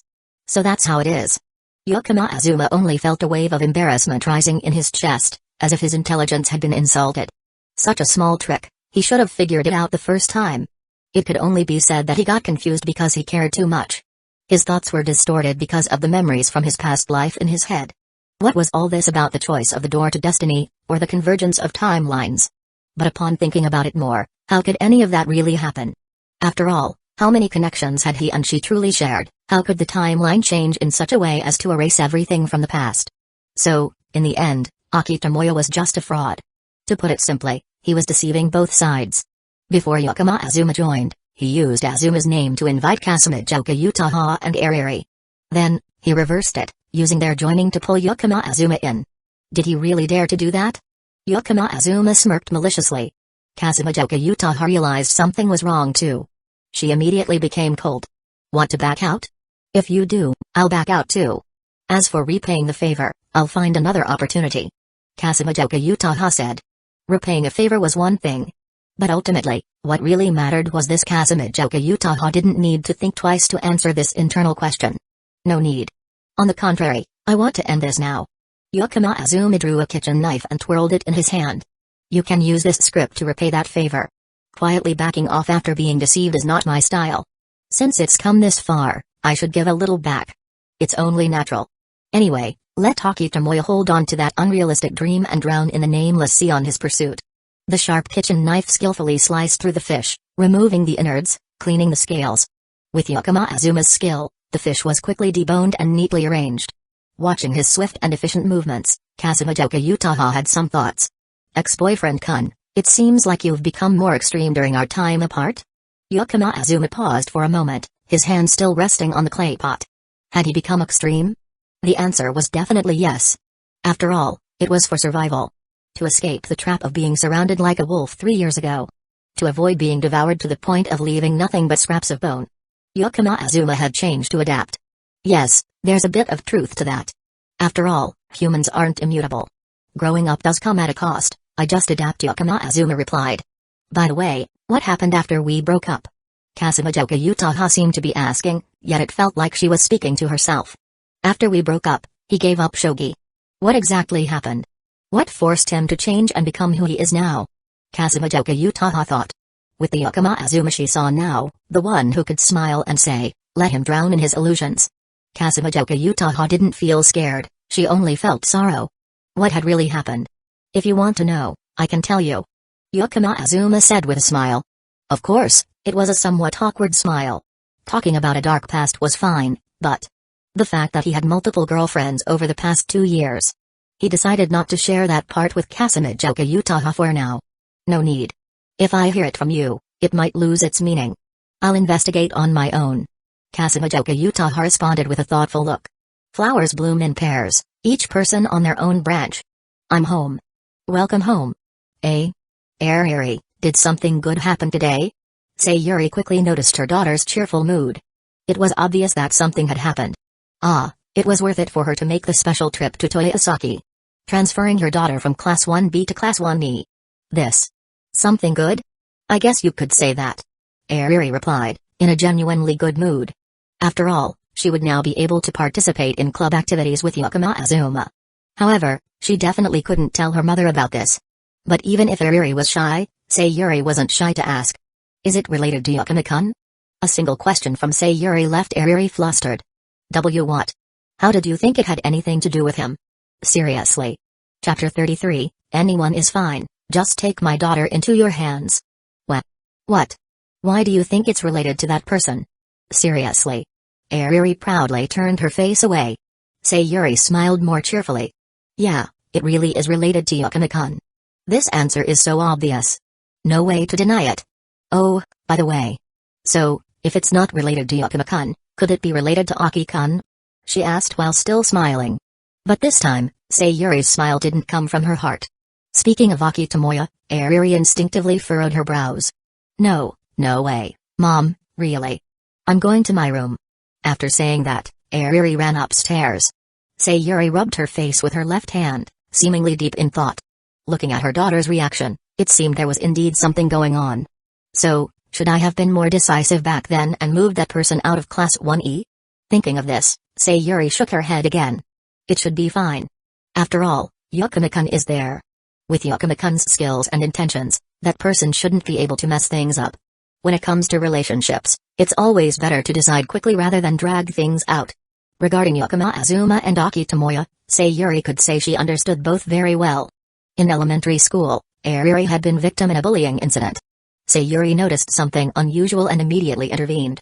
She thoroughly investigated the cause of the incident and decisively transferred Airi to a different school. But the transfer wasn't the end of the matter, it was only a significant turning point. The reason Airi is an otaku is mainly because of Sayuri's influence. After all, Sayuri is an otaku herself. Therefore, regarding Aki Tomoya's identity as an otaku, Sayuri didn't have the aversion that most parents would feel. But after the bullying incident, Sayuri started to see Aki Tomoya differently. Although the main reason Airi was bullied was because of her otaku interests, the process of it happening was very thought-provoking. Aki Tomoya had been an avid fan of otaku culture since he was young. Because of this, he evangelized those around him. In other words, he promoted otaku culture. But it was a kind of promotion where he didn't understand the situation at all. Naturally, he was disliked by his elementary school classmates. As for Airi, she shared the same otaku interests, but in fact, she and Aki Tomoya were different. Airi's interest in otaku culture was more about personal enjoyment. Even though she participated in Jinchai activities out of passion, she kept them completely separate from her everyday life. However, Aki Tomoya dragged Airi into the mess. Because in school, he freely discussed otaku culture with Airi. This led to Airi being disliked as well and eventually being bullied. After thoroughly investigating the cause of the incident, Sayuri understood it very clearly. Aki Tomoya was the type of person who, for the things he wanted to do, was enthusiastic enough to go to any lengths. When he was in elementary school, Aki Tomoya might not have had any deep thoughts. But his instincts led him to drag Airi into this situation. Because Airi was a brilliant young lady. Unlike ordinary people, she was the daughter of a diplomat, a true young lady, and her presence was a resource. Just by letting others know that Airi was an otaku, people couldn't help but think, even that young lady is an otaku, maybe otaku aren't so bad after all. This was something Sayuri couldn't accept. As part of Japan's upper class, those who truly hold power and wealth, Sayuri had one thing she couldn't allow to be touched, her daughter, Airi. Airi might not excel in school, might not have anything in her hands, as long as she's happy, that's enough for Sayuri. That's Sayuri's heart. If this had happened in high school, Sayuri probably would have acted against Aki Tomoya. But since it was elementary school, an unintentional action from an elementary school student, Sayuri reluctantly let it slide. In fact, after transferring Airi to a new school, Sayuri had worried for a long time. She feared that Airi wouldn't be able to overcome the shadow of being bullied. And there was the influence of Aki Tomoya. Airi had always been the type of person with simple thoughts. Her feelings for someone could easily be something she would hold on to forever. Fortunately, after transferring schools, someone else appeared in Airi's sight. In fact, when Sayuri first met Yakama Azuma, she had some rather extreme thoughts. Whoever it is, as long as they take my daughter into their hands, even if they abandon her later, it's fine. Sayuri even had such thoughts. In Sayuri's view, having romantic experience as early as possible was ideal. As long as Airi could escape the shadow of Aki Tomoya, that would be enough. It would be better for her heart to embrace many people than to be consumed by just one. But the appearance of Yakama Azuma really surprised Sayuri. Only a week after transferring, Airi was smiling again. Sayuri subtly inquired and found out that it was Yakama Azuma who helped her integrate into the class. It was hard to imagine an elementary school student being able to easily break through the social barriers in class. He pulled Airi in, even elevating her to the position of a goddess. His ability to transcend his age made Sayuri very curious about Yakama Azuma. When the two officially confirmed their relationship, which was during middle school, Sayuri conducted a thorough investigation into Yakama Azuma. What she discovered once again surprised her. The Yakama family had disappeared. For a child who hadn't even entered middle school yet, the first reaction to such a situation would likely be devastation. But that boy returned to Chiba alone from Tokyo. Then, he took care of everything in his family. Afterward, he took whatever he could carry and moved back to Tokyo. Just by looking at the documents, Sayuri could imagine the scene of wolves closing in. Other branches of the family, like uncles and aunts, would rush in, wearing ominous smiles. A group of adults surrounding a child, all wanting to sink their teeth into the boy. Just thinking about it sent a chill down her spine. Chapter 34, I am honored one to be stepped on by Sora Ginko. In the scene where numerous people wanted to carve out a piece of flesh from his body, young Yakama Azuma calmly held a kitchen knife and faced each of them one by one. In the end, he secured the greatest benefit for himself. Though he had to sacrifice a shop that could not be reclaimed, the custody rights remained under the name Yuki no Shida. He took whatever he could carry and safely withdrew from Chiba. Sayuri wondered, if it had been her as a child, she certainly wouldn't have been able to do something like that. But Yakama Azuma, just a middle school student, displayed the intelligence, charisma, and decisiveness that even people of Sayuri's age rarely had. Learning about this, Sayuri began to reassess the relationship between her daughter Airi and Yakama Azuma. If she were younger, Sayuri certainly wouldn't have let go of this person, using all kinds of methods to hold on to him. She wouldn't have let him slip away. But Airi is not Sayuri. When it comes to choosing a son-in-law, what's more important than ability is whether he can make Airi happy. And after thinking it through carefully, Sayuri realized that Yakama Azuma treated Airi so well that nothing could compare. So much so, that Sayuri started to suspect whether Yakama Azuma might be after her family's fortune. That could already be called indulgence. His heart and soul were entirely devoted to Airi. Sometimes, Airi's arrogance even made Sayuri feel it was unbearable. But Yakama Azuma was very patient when dealing with her. After some time of observation, Sayuri's feelings began to change a bit. In the end, she decided to match the two kids together. But that foolish daughter of hers dared to let him go? After the two broke up, this was the first time Sayuri felt dissatisfied with Airi. How could she let go of a man like that? Moreover, she broke up because of her arrogance. Sayuri nearly had a blood pressure spike. So, theoretically, Sayuri should maintain a completely neutral attitude towards Airi's emotions. She should let Airi's wishes take priority. But theory is just theory. In reality, Sayuri had shown so much favoritism toward Yakama Azuma that it couldn't have been any more biased. If not because they broke up, she would have already gone to fetch her son-in-law back. Even according to Airi's own wishes, Yakama Azuma was someone Sayuri should support. Let repeat that. The flower symbolizing Airi is the lily. The language of lilies is pure love, solemnity, and a harmonious heart. With Airi's pure personality, once she has chosen someone as her lover, she would never change her heart. The next morning, at Yakama's house. Please come in. Kasumijoka Utaha smiled brightly and handed the guest a pair of disposable slippers. Yakama Azuma stood behind, gently rubbing his forehead. He hadn't thought things through. Sora Ginko stood at the door, her sharp gaze staring directly at Yakama Azuma behind Kasumijoka Utaha. Just like last time. She took off her small leather shoes and directly stepped barefoot onto the wooden floor. As her cute sailor uniform skirt swayed, her small feet, clad in black stockings, were placed onto Yakama Azuma's feet. Ah, Ginko, your feet. Yakama Azuma gently reminded her. Sora Ginko applied a little more pressure. Her delicate toes pressed firmly into Yakama Azuma's instep. Do you have a problem? No, it's a great honor to be stepped on by you, big sister. Yakama Azuma decisively put himself in a weaker position. Now, angering this silver-haired girl would surely make her furious. Humphrey. Sora Ginko snorted lightly before lifting her foot. Today was the official competition day.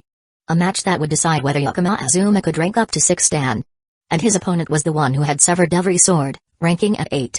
Clearly, Sora Ginko wasn't at ease, so she once again traveled from Chiba to Tokyo. Alright, senpai, we're off. Yakama Azuma finished preparing and waved goodbye to Kasumijoka Utaha. Good luck in the official match. Kasumijoka Utaha smiled in response. Today, she was rarely in direct confrontation with Sora Ginko.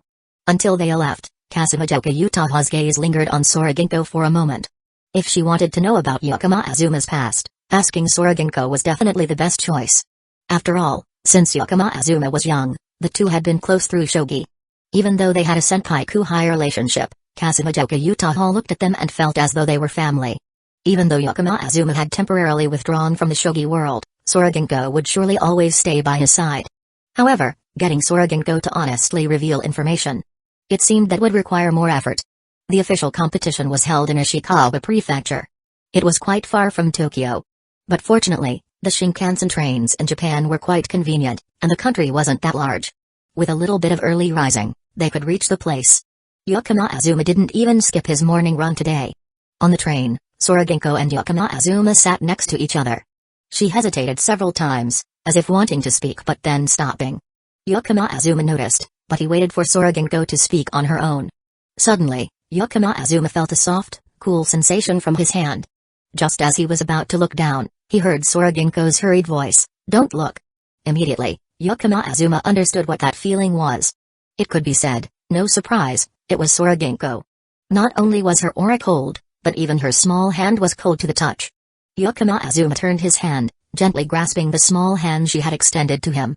Honestly, in the heat of this summer, Sora Ginko's cool hand felt incredibly pleasant. MMM. Sora Ginko let out a small sound unexpectedly. Her small hand squirmed a little. Yakama Azuma applied a little more pressure, and immediately, her hand stopped resisting, lying obediently in his. Sora Ginko's hand was truly small, just like its owner. When held, it felt soft, as if it had no bones, and the smooth skin seemed like it could almost drip water. Yakama Azuma couldn't help himself and playfully teased a little. Immediately, he felt his foot stomped on. Yakama Azuma had no choice but to obediently fall silent. After all, one must savor their meals slowly. For Sora Ginko, this arrogant girl, the act of taking the initiative to hold hands was already a big step forward. Chapter 35, Nah, I'd win.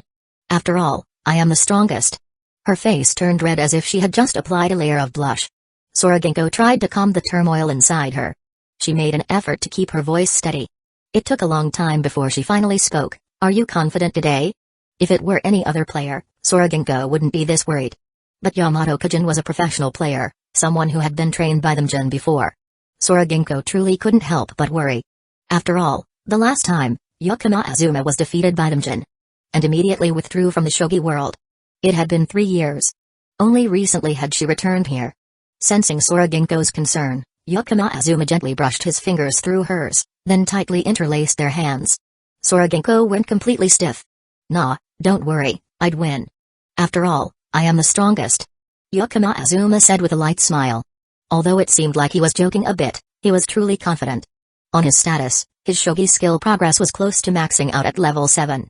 Yesterday, Yakama Azuma had reviewed many of Yamato-Kujin's games, so he had a good understanding of his opponent.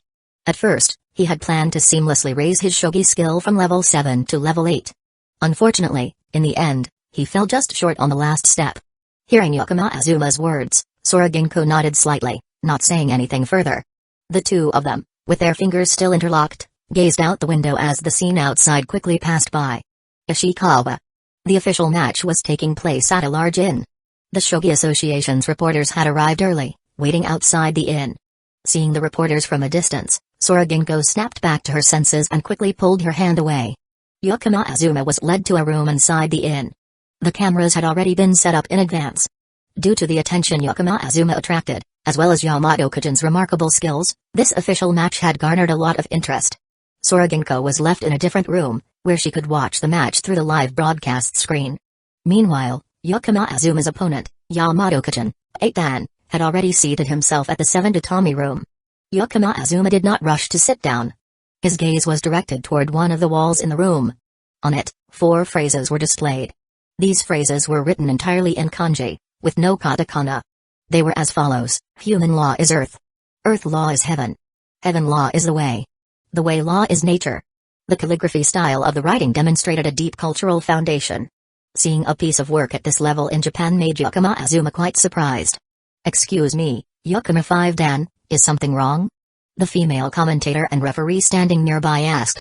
Yakama Azuma gently shook his head and smiled, replying, "I just feel that the owner of this inn has very good taste." After that, he sat down at the 7 tatami board.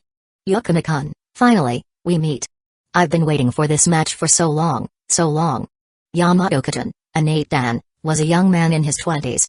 Sitting before the board, his eyes were shining with expectation as he looked at Yakama Azuma. "I'm looking forward to it too. After all, this is the match that determines promotion." Yakama Azuma replied calmly. "I see. I wonder what kind of match you'll show me today, Yakama-kun?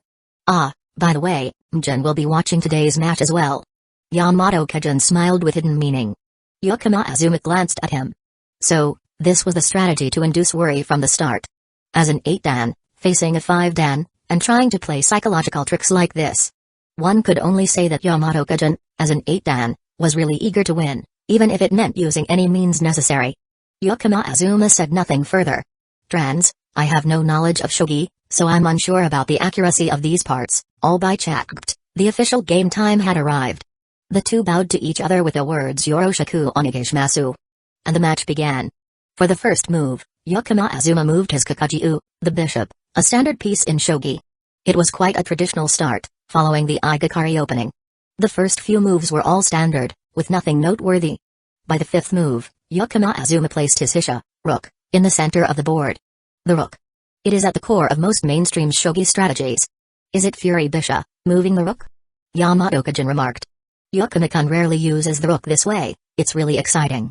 Yamato-kujin licked the corner of his mouth, his eyes sparkling. The rook is central to many shogi strategies, and it is divided into two schools of thought. Ibisha, fixed rook, seeks a balance between offense and defense, characterized by keeping the rook's position fixed and not moving it during conflicts. Fury Bisha, moving rook, seeks flexibility and diversity, characterized by moving the rook to engage in battles and adjusting the strategy through its position, creating a stronger attack. Both are considered mainstream strategies, but players who use Fury Bisha are relatively fewer. The reason is that, compared to the Ibisha, which emphasizes defense and maintaining a fixed position to coordinate strategies, Fury Bisha requires an exceptional ability to read the board. Without it, even a small mistake can lead to a chain collapse. Both Yamato-kujin and Mjin were rare players known as Ryo Danshu, dual masters, in the shogi world, meaning they were skilled in both Ibisha and Fury Bisha. Becoming a Ryo Danshu is not easy. Most players specialize in just one school of thought, or even a specific variation of Ibisha or Fury Bisha. Mastering both strategies requires a tremendous amount of time studying the game. That's why, when Yamato-kujin saw Yakama Azuma using Fury Bisha, he couldn't help but admire him. However, Yakama Azuma showed no reaction to this admiration. Or rather, he didn't think it was anything special.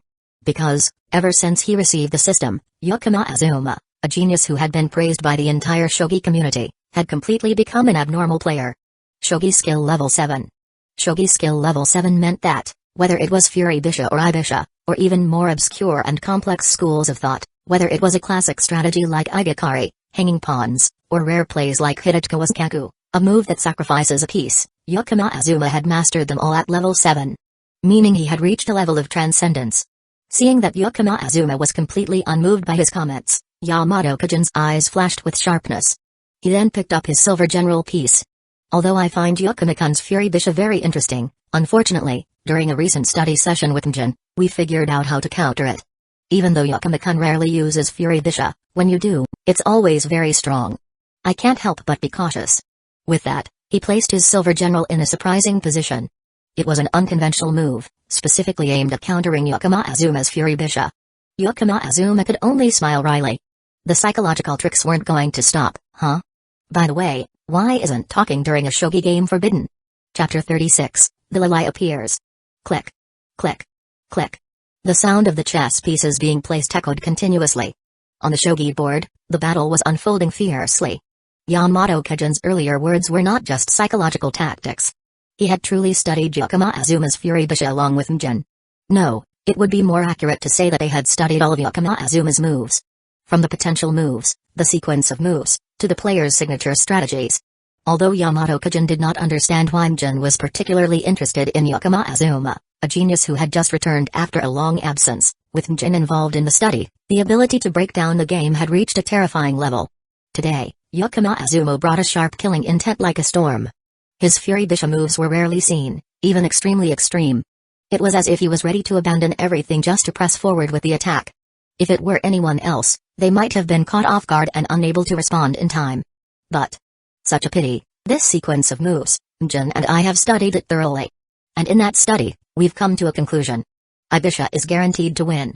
Yamato-kujin said, simultaneously placing a piece on the board. This move not only neutralized Yakama Azuma's attack but also created a subtle pressure on his sharp rook, which was like a sword. After placing the piece, Yamato-kujin lifted his head to look at Yakama Azuma. Yamato-kujin wanted to observe any changes on Yakama Azuma's face. However, Yakama Azuma's expression remained completely unchanged. In fact, he even. You talk too much. You'd be better off focusing on the game. Yakama Azuma said, his face clearly showing impatience. Talking too much will just make you lose faster. Yamato-Kujin froze, then lightly chuckled to himself. Even when cornered like this, Yakama Azuma still had such a sharp tongue. In the adjacent waiting room, the central TV in the room was broadcasting the match live. Shogi matches were broadcast with move-by-move analysis to help viewers understand more easily. Even though the audience might have basic knowledge of Shogi, keeping up with the level of professional players was still no easy task. In addition to the move analysis, there was a real-time win or loss probability chart, calculated by a computer. Currently, Yakama Azuma's win probability is only 27%. Sora Ginko sat in the waiting room, her hands clenched into tight fists, the knuckles turning white from the pressure. If he loses this game, will he suffer a huge shock? Will he collapse? The worry was clearly visible on Sora Ginko's face. It seems tough now, after all, he's up against an 8-dan. Don't say that. The strength of that monster can't be judged by the statistics alone. It's just that Yamato-Kujin has Mjin backing him up, it's not fair. Sigh, only a monster can beat a monster. With Mjin's research, Yakama 5-dan is probably powerless against it. The professional players around were discussing non-stop. Sora Ginko wanted to loudly refute their words. But she couldn't see any possibility of Yakama Azuma winning. Even though she was a female player with 2 major titles, even though Sora Ginko was exceptionally talented, right now, she was just a Reikei Dan, 2nd Dan in the prize association. Her vision wasn't wide enough to see through the game. She even lagged behind some of the professional players present here. She didn't know how to argue back. No way. Suddenly, a voice rang out in the room. The professional players, who had been discussing, were all stunned. Unconsciously, they turned towards the source of the voice. They saw a little girl with brown hair. She looked about 9 years old, clearly still in elementary school. She wore a light white long dress and a beret. Her style was incredibly cute. What caught everyone's attention most were her eyes. The pale blue background was dotted with faint purple light, shimmering like the dawn. No way. There's still a way to turn this around. The little girl shouted, her voice full of determination. Who is that girl? Ah. I think she's the daughter of the innkeeper. Could she be a child studying shogi too? Maybe, but I've never heard of her. The professional players recognized the girl. She was the daughter of the family that owned the inn, the main sponsor for this tournament. However, their opinions about a young elementary student who had never been known in the shogi world were hard to take seriously. After all, turning the game around at this point. At this point, the game had nearly reached a deadlock. Yakama Azuma's win probability was down to just 7%. Typically, when the win rate drops below a certain number, both players start preparing for the endgame. They begin to rearrange the board neatly before conceding. Sora Ginko watched the little girl for a while, and then her gaze returned to the board. She began to search for any possible moves, looking for a way out. Her gray-blue eyes seemed to activate, turning a sharp icy blue. In her intense focus on reading the position, suddenly, Sora Ginko's pupil shrank. On the board, Yamato-Kujin had placed his knight, nearly capturing Yakama Azuma's rook. The essence of Furibisha, flying rook, lies in the movement of the rook. Once the rook is trapped, it almost guarantees the opponent's loss. So this is how it ends. Yamato-Kujin thought to himself. Although Mjin had paid special attention to Yakama Azuma, which made him more cautious, the outcome seemed unchanged. At most, there would be a bit of resistance. As he thought this, Yamato-Kujin saw Yakama Azuma place a piece on the board. It was the rook. The rook was placed within the range of the knight's attack. What's this? Are you giving up? If that's the case, you might as well just resign, at least it would make the game look a bit better. Yamato-Kujin couldn't help but say. He looked up at Yakama Azuma. But Yakama Azuma's expression remained as cold and impatient as ever. If you have time to advise others, why not focus more on the game? I've told you, constantly talking will only make you lose faster. Hearing this, Yamato-Kujin furrowed his brows. What exactly is this guy saying? Instinctively, after capturing Yakama Azuma's rook, Yamato-Kujin took another glance at the board. With a quick glance, sweat started to bead on his forehead and run down his spine. Suddenly, Yamato-Kujin stood up, his eyes locked on the board, completely speechless. Chapter 37, The Marquis Devours the Dragon. Yamato-Kujin stared intently at the chessboard, completely stunned. Such a thing could actually happen. And moreover, it happened right before his eyes. He was so shocked that he couldn't utter a word. Yakama Azuma did not rush to make his move. Instead, he leisurely used his remaining time in the game. Not to think, but just to make his opponent realize how big of a mistake he had made. The person in front of him liked to use tricks outside of the game. Then he would use those same tricks to break his opponent's mindset. The Ibisha tactic. Once the Hisha piece is lost, the situation becomes completely clear. A Kakagyo piece, appearing out of nowhere, was now in front of Yamato Kajin. It turned out that Yakama Azuma's Hisha piece was merely bait to be sacrificed from the start. The real killing blow. Yakama Azuma held the Kakagyo piece in front of Yamato Kajin and placed it down on the last row. The sound of the piece hitting the board rang out crisply, like a declaration that the game was over. When Kakagyo reached the last row, the conditions for promotion were also fulfilled. The Kakagyo piece was flipped over to reveal its other side. After Kakagyo was promoted to Ruma, it became the sharp blade that would end the game. It was inevitable, within 2 moves, the promoted Kakagyo piece would checkmate Yamato Kajin. The so-called the Marquis devours the dragon was as simple as that. I've lost. Yamato Kajin lowered his head and placed the surrender piece. Thank you for the lesson. Yakama Azuma, as usual, ended the match. In his view, the system board popped up. Notification: your Shogi skill has reached maximum experience. Shogi, level 7, has leveled up to Shogi, level 8. Yakama Azuma closed the system board. The aura in his body surged continuously. Yakama Azuma could clearly feel that the aura he was holding was steadily growing stronger. Even though he had left the chessboard, the momentum continued to rise. He forced himself to suppress the turbulence in his body. Yakama Azuma prepared to leave. How could you play a game like this? You've been studying Shogi for less than 10 years, and haven't participated in a tournament for 3 years. How can you play like this? Yamato Kajin's question rang in his ears. Yakama Azuma turned his head to look at the chessboard. There's nothing impressive about it. Honestly speaking, there was nothing impressive at all. It was just about the movement of the pieces. Using Hisha as bait to attract attention, leading Yamato Kajin's focus and positioning step by step. When the moment that seemed most important arrived, he moved the other pieces. When Yamato Kajin's gaze was too focused on Hisha, the piece movement had already been completed in silence, and the Kakagyo piece naturally appeared at the necessary position. Although piece movement is a high-level technique that is difficult to master in Shogi, with the system, any skill related to Shogi was elevated to an extraordinary level. So, really, there was nothing remarkable about it. As soon as he stepped out the door, reporters rushed over. Congratulations, Yakama 5 Dan. No, now we should call you Yakama 6 Dan. Defeating Yamato Kajin 8 Dan, Yakama 6 Dan has a very high chance of winning the official tournament championship this time. If he wins the championship, Yakama 6 Dan will likely become the youngest 7 Dan in history. Unbelievable, Yakama 6 Dan, did you plan this game from the start? Yakama Azuma raised his hand, signaling for the reporters surrounding him to remain calm. After choosing to answer a few questions, Yakama Azuma's gaze caught Sora Ginko, who was waiting off to the side. He then said, "That's enough for now," and left the circle of reporters. Amidst the relentless questions, Yakama Azuma quickly ran towards Sora Ginko. "Let's go, if we stay here any longer, they'll keep asking all sorts of things," Yakama Azuma said, then grabbed Sora Ginko's hand. Sora Ginko looked at the spirited young man in front of her, her heart skipped a beat, and she instinctively ran after him. The two strolled around Ishikawa for a bit, then headed back. After all, they still had to go to school tomorrow. For Yakama Azuma, even though the official tournament hadn't ended, this match had actually already determined the outcome of the entire tournament.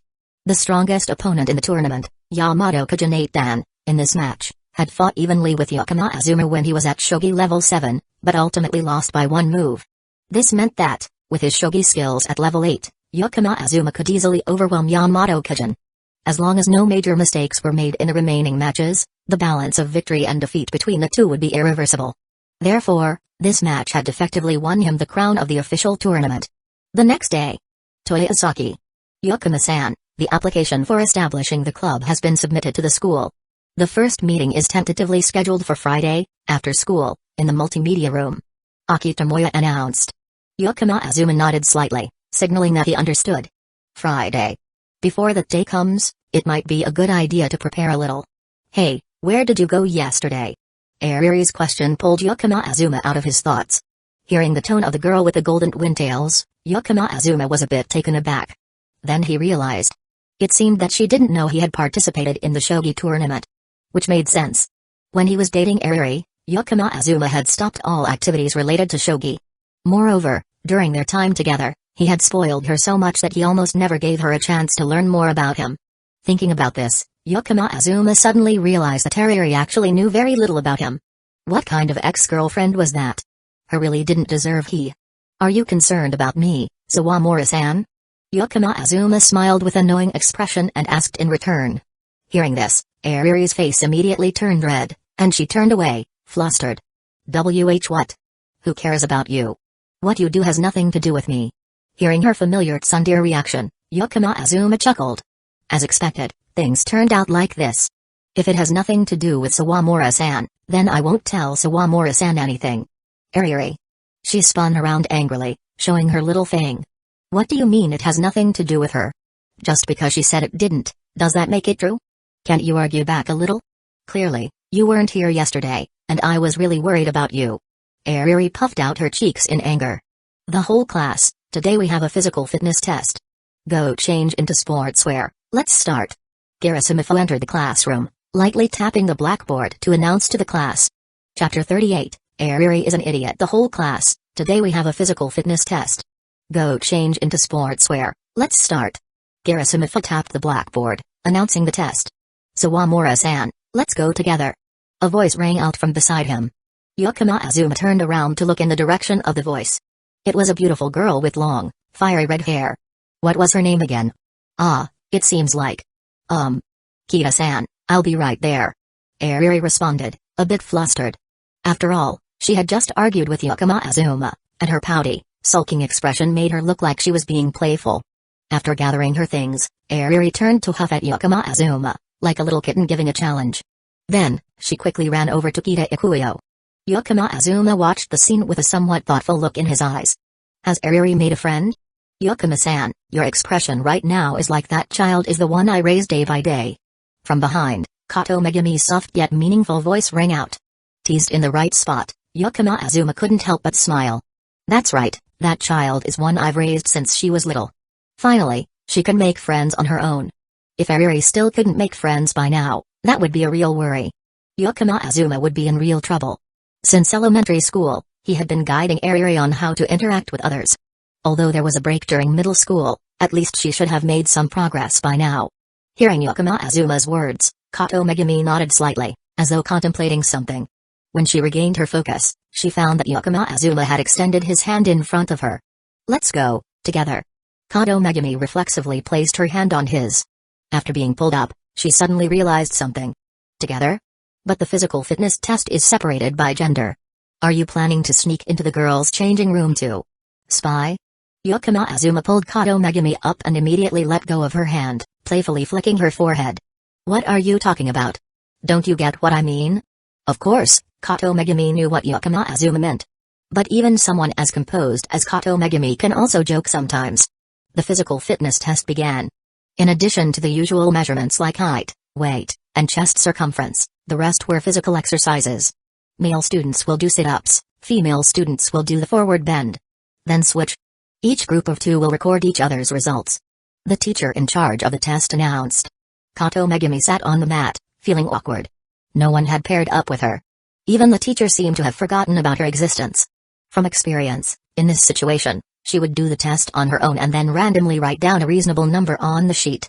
After all, no one would actually check it. But this time, Kato Megami quietly waited. In less than 2 minutes, she heard quick footsteps approaching. Kato-san, let's start. I'll help you record the numbers. Yakama Azuma said, sitting down next to her. Hearing this, Kato Megami bent over, extending her arms forward. More importantly, she wanted to hide the expression on her face. Yakama Azuma carefully wrote down the data on Kato Megami's physical test sheet. When she sat up, he handed her his sheet. While no one's paying attention, I finished so I can help you with your leg stretches.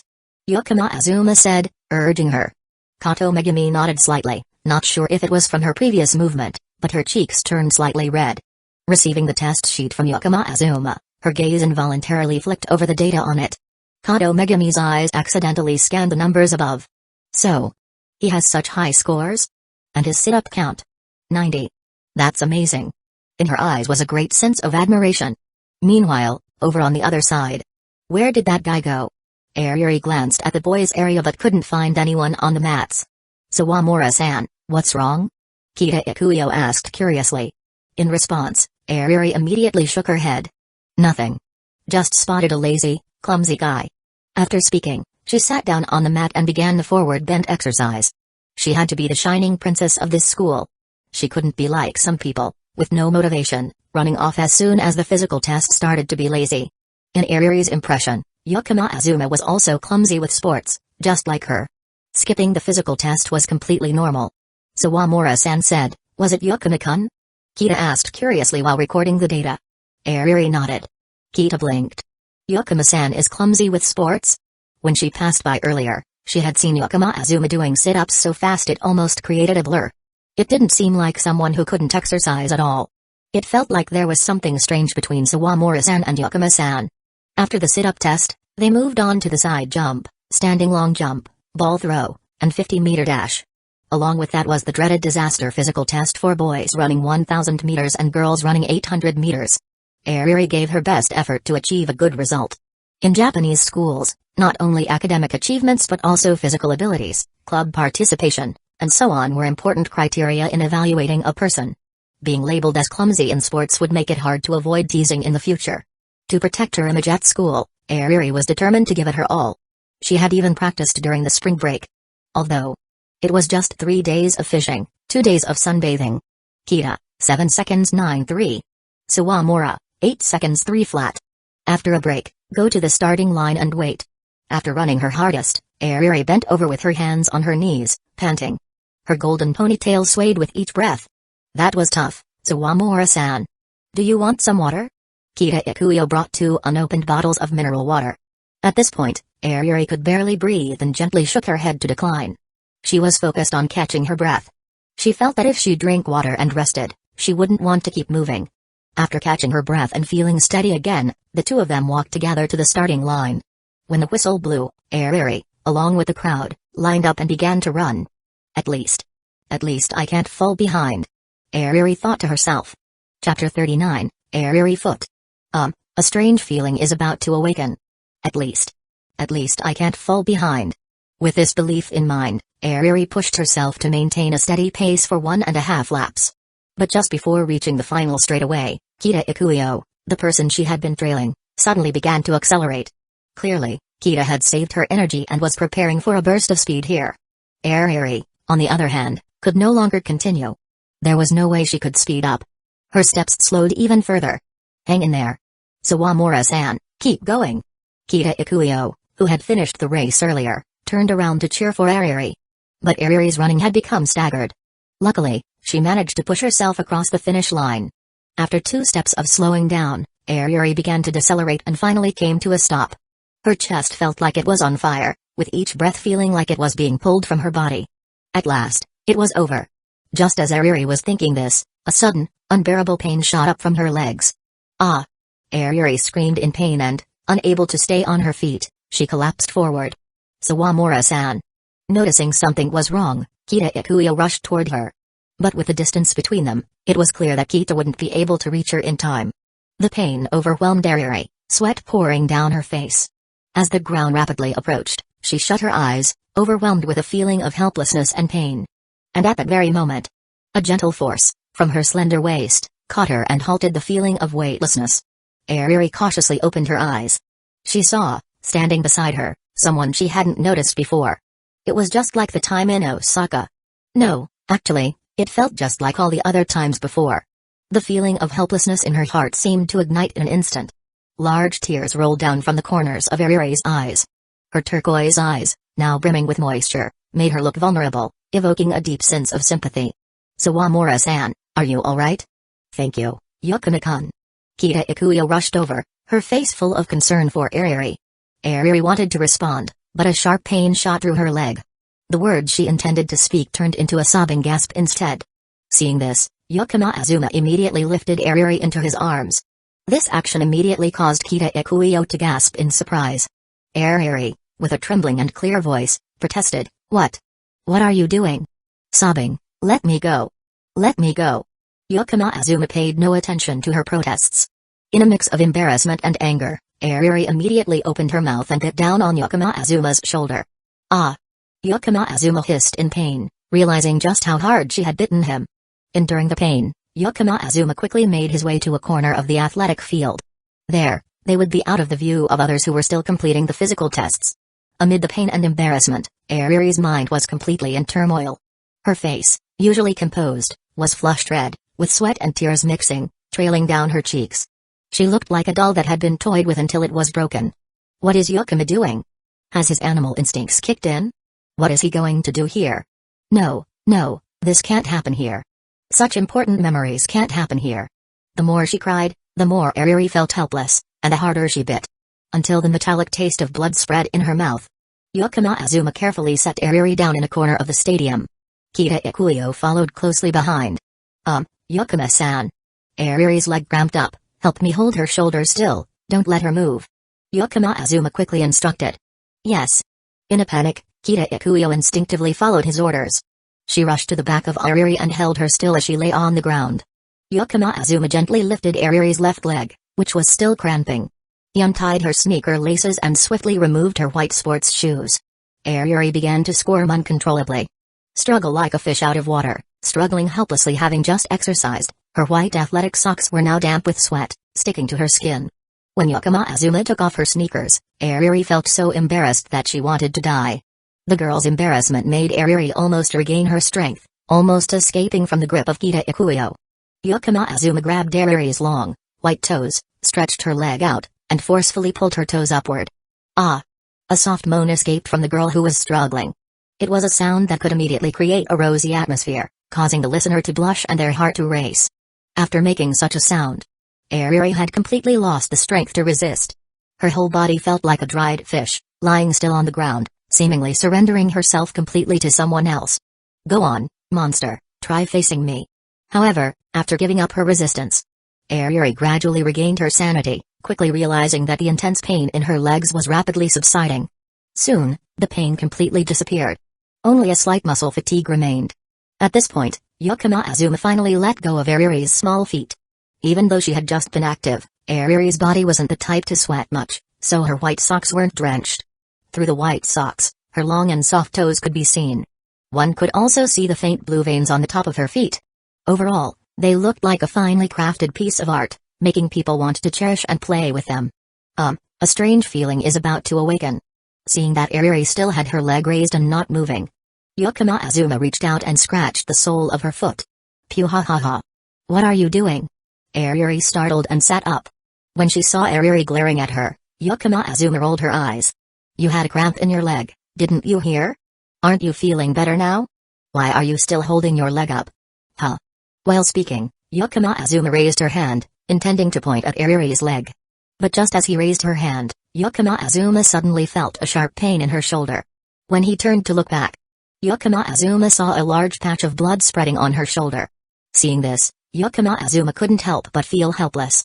Is this girl a dog? Being called that by Yakama Azuma, Airi began to react. It seemed Yakama Azuma had said she had a cramp. So, was he just helping her with the cramp earlier? The way he twisted her toes, Airi had seen it in sports anime. When Airi realized what had happened, her eyes showed a clear sense of guilt. Chapter 40, Kato Megumi, you. Take off your shirt. Realizing that Yakama Azuma had only been helping her with the cramp earlier, Airi now felt full of regret. Especially when her gaze accidentally shifted slightly. When she saw Yakama Azuma's shoulder, her feelings of regret surged even more. It was the wound she had bitten earlier. Clearly, Yakama Azuma had came to help her, even though the process was a bit messy, but she shouldn't have hurt him. I'm sorry. Airi wanted to apologize. But as soon as the words came to her lips, she couldn't bring herself to say them. It was truly her foolish pride. Alright, I'm leaving now. Yakama Azuma didn't wait for Airi to gather enough courage, just waved and walked away. Seeing Yakama Azuma leave, Airi opened her mouth, but in the end, said nothing. At this moment, her heart was filled only with a bitter feeling. Yakama-san, why were you still at the sports field earlier? Kita Ikuyo's words caught Airi's attention. Kita-san, what are you talking about? Aren't we in the physical education test? In response to Airi's confusion, Kita Ikuyo pointed towards the sports field. But the boys have already finished their outdoor exercises, right? Look, there are no traces of them on the field anymore. Airi looked around. Only a few girls remained, running on the track. In that moment, Airi felt like a part of her heart was lost. That feeling was indescribable. Sawamura-san, are you okay? Do you need some water? Where's the water?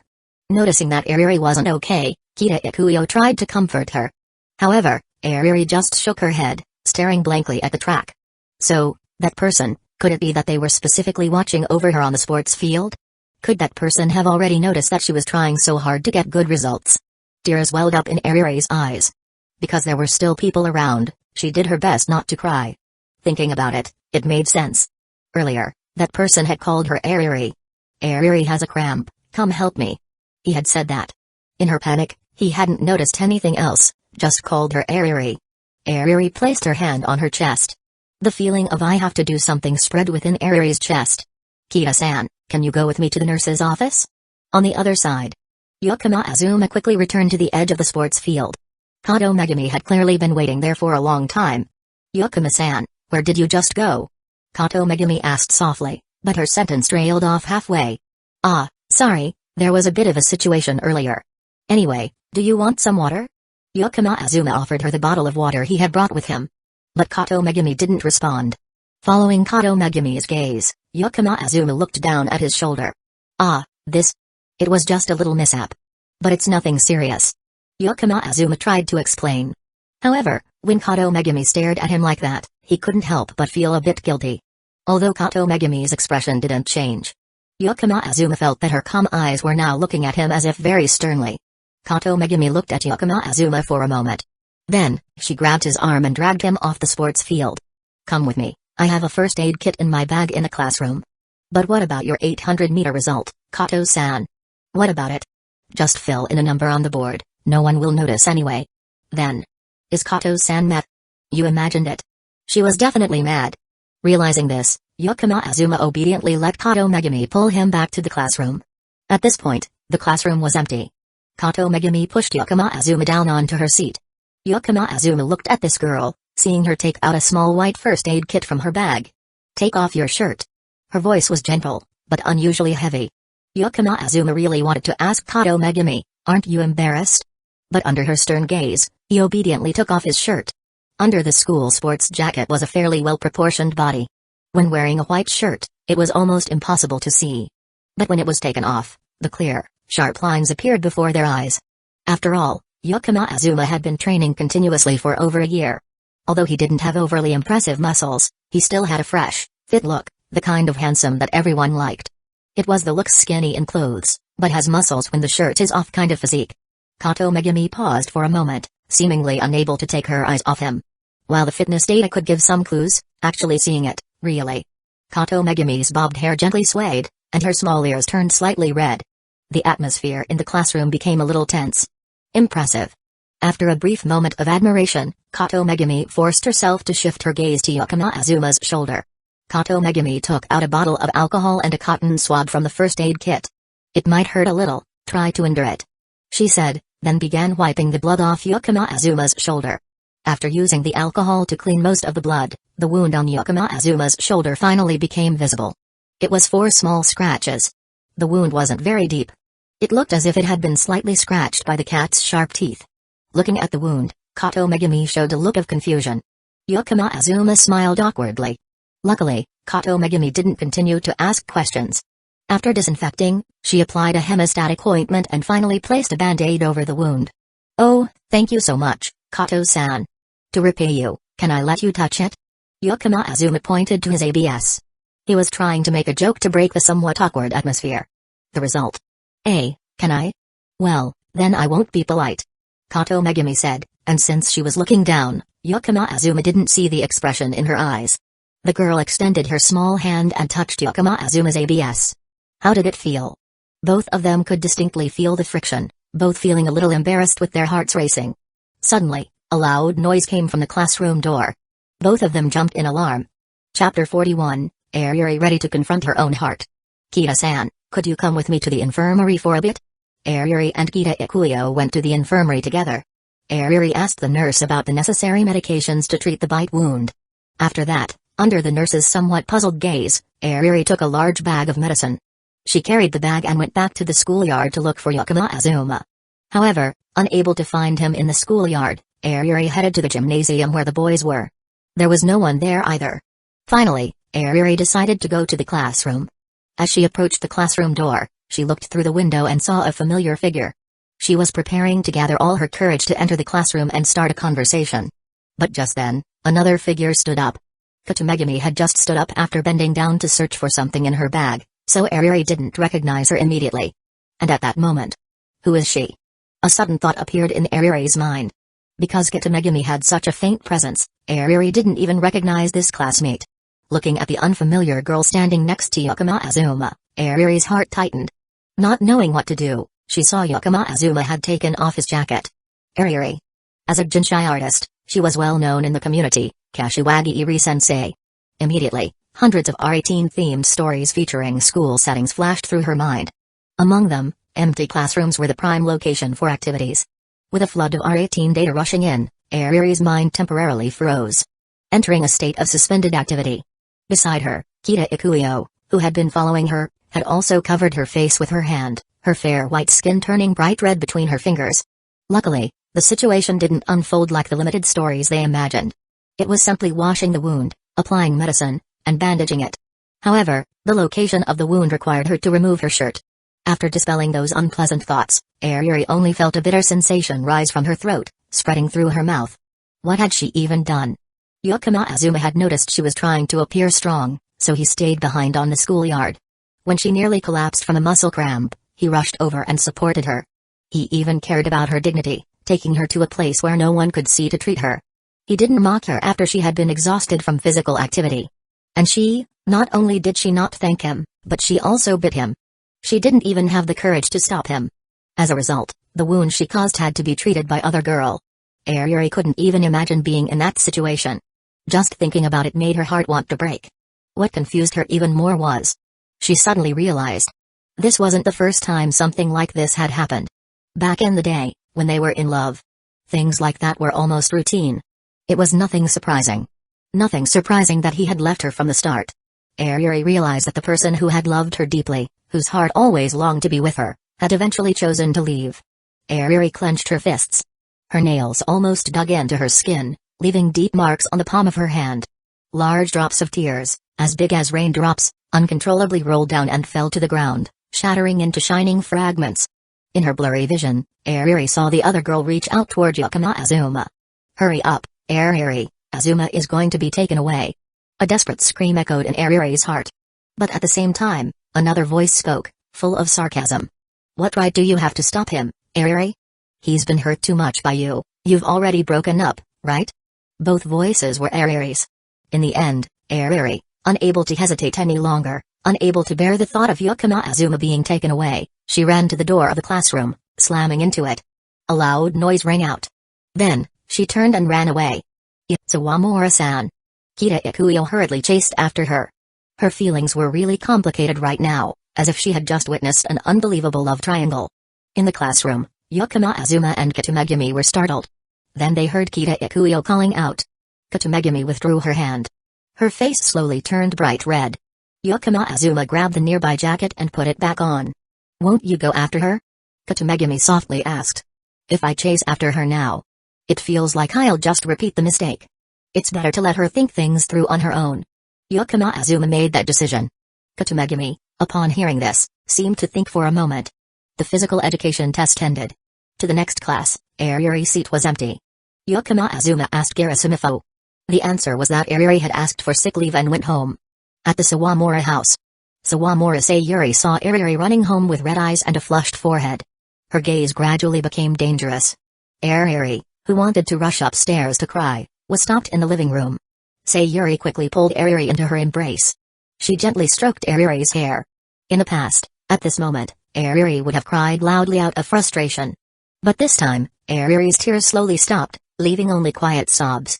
Noticing the change in her daughter, Sayuri asked, Airi, what happened? Tell me, sweetheart. Airi choked up, feeling a strong desire to tell her mother everything. However, after fully calming down, she spoke, Mom, I've done some things wrong, hurt someone. What should I do to make it right? Sayuri was momentarily stunned upon hearing this. Then, she immediately asked, is it someone really important to you, Airi? Airi placed her hand on her chest. She could feel the emotions deep within. She nodded seriously. Someone very important to me, as important as you, Mom. Sayuri was truly surprised. She understood her daughter the best. Sayuri knew well how proud Airi was. And now, Airi was facing her emotions, ready to confront her own heart. Chapter 42, Aren't We Friends? There are many things that parents can't teach their children. For example, how to face their own inner selves and confront their emotions. Airi, in the past, with her tsundere personality, was never able to do this. As soon as her sensitive inner self was touched, Airi would immediately use her tsundere facade as a shield, isolating everyone, even herself. But Airi, like this. Today, she. A person very important to Airi, as important as me. After the surprise, Sayuri couldn't help but smile. If only Airi could mature sooner. Otherwise, when she enters society in the future, she might be deceived by bad men to the point where she loses herself. Then she might throw away her inheritance at some shady club and end up freezing to death on the streets, for example. Sayuri truly didn't want to see Airi's future turn out like that. So, she had to push her daughter a little. Because they are important, Airi should apologize properly. Airi blinked a few times, her blue eyes filled with confusion, as if she couldn't believe what her mother had just said. Is that all? Yes, because Airi is so cute, the other person will surely forgive her. But what about the past mistakes? Mistakes made in the past, no matter how much you try to make up for them, cannot be changed. So, look forward, work on improving, and fill the bad memories with better ones. Airi nodded thoughtfully, though it wasn't clear how much she had taken in. After the serious conversation between mother and daughter, Sayuri suddenly smiled mischievously. Someone as important as me. Airi, you're really ungrateful. Sayuri wrapped her arms around her daughter's waist, poking her gently in the side. Airi's sad face immediately disappeared, replaced by a burst of laughter as she struggled to escape her mother's embrace. Toei Inazaki Academy after school.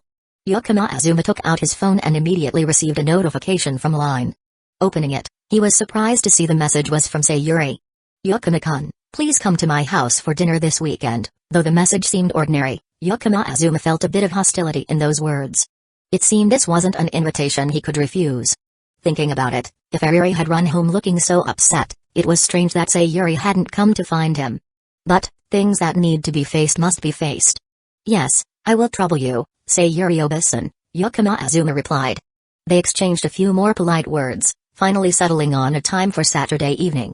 Yakama Azuma put his phone away and, alongside Kato Megumi, walked out of the school gate.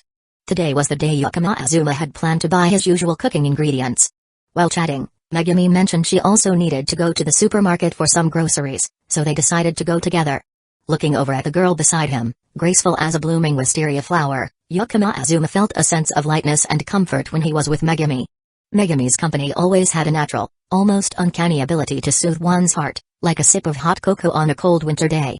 However, Yakama Azuma understood that, no matter how well two people got along, occasional bumps were inevitable. If things always went smoothly, it was certain that one of them was always yielding to the other. Yakama-kun's gaze, it's rare to see you look so directly at me like that. Megumi remarked, noticing his gaze and teasing him lightly. Yakama Azuma, embarrassed, quickly turned his eyes away. Ah, that's right, I still haven't thanked Kato-san for helping me bandage the wound. That's a bit annoying, you know. Megumi replied with a playful smirk. Huh? Why's that? Aren't we friends? There's no need to thank each other for things like that. Or. Stop. Of course, we're friends. Yakama Azuma quickly interjected, flustered. It was rare for Yakama Azuma to feel unsure of how to respond. They both arrived at the supermarket near the school station, the same place they had visited during the spring break, to buy the cooking ingredients. Afterward, they headed toward the station. But halfway there, they stopped in a narrow alley. The sound echoed, a little pitiful yet full of life. Nyan. Both Yakama Azuma and Kato Megumi looked toward the source of the sound. It was a small cardboard box placed at the end of the alley, and inside was a tiny gray kitten curled up. Its fur was matted and unkempt from lack of care, but its eyes, two different colors, stood out the most. One eye was golden, and the other was a pale blue. Looks like it's been abandoned, doesn't it? Yakama Azuma remarked. Seems like it. Megumi replied softly. Do you want to adopt it? He asked. My house probably isn't an option. My mom's allergic to animal fur. Kato Megumi said, her expression tinged with a little sadness. Then I guess the only option left is to take it to an animal rescue center. Yakama Azuma sighed. My house has a tenant. It would be a bit irresponsible to suddenly adopt a stray cat. He added. This time, Kato Megumi didn't respond. Do you know of any animal rescue centers nearby, Kato-san? Yakama Azuma asked. Megumi seemed to be thinking for a moment, hesitating to answer. Seeing this, Yakama Azuma took out his phone to search for one. I think there's one nearby. Let me take you there, Megumi said, standing up. Yakama Azuma nodded and carefully picked up the box containing the kitten. The kitten seemed to sense the movement, curling further into the corner of the box. Yakama Azuma gently reached into the box and stroked the kitten's matted fur to calm it. Seeing this, Kato Megumi suddenly reached out her hand and gently touched the kitten. If you scare it, it might jump out of the box and run away, Kato Megumi warned. He turned to look at Kato Megumi, slightly puzzled. Over the time they'd known each other, Megumi had always been so cautious and thoughtful. It was rare for her to do anything that might cause trouble. Yeah, it could run away, she said, poking a different part of the kitten's body. Yakama Azuma raised an eyebrow at the scene. The kitten didn't run away. It merely flicked its tail, brushing it lightly against Megumi's fingers. Together, they carried the kitten to the nearest animal rescue center. Chapter 43, Adopt a Kitty. The two of them carried the cat and walked to the Wild Animal Rescue Center. The staff there immediately approached them. After listening to the situation, they began preparing to take the cat. Have you two considered adopting it? Before taking the cat, the staff asked. Yakama Azuma gently shook his head. I really want to, but for practical reasons, I don't think it will be possible. Hearing that, the staff just responded with a no and said nothing more. Yakama Azuma looked at the cat in the box. Its eyes were two different colors, one yellow, the other light blue, shining with a rare beauty. Can I visit it later? I feel a connection with it, and I can also donate some cat food, Yakama Azuma asked. The staff looked a bit stunned at first, then immediately shook their head. I'm afraid not. If you want to do it, do so now, there may not be another chance. This made Yakama Azuma furrow his brows. What do you mean there won't be another chance?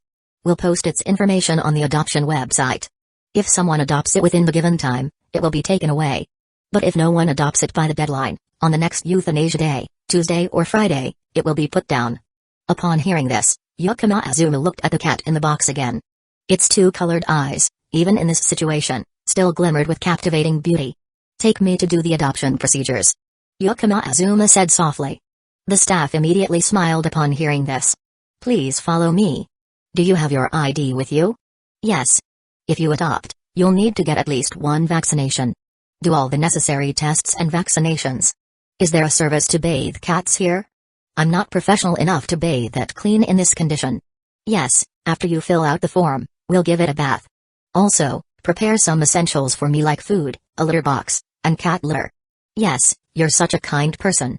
After filling out the form, the staff joyfully took the cat inside. A guy who was willing to spend money on a stray cat like this was likely to be a good owner, not just acting on impulse. Even though she worked here, she didn't want to see any cats die by euthanasia. While waiting for the cat to be bathed and checked, Yakama Azuma turned his gaze toward the side, where Kato Megumi was standing. Kato Megumi avoided his gaze, feeling a bit guilty. Yakama Azuma reached out and gently pinched her cheek. Why didn't you tell me? I thought Yakama-san already knew. If you were worried, you should have told me directly, Yakama Azuma said, pulling her cheek a bit harder. Aren't we friends? The words Yakama Azuma had just used to question him were now thrown back at her, word for word. Even a calm and composed girl like Kato Megumi couldn't avoid looking away at this moment. Yakama Azuma felt both annoyed and amused.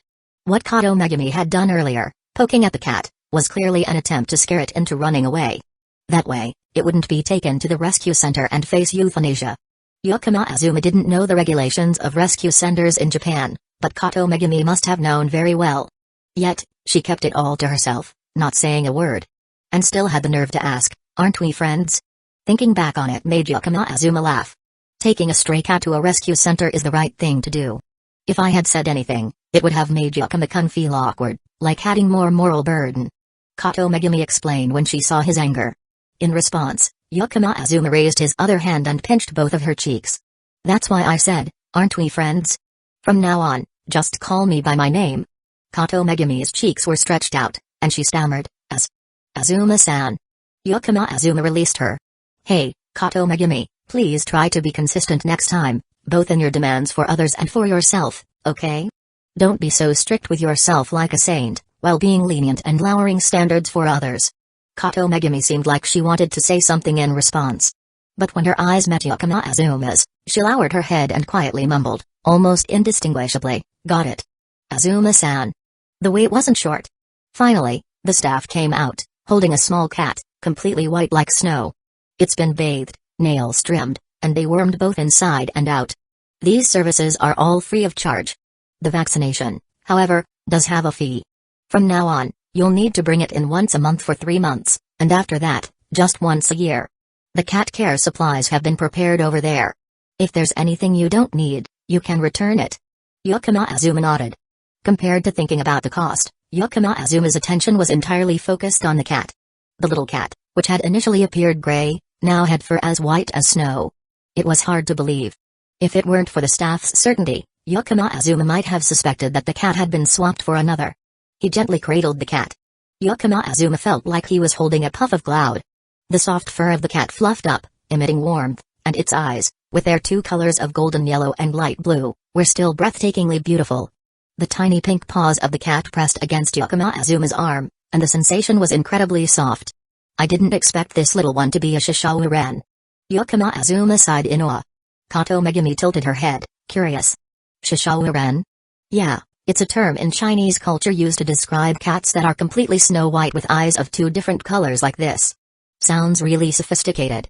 Are there any other names? There's a whole naming system. For example, if the body is black but the paws are white, it's called Twilight Spring, searching for plum blossoms. If the back is completely black, with a white belly and paws, it's called Black Cloud. White snow on the belly sounds like poetry. Yeah, it does. Yakama Azuma and Kato Megumi looked at each other and laughed. Holding the cat in his arms, they both walked out of the rescue station. I think I'll take a taxi back to the apartment. This little one can't take the subway. Yakama Azuma said as he looked down at the cat, curled up in his arms. Let me help. After all, I was the one who found it with you. Now that Azuma-san has adopted it, I should take some responsibility too. Kato Megumi raised her small hand, looking serious. Chapter 44, Kato Megumi, I'll take responsibility. Since she said she would take responsibility, Kato Megumi followed Yakama Azuma back to his home. The process left Yakama Azuma quite surprised. He pulled out his keys and opened the large door of the apartment. Sorry for the trouble, Kato Megumi said as she stepped into the foyer. Yakama Azuma glanced down the hallway toward the living room, and upon seeing that there were no small shoes belonging to Kasumijoka-senpai, he suddenly remembered. Earlier, Kasumijoka Utaha had mentioned that she would be busy with work, promoting her 4th book at the Fushikawa publishing house. She would be home late and might not even have dinner here. It looks like Azuma-san's tenant isn't home? Kato Megumi looked into the empty living room, her gaze finally resting on the coffee machine in the kitchen. Yeah, that person has work today and won't be back until later. Yakama Azuma replied truthfully. He took a new pair of cherry blossom-colored slippers from the shoe cabinet. Luckily, after the incident with Sora Ginko stepping on his slippers, Yakama Azuma had prepared some new pairs, and now was the time they came in handy. Kato Megumi took the slippers and smiled softly. She placed the pure white cat on the floor. The cat cautiously looked around. Once it sensed no danger, it began sniffing around. Kato Megumi and Yakama Azuma then found an empty room on the 1st floor. After preparing essentials like a cat bed, climbing toys, and a litter box, Yakama Azuma continued with his tasks. Once the litter was in place, he started to feel anxious. How do I teach it to use the litter box? If it goes everywhere, it'll be such a hassle. He thought about Kasumijoka Utaha's likely annoyed expression and felt a headache coming on. It's not difficult, Kato Megumi said, stepping out of the room and bringing the cat back inside. She placed it in the litter box. Then, Kato Megumi took a cup of water from a corner of the room and poured it over the litter. She continued by gently taking the cat's 2 small paws and started digging in the litter. After just a few scoops, the cat instinctively began covering its waist. Seeing this, Kato Megumi let go of its paws and clapped her hands together. Cats have an instinct to bury their waist to hide the scent and avoid detection by enemies. It's in their nature, just a little stimulation, and they do it right away. Yakama Azuma clapped his hands in praise. Megumi-san, you're really good at this. It's nothing special. I just watched a few videos on YouTube to learn, Kato Megumi said, watching as the cat finished burying its waist and jumped out of the litter box. She then took a toy wand from the new cat playset, opened the packaging, and handed it to the cat. You need to create a reward and punishment system. That way, it's easier to train a cat. Should we give it a name? Kato Megumi asked, offering the cat some food as she looked up at Yakama Azuma. Yakama Azuma nodded. Do you have any ideas, Megumi-san? Since it's your adopted cat, Azuma-san, I think you should name it. Yakama Azuma looked at the cat and thought for a moment. How about Shiritamaru? And so, the name Shiritamaru was decided. Shiritamaru, be a good cat. Kato Megumi called its name and gently scratched its chin. Shiretomaru clearly wasn't used to its name yet. However, it let out a happy grrr sound when Kato Megumi scratched it. After settling everything for Shiretomaru, Yakama Azuma glanced at the clock and couldn't help but exclaim. It's late, past dinner time already.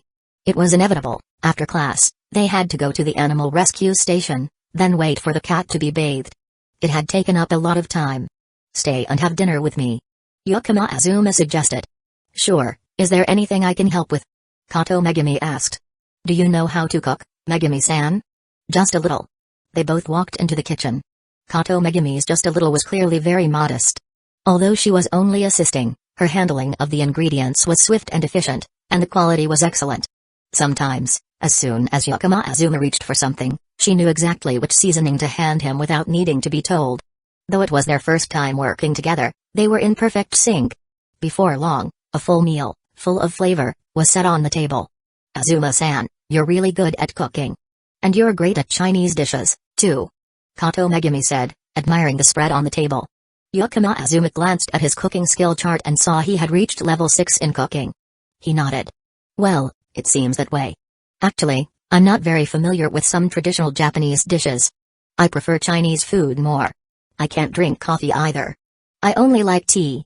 Kato Megumi's unexpected comment almost made Yakama Azuma choke. His gaze shifted toward the manual coffee maker beside him. He once again felt that familiar sense of not knowing how to respond, just like before.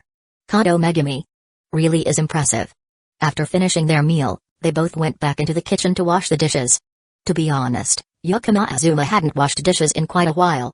Since Kasamijoka Utaha moved in, Yakama Azuma did all the cooking while Kasamijoka Utaha took care of the dishes. It's getting late, I should be heading back, Kato Megumi said. Aren't you staying overnight? Yakama Azuma asked. It feels a little strange, staying over at Azuma-san's house for the first time. Kato Megumi replied. I was just asking out of courtesy. Don't refuse so seriously. No matter how many times you come, staying overnight at a boy's house still seems a little. He trailed off. Well, if it's with you, Azuma-san, I guess it wouldn't be a problem, she added, her voice trailing off slightly. Upon hearing Kato Megumi's murmured response, Yakama Azuma wasn't sure how to reply. But before she left, Yakama Azuma reached out and handed Kato Megumi something. Kato Megumi took it, her jasmine-like eyes glinting slightly. Could this be? Yes, it's the key to the apartment. I might need to ask for your help sometimes. Yakama Azuma had only just realized how busy he had been lately as they ate. Actually, I'm still a professional player, and sometimes I have to go compete. I might not be able to take care of Shiretomaru, so I may need your help looking after it occasionally. Also, with the club. Tomorrow I might have to stay late for club activities. Could you come by to feed Shiretomaru? Kato Megumi listened and nodded thoughtfully. I see. So, that's why you asked for time off yesterday? Are you paying that much attention to these things? Yakama Azuma asked, a little surprised. Yes, Azuma-kun, don't worry. I told you, I'll take responsibility, Kato Megumi affirmed. Chapter 45, White Album at 9 o'clock in the evening. I'm back. Kasamijoka opened the large door of the Yakama household, announcing her return. Welcome home. Yakama Azuma was sitting in the living room, his head bowed down doing something. Kasamijoka Utaha took her white slippers from the shoe rack. Just as she was about to change into them, her gaze fell on a corner of the room where a pair of cherry pink slippers had been unboxed. Did Sora Ginko come by today? Kasamijoka asked, looking towards the living room. Yakama Azuma raised his head. No, why do you ask? She stared at the pair of slippers for a moment. Kasamijoka Utaha changed into her slippers and walked towards the living room. She had only made it halfway there, when suddenly, she felt something soft brush at her feet. Kasamijoka Utaha let out a startled sound, hurriedly looking down. At that moment, she saw a small creature resembling a white gem clinging to her leg, its head tilted up to look at her. Its bright eyes, one in each color, gazed into hers. At that very instant, Kasamijoka Utaha felt her heart begin to melt. Oh, I forgot to tell you, senpai. On my way home, I picked this little one up. If I brought it to a rescue center, it might be put into eternal sleep. So I had no choice but to bring it back. Since it was an emergency, I didn't ask for your permission. I'm really sorry. Yakama Azuma clasped his hands together in an apologetic gesture. Kasamijoka Utaha reached out and lifted the white gem-like creature from the ground. She gently stroked its fluffy white fur. Kasamijoka Utaha unconsciously smiled. This time, I'll let it slide. I'll forgive you, ex-boyfriend Kun. Does this little one have a name? Shirotamaru. Not bad. And so, as Kazuma-joka playfully called Shirotamaru, she teased the kitten with her fingertips. For a moment, she forgot all about the cherry pink slippers. Seeing this, Yakama Azuma breathed a sigh of relief, bowing his head again to continue his work. After playing with Shirotamaru for a while, Kazuma-joka Utaha let it go and sat down beside Yakama Azuma. She curiously looked at the laptop screen in front of him. It was a document page. Notes and story developments filled the screen. This is... Kazuma-joka stared at the story plot Yakama Azuma was writing, her eyes lighting up as she asked. This is the plan. Aren't we planning to start a game club? If we've decided to do it, then naturally we have to take it seriously and aim for perfection. This is what Senpai taught me. I'm not like certain people who scribble a few lines in their plan and then hope the script and visuals will automatically turn into a game. Yakama Azuma replied. Hearing Yakama Azuma's words, Kazuma-joka Utaha was momentarily stunned. Then she quickly reacted. This guy. What was that about Senpai taught me? Clearly, he was mocking her perfectionism. Thinking this, Kazuma-joka Utaha let out a soft snort. But this ex-boyfriend of hers really held grudges. To make Akitomoya sink into the depths. He was truly putting in every effort. Even so, his seriousness was undeniably captivating. At that moment, Yakama Azuma reached the final part of his work. Once he finished the draft, Yakama Azuma pushed the laptop toward Kazuma-joka Utaha. Senpai, take a look. Kazuma-joka Utaha, of course, didn't refuse. She had already been extremely curious about what kind of literary work Yakama Azuma could produce. Flipping to the first page, she saw the title of the plan, White Album. 15 minutes later, Kazuma-joka Utaha had finished reading the entire plan. When she looked up, her gaze toward Yakama Azuma carried a subtle, indescribable expression. Well? It's decent, right? Yakama Azuma asked. Kazuma-joka Utaha didn't know what to say for a moment. Decent? This plan was far beyond just decent. From the perspective of a light novel author, this was completely a story that could make someone's heart tremble. She who the world often referred to as a genius light novel author couldn't find a single point that needed revision in this story. All that remained was to write the script, flesh out the details, and add a few side story branches. Moreover, as a project plan, it was already perfect down to the finest detail. With a plan like this, if it were introduced to the market, there would surely be countless people willingly throwing money in to invest. A work of this caliber. And yet, it was Yakama Azuma, someone who had never written any literary work before, who managed to create this in just a single day. Ex-boyfriend Kun, have you ever thought about giving up shogi and becoming a light novel author? Finally, Kazuma-joka Utaha voiced this question. Hearing that, Yakama Azuma couldn't help but chuckle softly. Well, it depends on the situation. Recently, his literary skills had reached a level of proficiency, advancing to level 6. Although he hadn't yet reached the realm of mastery, his writing skills were definitely sufficient for debuting as a light novel author. Moreover, in his mind, there were countless stories that didn't yet exist in this world. Becoming a light novel author might not be such a bad path. So, depending on the situation. Using a work of this level just to hurt someone is such a waste of talent. Can you be any more petty? Kazuma-joka Utaha pushed the laptop aside, sounding somewhat helpless. Well, who told that guy to mess with something he shouldn't have touched? Yakama Azuma smiled faintly. Hearing this, Kazuma-joka Utaha once again thought back to the conversation earlier, in the kitchen. The corners of her mouth lifted unconsciously. Do whatever you want. Saying this, Kazuma-joka Utaha went off to cuddle Shirotamaru. Yakama Azuma closed the laptop, putting it into his backpack in preparation for any necessary situations tomorrow. The next day. I have something to say to you. Come here. Airi, just back from her leave, stopped Yakama Azuma early in the morning and said this. Yakama Azuma was stunned for a moment, then followed the golden twintails, walking toward a secluded corner of the school building. As Airi walked ahead, her golden twin ponytails bounced, giving an irresistible urge to reach out and grab them. Even though she was only wearing the school uniform, the youthful energy of the girl was clearly apparent. Beneath her pleated skirt, the Zatire Ecchi made it impossible not to think impure thoughts, while the black stockings created alluring curves along her legs. In fact, if one ignored the chest area, Airi's body was quite perfect. While Yakama Azuma's thoughts wandered, Airi stopped suddenly. Yakama Azuma almost bumped into her, but luckily he stopped just in time, only brushing her arm. However, in the past, even the slightest touch would cause Airi to blush and run off in embarrassment. Now, she turned around and grabbed Yakama Azuma's wrist. This made Yakama Azuma freeze in place, stunned. Chapter 46, Airi, Kato Megumi really is a good person in a secluded corner of the school building. Airi firmly gripped Yakama Azuma's wrist. After a moment of daze, Yakama Azuma's gaze fell on Airi's exposed earlobes peeking out from her hair. They were flushed red. For some reason, Yakama Azuma felt a sense of relief. This was still the Airi he knew. Nothing had changed. Only today, she must have summoned unimaginable courage to do something that even surprised him. Thinking this, Yakama Azuma gently reached out and stroked Airi's golden hair. He felt the softness atop her head.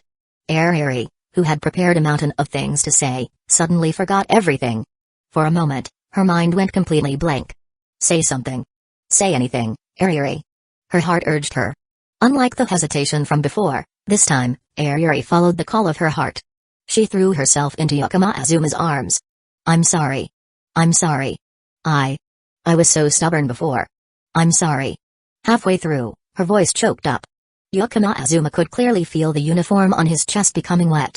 Feeling Airi's resolve as she tried to overcome her own obstinate nature, Yakama Azuma wrapped her slender frame tightly in his arms. She cried for a long while. Her tears left a large damp patch on Yakama Azuma's uniform. When Airi finally stopped sobbing, she looked up at him. Azuma, can you forgive me? Her entire heart felt as though it were suspended midair, as if awaiting judgment. Airi was terrified that Yakama Azuma would say something cold and hurtful. No matter how tightly his arms held her, she feared it was all just an illusion. She had finally realized how deeply she had hurt Yakama Azuma in the past, relying on his love to inflict wounds on him. With such a heartfelt apology, how could I refuse you? Yakama Azuma smiled softly. Airi's eyes widened. In those deep blue irises, the image of the boy reflected clearly, her gaze brimming with pure joy. Airi, you're really cheating here. You know perfectly well that I can't refuse any of your requests as long as you cry. Yakama Azuma leaned down and whispered gently into her ear. His breath brushed past Airi's earlobe. Her slender body trembled slightly. Airi had finally apologized, so of course, Yakama Azuma was willing to start their story over again. Any progress from this tsundere girl was precious. And this time, it wasn't just a little progress, it was a monumental step forward. After that, Yakama Azuma took Airi to wash her face. He carefully wiped the lingering tears off her cheeks. By the way, I'm planning to form a game club, Airi. Would you like to join? Right at the classroom door, Yakama Azuma suddenly asked. Airi froze, memories of unpleasant experiences flashed briefly through her mind. But when she looked at the boy in front of her, those unhappy memories quickly melted away. What's this? If you want to invite me, at least be more serious about it. Airi muttered softly. She had changed a little, but not too much. Airi-sama, for my game club, the person to draw the character designs can only be you. Please, lend me your talents. Of course, Yakama Azuma didn't hesitate to shower her with praise. Airi had taken the initiative to compromise. This much, saying a few sweet words was no big deal, right? Hearing Yakama Azuma say can only be you. Airi's face instantly turned red. Alright, I'll join. Airi nodded and agreed. After that, the two of them returned to the classroom. When she sat down, Airi cupped her face in her hands, her joy so apparent that anyone could see it. Her little head with the two golden twin tails practically radiated sunflowers. Azuma, Azuma, Azuma, he called me Airi again. Can only be you. Can only be you. Can only be you. No one but me. No one but me. No one but me. He. While her heart was filled with sweet happiness, Azuma-kun, good morning. Airi. Airi's eyes widened as she turned to look at the girl who greeted Yakama Azuma. Although they had only met yesterday, this time, when Airi focused on her carefully, it felt like she had no significant impressions of this girl in her mind, almost as if they were meeting for the first time. However, those things weren't important. Just now, what did that girl call Yakama Azuma? Airi felt she must have misheard. Good morning, Megumi-san. Yakama Azuma replied naturally, making Airi realize that it was certainly not an illusion. Kato Megumi placed her bag on the table and asked naturally, how is Shiratomaru doing? Is it adapting well at home? It doesn't seem to have any resistance. It looks like it's also learned how to use the litter box. Oh, then Shiratomaru is really smart. It usually takes a long time to learn that. I also think Shiratomaru is very smart. No wonder it's the pet that bonded with me. Azuma-kun, don't praise yourself like that in front of other girls, okay? You'll be hated. Of course, I know that. Airi suddenly stood up abruptly. Finally, she managed to capture both of their attention. At this moment, Airi was completely dumbfounded, her eyes slightly red, looking very skeptical. Wait a minute, can you two stop for a second? Who is Shirotamaru? There were so many things to complain about in that conversation earlier. But if she had to pinpoint what stood out the most, it was definitely the part about Shirotamaru. Ah. Shirotamaru is the cat that Megumi-san and I picked up yesterday on the way home after school. I've adopted it now. I named it Shirotamaru. It's really cute. Airi, do you want to see it? Yakama Azuma spoke while pulling out his phone. Airi, Airi was completely shocked. Adopting a cat together or whatever. How much had she missed after going home yesterday? Airi suspected she hadn't just skipped a day of school but an entire semester. These two were progressing at a pace she could hardly believe. Do you want to see it? Since Airi was still standing there in a daze, Yakama Azuma asked again, having already taken out his phone. Airi really wanted to firmly refuse. But curiosity still pushed her to take Yakama Azuma's phone. Shirotamaru's tiny, pearl-white figure was shown, stretching its tiny paws out from the cat's shelf. Its mismatched eyes, one green, one gold, shimmered like twinkling lights. Airi felt like her heart had just been struck by Cupid's arrow. Too cute. Airi, the cat lover, almost broke into tears. Why did she skip school yesterday? Airi, if you like, you can come over to my house to play with Shirotamaru sometime. Yakama Azuma said. Really? Of course, Megumi-san also agrees, right? Yakama Azuma glanced at Kato Megumi. Shirotamaru will surely like you too, Sawamura-san. Kato Megumi was never the type to make things difficult for others. That's amazing. I'll definitely come. Azuma, you're such a good person. Remember, it's Megumi-san. Kato-san, let's be good friends. In the midst of Airi's tearful excitement, she also sensed something off. But she was certain that agreeing to go cuddle a cat was the right thing to do, and Kato-san was definitely a good person. Chapter 47, the first club activity. And so, the after-school bell finally rang. Well then, I'll head off first, Sawamura-san. Goodbye. Kita Ikuya waved and said goodbye to Airi. Although she originally belonged to the go-home group, Kita seemed quite busy lately. I'll also take my leave. Sawamura-san, Azuma-san, goodbye. Kato Megumi, who had become friends with Airi, also bid farewell. I'll leave it to you, Megumi-san. Yakama Azuma waved back in response. Airi looked at Yakama Azuma with a resentful gaze. Leave it to you? What was that supposed to mean? That kind of phrasing really made one pay attention. What exactly was being entrusted here? Had she only missed one day? Then why had the relationship between those two progressed so quickly? Clearly, all three of them were friends. Yet, sometimes Airi felt there was a sad wall separating her from the other two. Just thinking about it made Airi puff her cheeks in frustration. Airi, let's go to the multimedia room. Yakama Azuma called out to her. Being called Airi. The blonde girl with twin tails obediently followed him. At the corner of the classroom, Akitomoya's eyes widened in shock. He felt that between himself and the two people walking ahead, there was not just one wall, but many layers of them. Moreover, the multimedia room? His club application had been rejected due to insufficient members. But rumor had it that a game development club had recently been established at school. A bad premonition suddenly arose in Akitomoya's heart. He quickly stepped in front of the two and asked, Yakama-san and Sawamura-san, did you know each other before this? Airi frowned in irritation. Yakama Azuma glanced calmly at the person asking the question and replied in a composed voice, yeah, Airi and I were classmates in elementary and middle school. You could say we're childhood friends. After speaking, he even smiled. That fresh, prince-like smile stung Akitomoya's soul a little. His eyes widened in disbelief. Childhood friends? Yakama-san, you're joking, right? Why don't I remember that? Before Akitomoya could finish his words, he immediately fell silent. Because Airi, standing beside him, was clearly on the verge of exploding. Tomoya still remembered the threat Airi made last time about reporting to Sayuri. Huh? What did Daki-kun just say? Yakama Azuma pretended not to have heard clearly. Then, without missing a beat, he continued, oh, right. Airi transferred to my elementary school rather unexpectedly. If you think about it, I guess she's the transfer student type, right? Airi's heart raced at Yakama Azuma's words. Transfer student. That was one of the highest-ranking types of heroines in otaku debates. On the other side, Akitomoya looked gloomy. So this was something that happened after Airi transferred. Up until now, he still couldn't get over the betrayal he felt from Airi. Moreover, after transferring, it seemed like Airi had been doing just fine. This only further wounded Akitomoya's already fragile pride. After Yakama Azuma finished speaking, he didn't bother to pay any more attention to Aki Tomoya. If it were just him here, things might have been more comfortable. Just now, things had almost escalated into a heated argument. But after all, Airi was still here. Sawamura Spencer Airi, the sweet, somewhat naive girl who didn't quite understand the ways of the world, and who Sayuri had protected since childhood.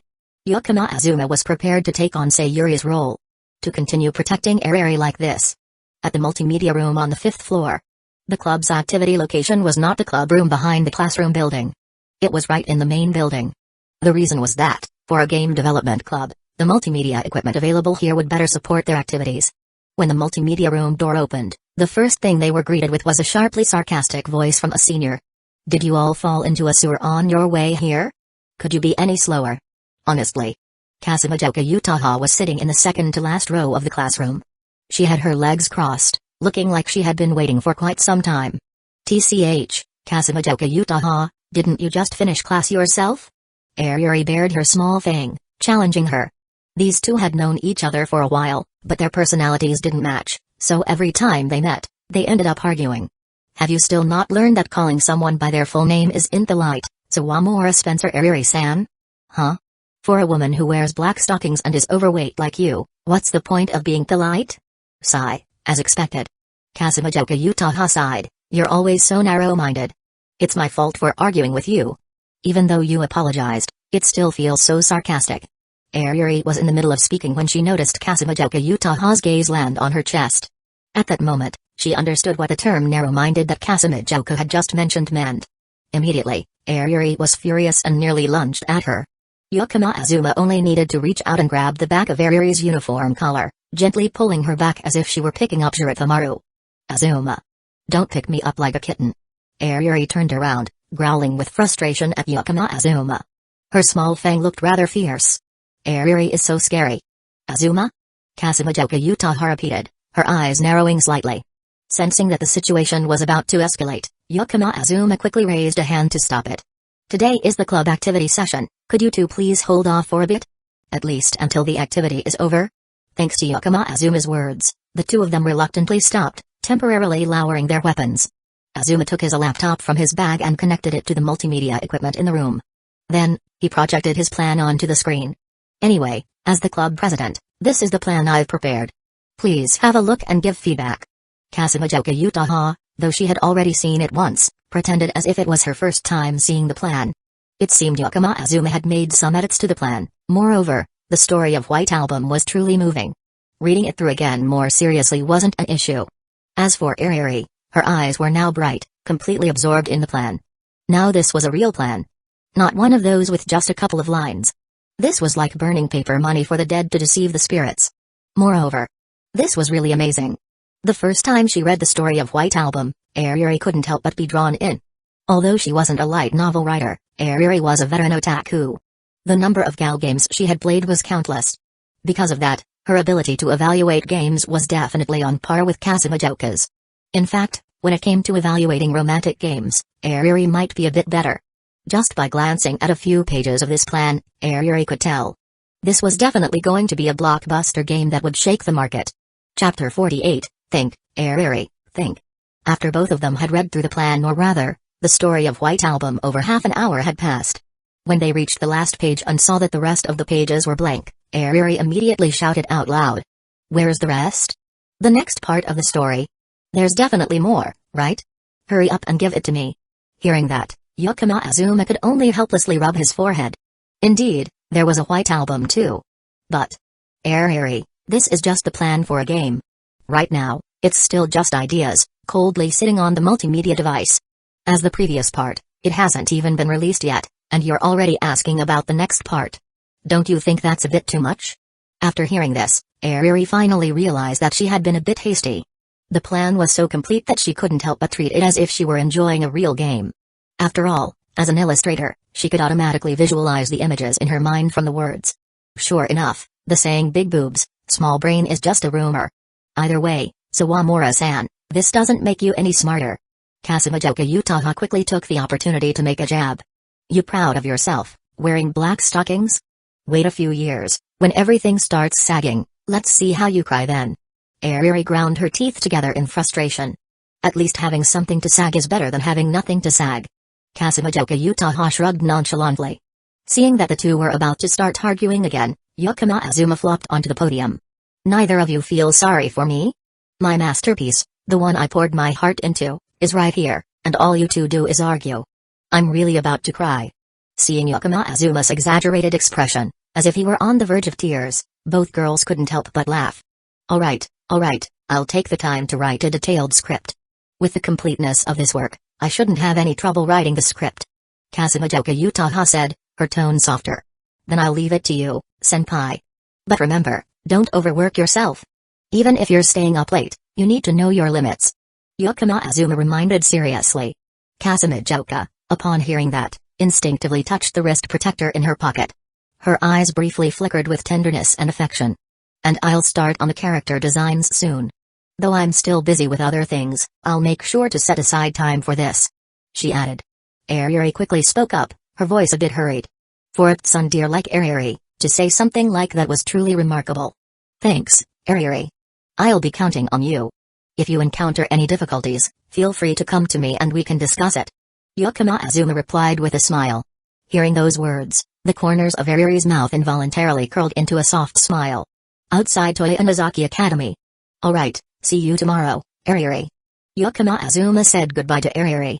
He had to go to the station to catch a bus, while Airi's house was near the station next to the academy, at the end of the detective slope. The two of them headed in opposite directions. See you tomorrow. Airi waved and smiled foolishly to herself. The story should have ended here. Until, let's go home together. Kasumijoka Utaha suddenly hooked her arm around Yakama Azuma's and even said it loudly. Airi, who had just turned to leave, immediately spun around and rushed to pull them apart. Wait. Hold on a second. What are you two doing? Going home together? Huh? Did I just isekai by a truck, Sama? Airi squeezed between them, acting as a shield to prevent Kasumijoka from continuing her deadly verbal attacks. Stuck between the two, Airi's mind was filled with questions. Oh, Sawamura-san doesn't know yet. I'm living with Azuma. Kasumijoka Utaha said calmly, smiling with a mysterious air, her hand gently brushing her cheek. How should I know that? Airi yelled, her voice shrill. Wait a minute, why are you acting all shy about it? Didn't Azuma tell you, Sawamura-san? Looks like you two aren't that close after all. Kasumijoka replied, a playful tone in her voice. You're the one who's not close. Your whole family isn't close. Airi retorted. Azuma is my childhood friend. Oh? Your childhood friend? But I've never heard him mention you. Kasumijoka teased, her smile widening. That's what I should be asking. I'm his childhood friend, but I've never seen you hanging out with Azuma. Airi shot back. Seeing the two of them about to argue even more fiercely, Yakama Azuma placed his hands gently on both of their heads. Whether it was the long black straight hair or the golden twintails, the soft, silky feeling was transmitted through his palms. Surprisingly, this action worked. Both of them immediately stopped arguing. Each of them stood on one side, and without saying a word, both stepped on Yakama Azuma's foot. Alright, everyone calm down a bit. Yakama Azuma sighed, speaking with a tone of helplessness. Let me introduce you two again. Kasumijoka-senpai, we met through literature before, and now she's renting the second floor of my house, a tenant. Airi, a classmate since elementary school, middle school, and now high school, and my childhood friend. After hearing Yakama Azuma's explanation, Airi's almost explosive emotions finally settled down. However, her gaze toward Kasumijoka was still full of suspicion. After all, the idea of high school students living together sounded quite inappropriate. In Airi's mind, thoughts of a jinchai about living together outside school started to take shape. Kasumijoka Utaha, on the other hand, gave Yakama Azuma a side glance. She felt as if Yakama was hiding something unspoken. Just like how he hadn't made her true identity clear. So, this tsundere twin-tail girl had actually appeared before her. What had started as a relaxed, carefree time living at Yakama's house suddenly made Kasumijoka Utaha feel tense. Sawamura-san, hello. Sawamura-san, goodbye. Alright, let's go home. Kasumijoka Utaha said. Airi. She watched the two of them heading toward the train station. After a moment of hesitation, Airi immediately ran after them. I'm coming too. Hearing this, Kasumijoka Utaha showed a look of surprise. Sawamura-san really plans to actively go to a male student's house and throw herself into his arms? How depraved. Although she had matured somewhat, Airi's tsundere nature couldn't handle words like that. Her snow-white face immediately turned bright red. Even though Casamidjoka Utaha's words weren't particularly rude, Airi couldn't help but imagine all sorts of scenarios, in all sorts of places. Think, Airi, think. Ah. Got it. Airi's eyes lit up. Shirotamaru. Airi nodded. That's right, I'm going to meet Shirotamaru. This has nothing to do with Casamidjoka-san. Casamidjoka Utaha squinted slightly. This reason was certainly something she couldn't argue against. So, something must have happened when she went to Fushikawa Publishing House yesterday. The image of the cherry blossom-colored slippers flashed in her mind again. Chapter 49, The Thief. Casamidjoka closed her eyes. So, the time she came to Fushikawa yesterday was when the thief arrived. Just in such a short time. She recalled the cherry blossom-colored slippers at home had been opened. Casamidjoka's gaze shifted to Yakama Azuma, seemingly filled with sorrow. Yakama Azuma smiled awkwardly. How should he put it? The current scene seemed rather striking. But in reality, the bigger event was still ahead. So, Airi used Shirotamaru as an excuse. The three of them walked together along the road to Yakama's house.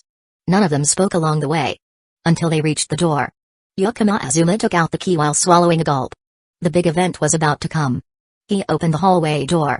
On the doorstep, Shirotamaru was sitting obediently waiting. Unlike most adopted cats, Shirotamaru had a very friendly personality. Its mother must have been a house cat, and under her guidance, Shirotamaru had adapted very well to living with humans. It was just unclear why it had been abandoned. When Airi saw Shirotamaru, fluffy and round like a tennis ball, she immediately lost interest in confronting Casamidjoka. She sat down directly and reached out her hand towards Shirotamaru. Her mouth emitted the sound nyan nyan. Shirotamaru was attracted, coming towards Airi and trying to touch the tip of her finger with one of its paws. When it confirmed there was no danger, Shirotamaru climbed onto Airi's hand. As she stroked its soft, pure white fur, Airi's eyes lit up. Casamidjoka also looked towards Shirotamaru for a moment. But soon, her gaze shifted to the side. At the bottom of the hallway steps, a pair of women's leather shoes had been placed. And the cherry blossom-colored slippers on the shoe rack were nowhere to be found. A bad feeling began to rise in her heart. Welcome home. Accompanied by a gentle sound, a cute girl who resembled a fresh flower appeared. Kato Megumi stepped out of the kitchen, still wearing an apron. If she hadn't been in her Toyosaki uniform, one might have thought she was a gentle and capable wife. Airi stopped her playful actions with Shirotamaru, and her whole body immediately froze in a daze. Casamidjoka's long, beautiful eyes narrowed slightly. So, the thief was here. Well, I'm back, Megumi-san. What are you doing in the kitchen? Yakama Azuma changed her slippers and walked towards the kitchen. Since I wasn't sure when Azuma-san would be home, I made some food, just in case. Kato Megumi answered naturally. Oh, thank you. I'll take care of the rest. Okay, then I'll take off the apron for you. Go sit in the living room for a bit. You can go home after dinner. Upon hearing this conversation, Casamidjoka and Airi exchanged glances. Both of them clearly had the same thought. Why are you two so familiar with each other? Sawamura-san, Casamidjoka-senpai, hello. I'm Kato Megumi. Azuma-san asked me to feed Shirotamaru. Somehow, Kato Megumi had appeared next to them. They almost jumped in surprise.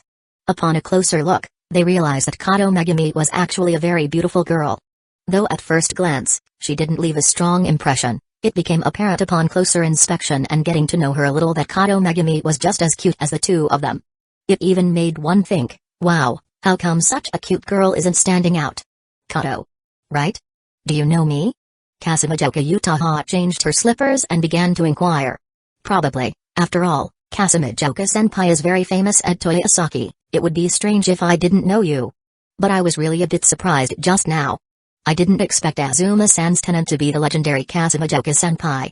Kato Megumi responded sincerely. The so-called legend. Although Casamidjoka was used to being praised by others, she couldn't feel displeased by the words of the cute girl in front of her. Casamidjoka immediately understood. The girl named Kato Megumi was a threat far beyond Airi. Every action and gesture of hers made it impossible for others to be on guard. This gentle, soft-spoken girl appeared harmless, but in reality, she was the most dangerous kind of person. Once she grasped the fearsome nature of Kato Megumi, Casamidjoka looked at her ally who was on the same side as her. What was Airi doing? Ah, Airi was petting the cat. Casamidjoka unconsciously raised her hand to rub her forehead. She had truly been wrong to place her hope in Airi. Dinner was quickly finished. Since she was the one receiving the task, There weren't many options to choose from. So, that evening, the four of them ate curry, grilled mackerel, and miso soup. After the meal, Shirotamaru was lying in Kato Megami's lap. Its front paws walked along Kato Megami's legs. The soft pink paw pads felt like they were massaging. Watching the close interaction between the person and the cat, Airi finally realized the danger. Oh, it's already 9 o'clock. Azuma-san, Sawamura-san, Kasamijoka-senpai, I'll be go home now. Kato Megami took out her phone, checked the time, and stood up. Although she said oh, her tone remained as gentle as a breeze. I should be going too. Airi, feeling a little reluctant, stood up as well. Both their homes were near the lower station of the academy, so it was conveniently on the way. The trains had stopped running. So, Airi called a taxi. Yakama Azuma discreetly slipped taxi fare into Kato Megami's coat pocket. After all, it was he who had asked her to help. It would be inappropriate to make Kato Megami pay for the taxi. Taxi fares in Tokyo were known to be some of the most expensive in the world. Moreover, Kato Megami's family situation wasn't one where she could spend freely. As a result, the taxi had barely gone a short distance when Yakama Azuma received a message from Kato Megami online. Megami, Azuma-san, why did you slip money into my pocket? I don't want to receive it. Azuma, it's taxi fare. Megami, if it's taxi fare, I can pay for it myself. Azuma, anyway, I asked Megami-san to come help, and if I let you pay for the taxi, my heart won't be at ease. Azuma, attached with expression image, not at ease. JPG, Chapter 50, Breaking the Rules. Kato Megami put her phone away. Sitting in the taxi, she smiled contentedly. It was truly a smile. The corners of her mouth only lifted slightly. The moment she touched the money in her pocket, she felt a bit annoyed.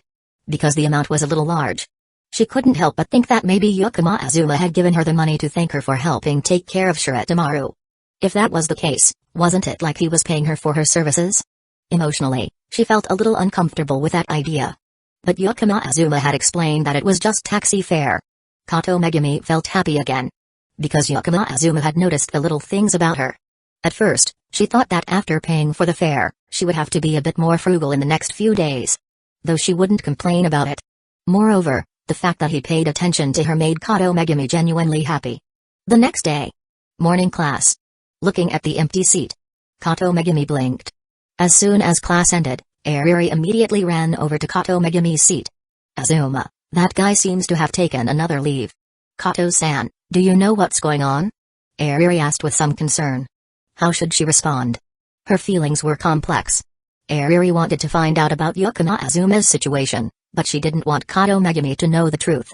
Otherwise, wouldn't it just bring Kato Megami and Yakama Azuma closer together than she was? Huh? Even though Sawamura-san asked like that, I don't know anything. Kato Megami replied. We went home together yesterday, and if Sawamura-san doesn't know, then of course, I don't either. Kato Megami shrugged. Airi sighed in relief. I see. If Yakama Azuma hadn't told her where he was going but had told Kato Megami, Airi felt she would have been upset enough to cry. However, before she could fully relax, Kato Megami's phone in the desk drawer suddenly buzzed. With a questioning look from Airi, Kato Megami pulled out her phone. It's a message from Azuma-san. Airi immediately froze, as if turned to stone. It was as if a little ghost with braided hair was floating out of her mouth. Kato Megami read the message, then turned the line screen toward Airi. It only had one sentence. Megami, I'm busy today, won't be home. Please take care of Shirotamaru. After reading it, Airi snapped out of her daze. It wasn't anything especially important he was asking for. He was just asking Kato Megami to take care of Shirotamaru. Her mood lightened a little. Seriously, what is he up to? Where had Yakama Azuma gone, and what was he doing? This week had been really busy. After the official matches, club activities, and many other things, the revenue from the overseas game sales had finally been deposited into his account. Thanks to his memories from his past life and successful guidebooks, Yakama Azuma had chosen to collaborate directly with the largest social media applications in each country to release the game. His game was a small-scale one that could operate as a mini-game directly on apps. The business model was designed as follows. The game was free to play, with no paid items, only earning money through ads. The game had a unique design. The early levels were easy to play and addictive, but later levels became so difficult that they were impossible. Even with cheating. Players who failed could share the game with friends or watch ads to revive or receive supporting items. With this tightly knit mechanism, the game quickly spread like a virus. Money from advertisers poured in continuously. The net revenue from overseas in the first month had finally reached 70 million Chinese yuan. The figures were calculated in Chinese currency because the majority of the net profits came from China. With its large population and vast land, China was the ideal market for this monetization model. When converted to Japanese yen, the total amount reached 1.5 billion yen. This capital was enough for Yakama Azuma to begin his next plan. Today, he had taken a leave from school, bringing along the visa he had prepared in advance, ready to go abroad. Destination: Wall Street. In Japan, a place plagued by the rigidity of social hierarchies and a hierarchical superior-subordinate relationship harder than stone in a public restroom, if one wanted to operate 1.5 billion yen here, it was inevitable that this politician would bite a chunk and that director would take a cut. The best way to deal with these rigid noble figures in their 30s and 40s was to break the rules they had established. Find a cooperative partner who's easy to talk to on Wall Street. Yakama Azuma planned to operate investment projects outside of Japan. When necessary, he would inject money into the domestic market from abroad. Once he stepped outside these established rules and started engaging in equal dialogue, those wanting to take a bite would have to reconsider whether their teeth would break. However, while the plan was good, finding a like-minded partner was not easy. As soon as he got off the plane, Yakama Azuma saw a white man with cunning eyes standing in the arrival area, holding a sign with his name Yakama Azuma. Swaying back and forth. Before he could get closer, the man noticed Yakama Azuma and immediately ran toward him. "Hey, you must be Yakama Azuma, right?" "Yeah, you're Paul, right?" The two exchanged in English without any obstacles. After all, Yakama Azuma's language skills had reached level 6. Just a little more, and he would be a master. With these language skills, Yakama Azuma could communicate fluently in almost any language, except for a few specific ones. Especially the UN's common languages, he was proficient in all of them. Honestly, if he couldn't continue down this path later, perhaps becoming a translator would be an option. "Let's go, buddy, I'll take you out to celebrate." "I didn't expect you to be so young." Paul extended his arm as if to throw it around Yakama Azuma's shoulder. Yakama Azuma quickly pushed his hand away. "No, I don't have much time. I've already tipped enough, go to work." Hearing this, Paul helplessly shrugged and gestured, Okay, you are the boss, I'll do as you say." At the same time, he secretly sighed in his heart, not expecting this young man to be so hard to fool. He had planned to trick him a bit, but it seemed like that wouldn't be possible now. Luckily, the fee he paid was pretty generous. So, it was best to just do the work properly. With Paul's sharp eyes, he could tell who was easy to deal with and who was best not to provoke. Chapter 51, Miss, have you ever thought about changing jobs? Paul, the person Yakama Azuma had contacted earlier, was a guide at Wall Street. Although he had a slightly cunning appearance, with a look that suggested he wasn't the type to work seriously, in fact, Paul worked at a headhunter company in the investment banking industry. Although he wasn't a well-known figure, when it came to talented individuals or influential people on Wall Street, Paul was the one who understood them the most. The person Yakama Azuma was looking for a partner with needed Paul to be the guide. The agreement between the two was that Yakama Azuma would pay the fee, and Paul would help Yakama Azuma connect with quality investors. Whether it would succeed or not, Paul didn't care. As long as the connections were made, he would get paid. With this type of arrangement, Yakama Azuma was also happy to agree. Spending a little money would be much faster than him wasting time like a headless fly, fumbling around looking for opportunities on Wall Street. The plane landed early in the morning, and by the time they got to the airport, it was already noon. However, right after that, the whole afternoon, Paul led Yakama Azuma to meet with 3 famous investors. The result was that all of them failed. Among them, 2 people showed contempt as soon as they saw Yakama Azuma. Whether it was because of his age or his skin color, it wasn't clear what the reason was, but the look of disdain was undeniable. The conversation that followed didn't go smoothly. Yakama Azuma also didn't choose such people to be his partners.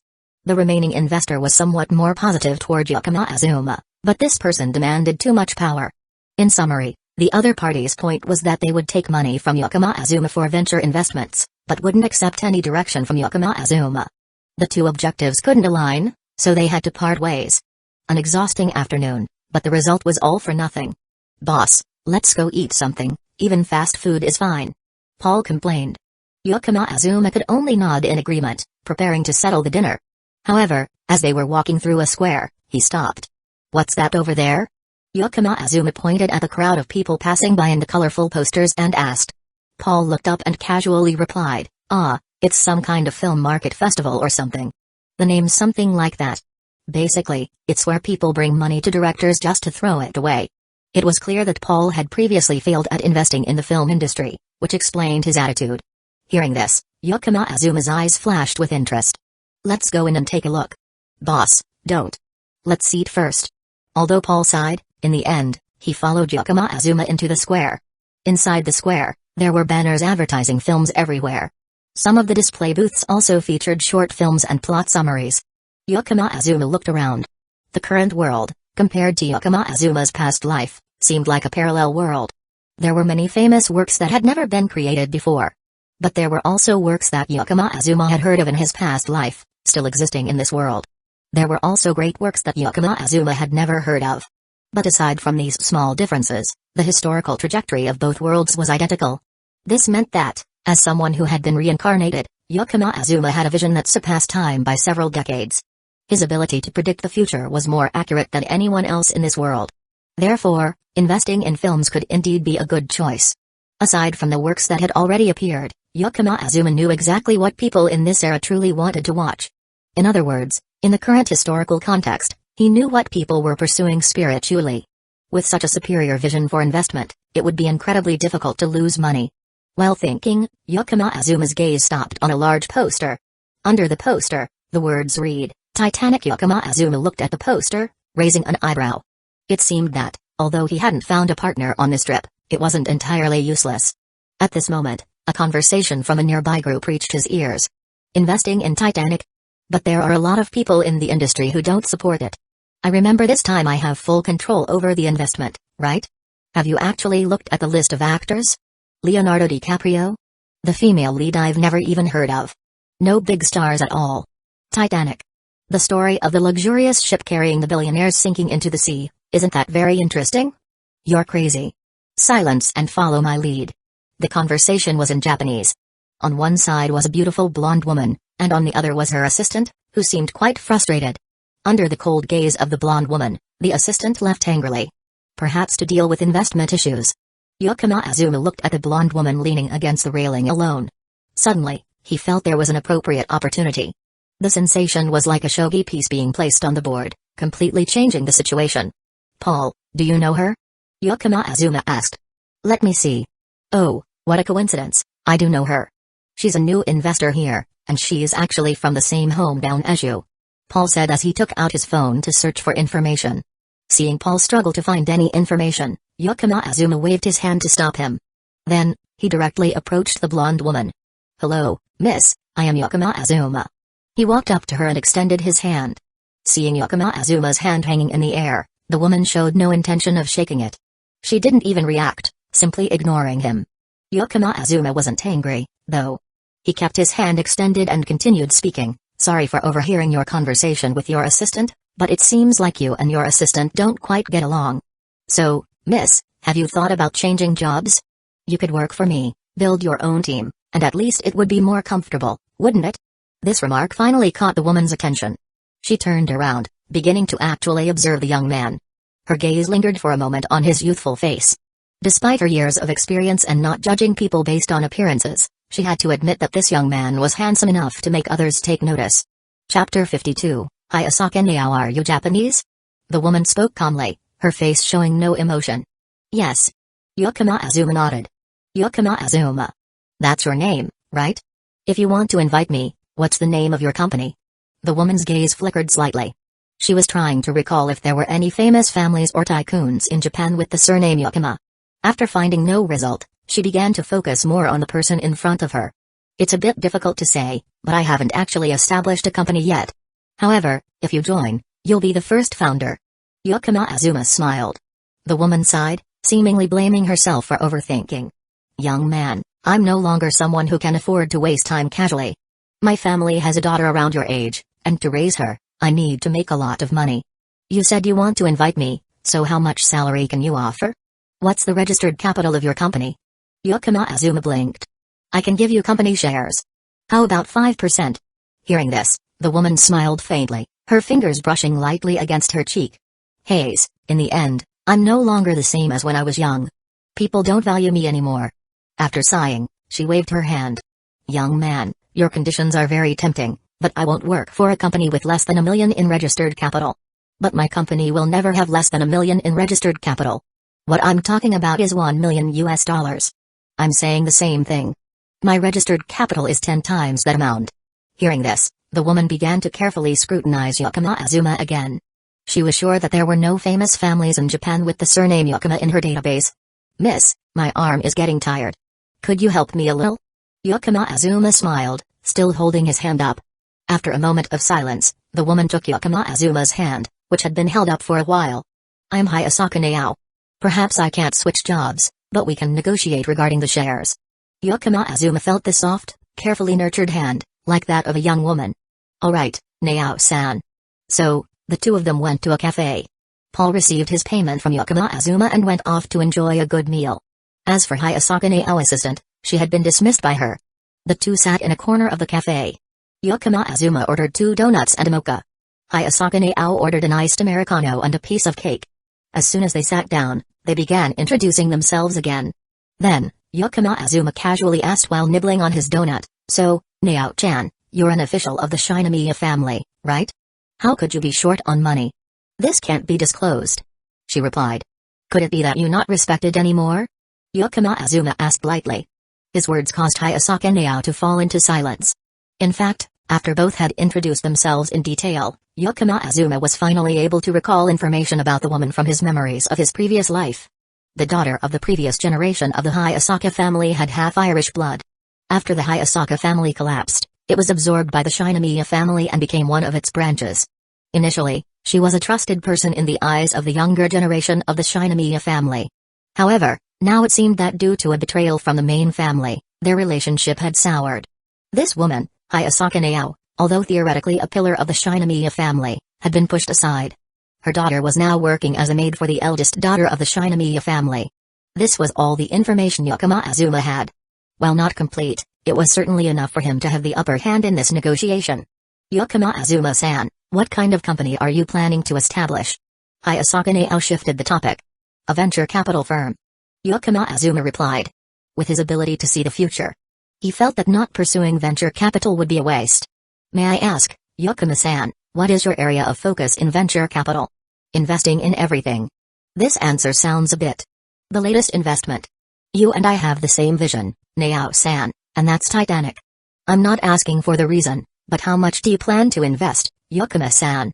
Put everything in. Are you investing in the import quota or? Of course, I'm investing in production. If not, how can we share the box office revenue? The conversation quickly came to an end. Then, the two of them began enjoying their coffee and desserts. When both had nearly finished their last sip of coffee simultaneously, Yakama Azuma took out the contract he had prepared earlier from his bag. In the section for conditions, he filled in 5% initial equity, as they had agreed earlier. He then placed the pen and the contract in front of Hayasaka Nao. Sign it, Nao-san. You definitely won't regret your decision today. With such certainty in your tone, who taught you that? Hayasaka Nao sighed, took the contract, and signed her name on it. There was no other choice for her. Being exiled had forced her to grasp every opportunity she could. Otherwise, she would end up like the Hayasaka family now, without a future, forever at the mercy of others. Thus, Hayasaka Nao officially became Yakama Azuma's subordinate. In making this decision, Hayasaka Nao primarily relied on her intuition. The young man before her didn't come from any prestigious family or conglomerate. He was someone who suddenly appeared, with a charisma and vision so remarkable it was almost unbelievable. Even she had never met anyone like him before. Among those her age, even those nurtured by Shinomiya, their abilities likely didn't compare to his. As for the older individuals, although they had experience, they were only concerned with maintaining their positions, lacking the courage to explore new territories. If there was anyone who resembled him, it would be Shinomiya Genin, the current head of the Shinomiya family, who destroyed the Hayasaka family and rebuilt it from scratch. In Hayasaka Nao's eyes, this young man was like a younger version of the Shinomiya head. Therefore, she had no reason not to seize this opportunity. She could only hope that the future, as he had described, would not make her regret her decision. Chapter 53, Every house is dark, only one lonely light remains at an airport somewhere in the United States. Nao-san, are you really not coming back with me? Yakama Azuma asked with a smile. Hayasaka Nao glanced at him in sheer frustration. She was originally sent abroad by the Shinomiya group. How could she easily return to Japan? If she did, it was highly likely that the old men in the leadership of the Shinomiya group would hold her accountable. Moreover, Yakama Azuma had offloaded all the work onto her. If she went back to Japan, what would the company do? What about the investments? In short, Yakama Azuma was just speaking insincerely. Who told her to make this boss wait for half a day the first time they met, to the point that his arm became sore? A little retaliation was nothing to blame her for. Seeing Hayasaka Nao's helpless expression, Yakama Azuma smiled with amusement. Anyway, all of our hard work depends on Nao-san, thank you so much, really. If you're not satisfied, feel free to take some money from the company's account to enjoy yourself, I'll pretend I didn't see anything. Waving goodbye, Yakama Azuma boarded the plane. Watching Yakama Azuma's figure disappear as he walked to the boarding area, Hayasaka Nao's expression slowly faded away, returning to the cold demeanor of a beautiful woman with an impassive face that Yakama Azuma had first encountered. Her next task was to establish a company, then negotiate the film investment deals. If she didn't act quickly, she might miss out on Titanic. The time was tight, and the task was heavy. Fortunately, Hayasaka Nao was used to being busy under pressure and strict deadlines. The time she worked at Shinomiya House was even more pressured. Those were the days when, no matter how hard she tried, she might still fail to do everything perfectly. Moreover, it was a busyness that she never received the proper recognition for. No matter how well Hayasaka worked, the higher-ups at Shinomiya House would never give her the reward she deserved. At most, they would throw her some leftover scraps. They even expected her to be grateful for it.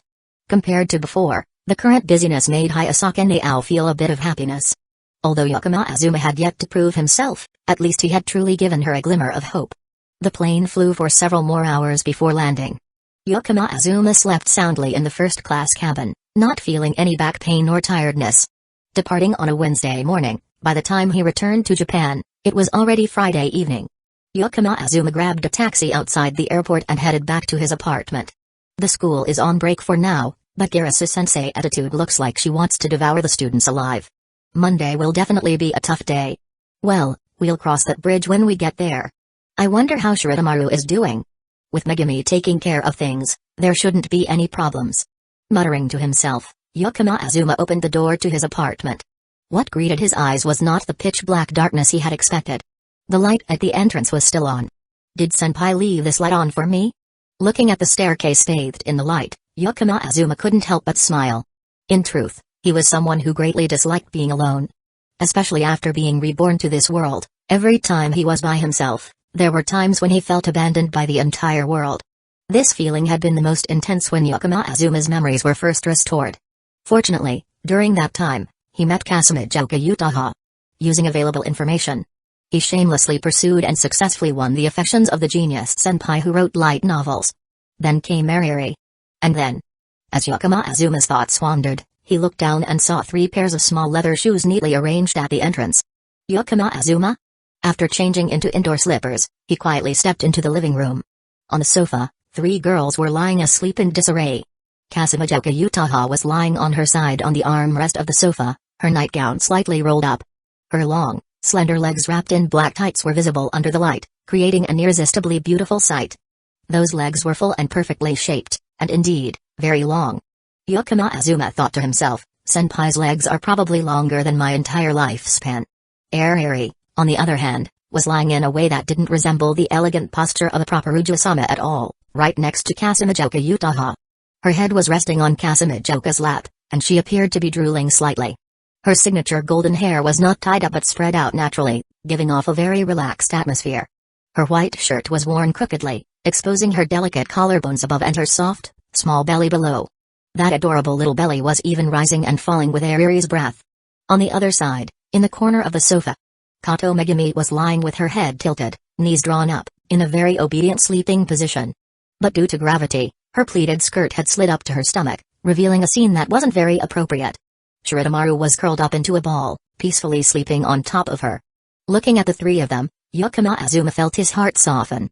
While Yakama Azuma was torn between carrying all 3 of them into the bedroom or simply covering them with a blanket, Kato Megumi, who seemed to be peacefully sleeping in the corner of the sofa, slowly opened her sleepy eyes. The 2 of them looked at each other for a second. Kato Megumi lowered her head to look at her outfit. Then, she quietly pulled her pleated skirt back into place.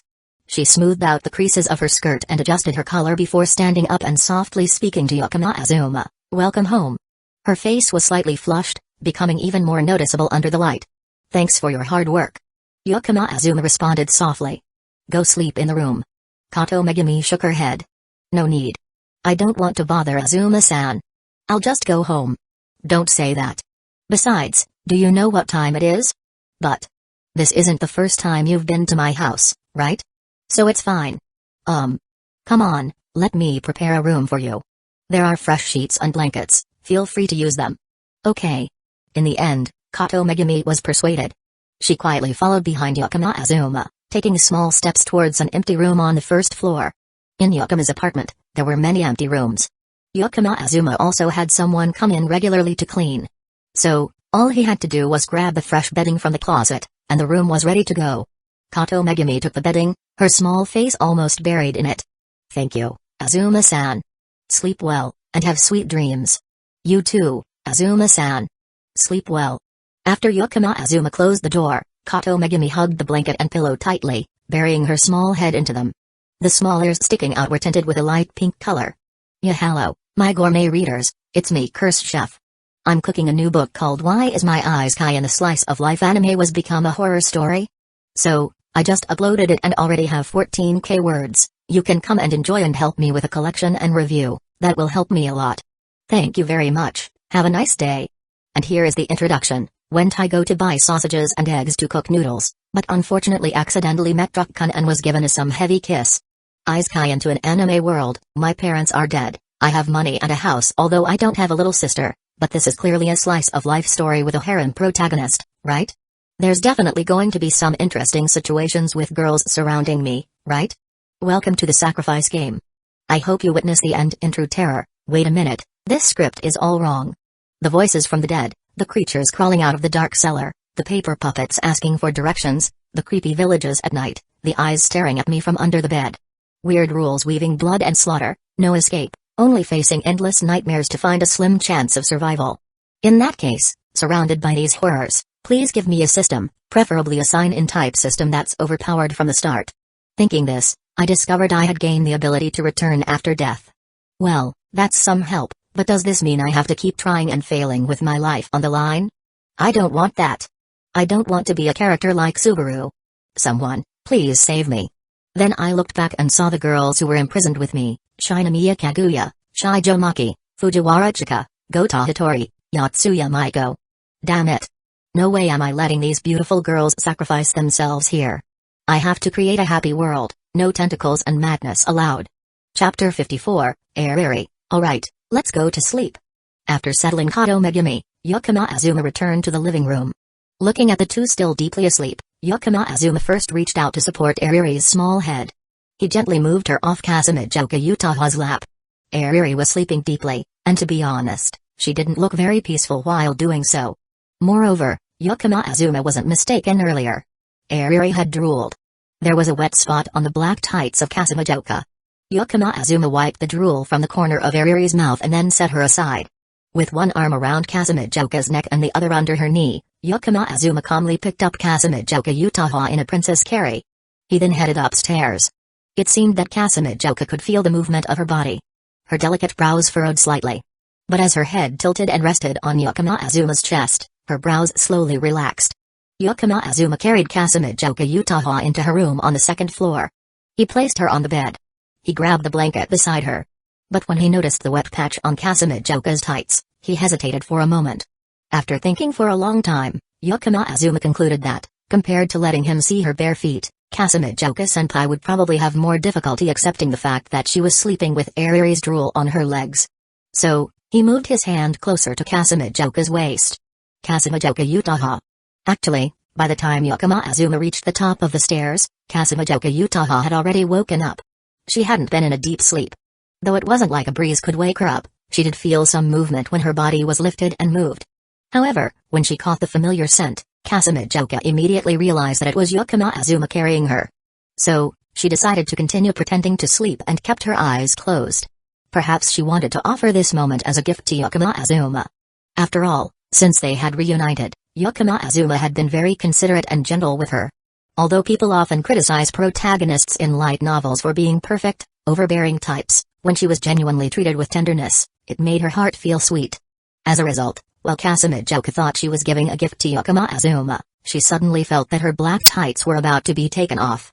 At that moment, Kusagakure Utaha's heart was beating faster than ever. It felt as though her heart was about to leap out of her throat. At the same time, a fierce inner struggle began to take place in her mind. What is happening? Should she sit up immediately and scold him with harsh words? While emotionally, she could accept it, but this situation was really far from what she had imagined for their first time. Throughout their relationship, even though they had tried many things, due to their young age, they hadn't crossed that final line. And now, Kusagakure Utaha hoped that her first time would come when their feelings for each other had reached some kind of milestone, a natural progression, not like this. After a fierce internal struggle, Kusagakure finally kept her eyes closed. She decided that after everything was over, she would definitely give Yakama Azuma a serious lecture. At the very least, they should do everything over again, just like before. Only then would she forgive this idiot. While Kusagakure was thinking this, the black tights gradually slid off the tips of her toes. Kusagakure squeezed her eyes shut, waiting for whatever would happen next. The result. The warmth of the blanket spread over her. Then, the door to the room made a soft sound, opened, and closed again. Kusagakure waited for a long while. Then, she suddenly opened her eyes. There was no one in the room anymore. She quickly lifted the blanket. Looking at her smooth, long, slender, and full legs, she had to admit they were a work of art, legs that could play all year long. Kusagakure fell into deep thought. She felt that the current situation was even more frustrating than the actual event itself. As a beautiful girl, Kusagakure felt that her allure had been dismissed. Feeling angry and dissatisfied, Kusagakure decided she would get back at Yakama Azuma tomorrow morning. Meanwhile, Yakama Azuma, holding Kusagakure black tights, was walking downstairs. He entered the bathroom, folded the tights, and placed them in the laundry basket. It was better to let Kusagakure wash them herself. He felt it wouldn't be quite right for him to wash them. After leaving the bathroom, Yakama Azuma looked toward the last person left on the sofa. Aho, baka, sundere, arrogant as hell, Airi. Yakama Azuma picked Airi up in a horizontal position. Yakama Azuma found an empty room on the second floor and threw her onto the bed. Then he turned around and went to the closet to get a blanket. As Yakama Azuma carried the blanket and approached Airi, he was just about to cover her with the blanket when Airi drowsily opened her eyes. Seeing this, Yakama Azuma stopped, preparing to explain the current situation to Airi. After all, with Airi's personality, if he didn't explain the situation clearly right away, Airi might just get angry on the spot. However, what Yakama Azuma didn't expect was Airi, after waking up with drowsy eyes, didn't scream or lose control. Instead, she groggily, slowly crawled out of bed. Under Yakama Azuma's astonished gaze, Airi reached out both her hands and grabbed his arm. Immediately, without caring for anything, she pulled Yakama Azuma onto the bed. Surprised by this action, Yakama Azuma was really pulled down onto the bed by Airi. "Hey, Airi. Don't say anything, let's just sleep," Airi said with an unprecedented firm tone. Then, like an octopus, she tightly wrapped herself around Yakama Azuma. Her delicate arms wrapped around Yakama Azuma's neck, while her long legs, covered in white socks, wrapped around one of Yakama Azuma's thighs. Airi's light breath brushed against Yakama Azuma's cheek. She even lightly kissed his cheek. Yakama Azuma opened his eyes, staring at the familiar ceiling. This ceiling, for some reason, felt strangely unfamiliar. Who am I? Where am I? Who is kissing me? Airi? Are you kidding me? Yakama Azuma moved slightly, trying to escape. As a result, Airi immediately tightened her long, slender legs around him, locking him in place and preventing any movement. Yakama Azuma tried to think. Yakama Azuma couldn't think. Yakama Azuma gave up on thinking. A soft, warm body in his arms, and Airi's soft hands serving as his pillow. Yakama Azuma closed his eyes and decided to just enjoy it for now. Chapter 55, Kusagakure, how many times have you used my tights? The next morning, sunlight streamed through the window, casting its light on Airi's beautiful face. Feeling the change in the light, Airi's long lashes fluttered slightly a few times. Then, she slowly opened her jade-colored eyes. She squinted after adjusting to the sunlight. Airi drowsily looked around. As a result, right next to her was the face of the boy who was sleeping soundly. His smooth, fair skin, just like hers. His straight nose, red lips, eyebrows sharp like a sword, and eyelids twitching. The person she had been longing for day and night, so close that she could feel his breath. Airi's eyes widened, her mouth slightly parted. A silent scream, like that of a mole, rang in her head. The pink hue, like the color of a sunset, quickly spread across Airi's fair face. As her whole face turned bright red, the redness even spread from her neck, gradually covering her collarbones. Airi's jade-colored eyes were now trembling violently. Her little head couldn't process what was happening for a while. Anime-style steam rose from her head. After a moment, Airi gradually began to accept the current situation. She was currently holding Yakama Azuma tightly. Her arms were wrapped around his neck. Her legs were tightly gripping his waist. She was lying very close to him, like someone longing for something. She and Yakama Azuma had slept together. Why? Was it a night raid? Airi felt her body, realizing that nothing was out of the ordinary, and her pleated skirt was still intact.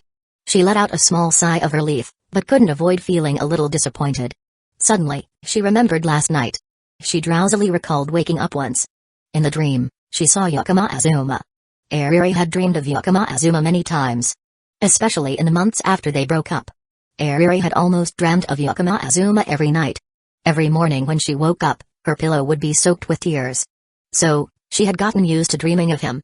Last night, just like every other time. After dreaming of Yakama Azuma, Airi had pulled him toward herself, hugging him tightly and enjoying the feeling of security in the dream. However, this time felt different. This time, it was very real, the sensation was intense, the taste was very clear, and the feeling of security was also very strong. So, it wasn't a dream? Airi's eyes narrowed. First, pull your hand away, get out of bed, and run away. If anyone asks later, just say he was dreaming, and it'll be fine.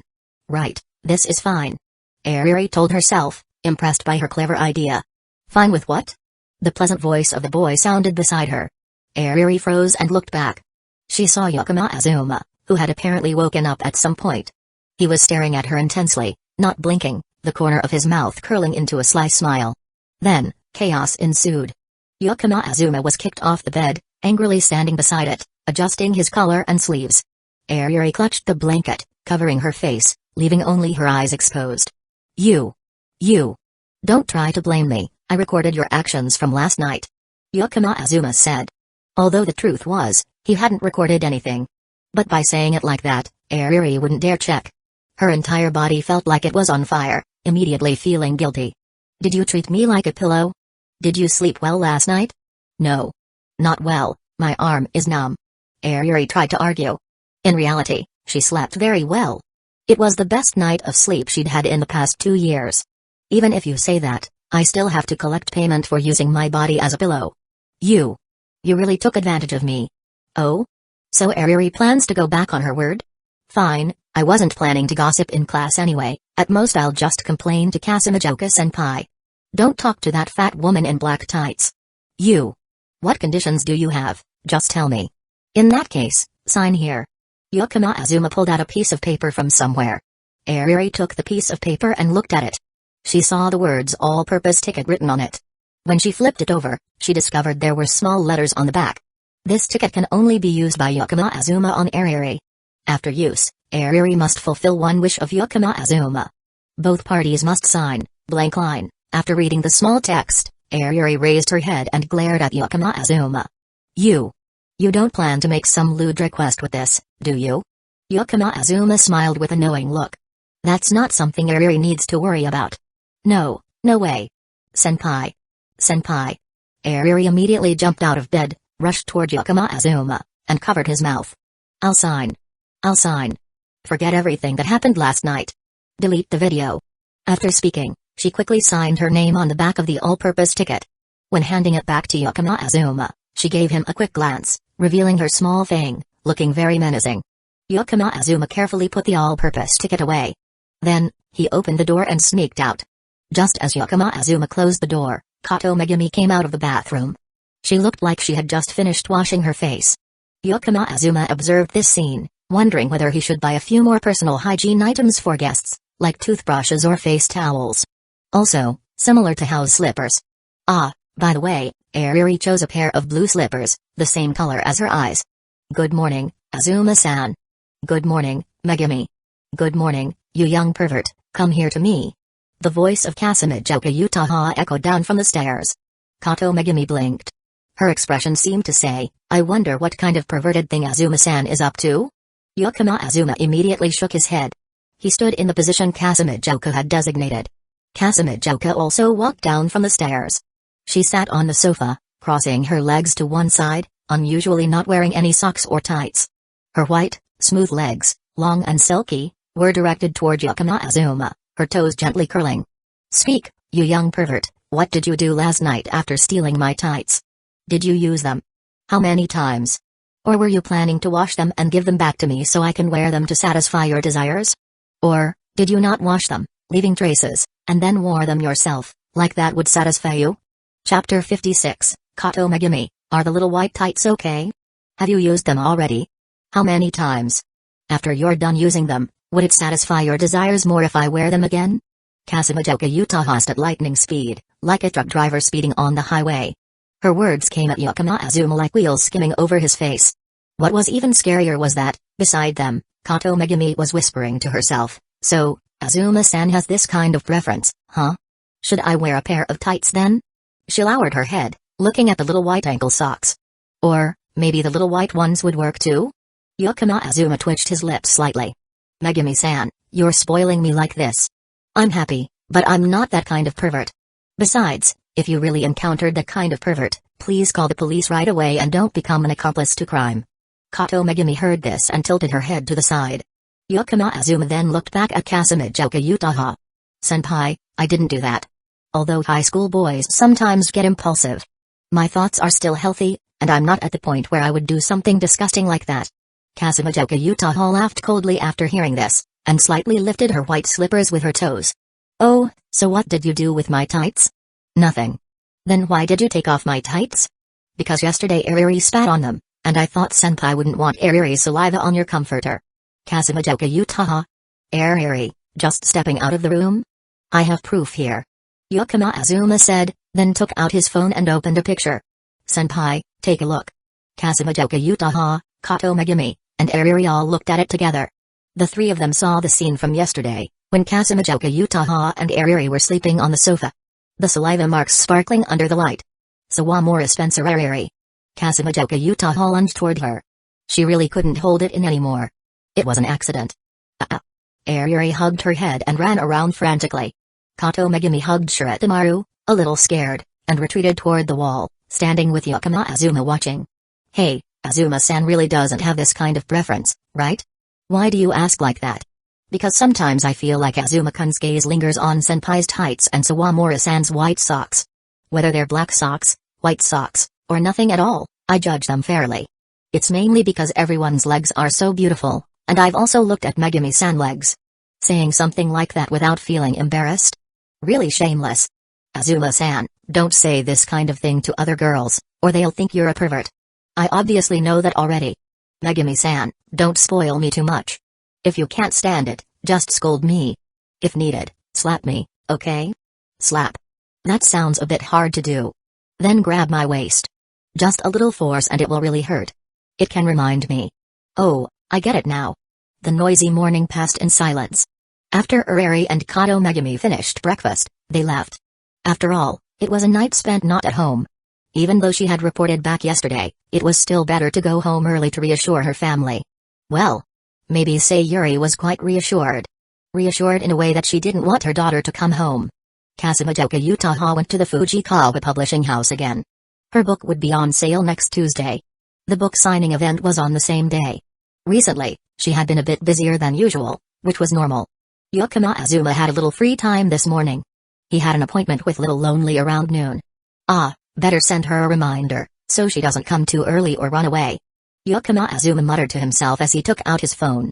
"Azuma, Bachi, remember to be on time at the meeting place, Azuma, even though I said on time, don't come too early.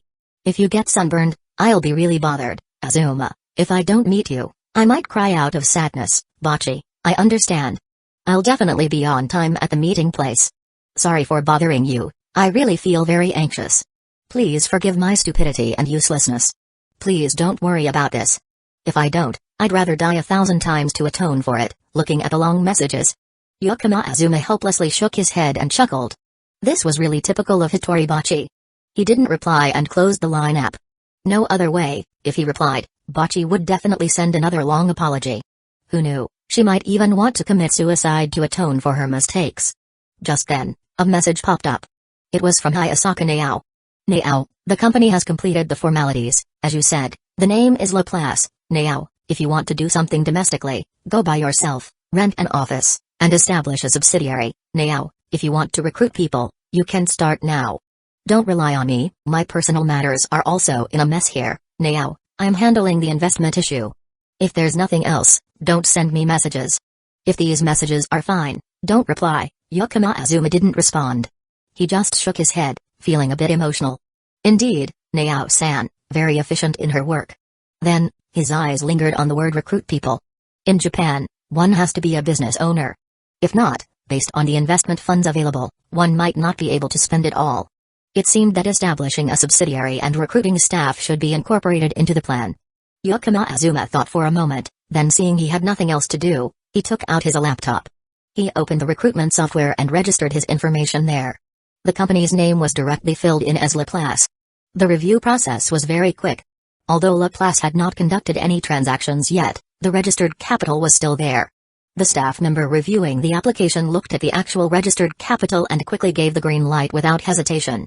Moving the mouse, Yakama Azuma glanced through the list of applications in the software. Honestly speaking, there were far too many random applicants. But on the other hand, if someone truly had talent, they probably wouldn't need to be filtered through this crowd.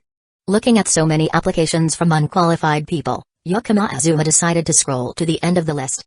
After all, he still had to check out what the people at the end of the list were like. However, when he actually reached the last page, his attention was immediately drawn to a name on one of the profiles. His mouse unconsciously moved and stopped at this profile. With a complicated feeling, Yakama Azuma opened the profile of someone at the end of the list. The name was Yukino Shita Yukino. The profile opened. It was brief, but it was impressive. Yukino Shita Yukino, female, 22 years old. She attended the Toyosaki Private High School. She went to the University of Tokyo, majoring in financial management, graduating last year. Below were a series of awards and accomplishments Yukino Shita Yukino had achieved during high school and university. As a new graduate from last year, she didn't have many standout internship experiences. But was that really a problem? Clearly, no. She was an excellent graduate from the financial management department at the University of Tokyo. Although her grades weren't at the top of the class, she was definitely among the top-tier students, rare to find. Someone like this, shouldn't she have been snatched up by big companies while still in school? Why, after a year, was she still being sifted through the crowd in the talent market? Moreover, her profile was placed at the very end of the list. Was there something wrong with the staff member reviewing the profiles? Yakama Azuma gently tapped his fingers on the desk. The likelihood that the staff member had a problem with their mind wasn't high. The reason might be more likely, could it be intentional? Yakama Azuma shook his head and decided not to think about it anymore. Anyway, he might as well give the recruitment a try. At least, he should try hiring someone. Fujikawa Publishing House. Ah, Shi-chan, you're here. Machida Sanoko popped her head out from behind her desk and waved at Kasumijoka Utaha. I told you not to call me that. Kasumijoka Utaha said helplessly as she walked towards Machida Sanoko. As she walked through the office, passing by the desks, Kasumijoka Utaha accidentally bumped into a woman with long straight black hair, giving off a professional air. In that moment, Kasumijoka instinctively glanced back. The tall woman, carrying a box of miscellaneous items, was heading toward the elevator. Though it was just a fleeting glance, her beauty left a deep impression on Kasumijoka Utaha. It was the kind of beauty that made one feel unattainable, only to admire from afar, like snow. She seemed vaguely familiar. Kasumi-sensei, what's wrong? Machida Sanoko called out, bringing Kasumijoka Utaha back to reality. Machida Sanoko then followed Kasumijoka's gaze. She had just caught sight of the woman's back as she entered the elevator. Kasumi-sensei, were you paying attention to her? Is this what they call the spiritual connection between beautiful women? I just felt like she looked familiar. Is that so? She's a new intern editor, but she's already been fired. I think her name is Yukino Shida. Yukino Shida. Kasumijoka Utaha repeated the name, quickly remembering where she had heard it before. It wasn't surprising that she felt that woman seemed familiar.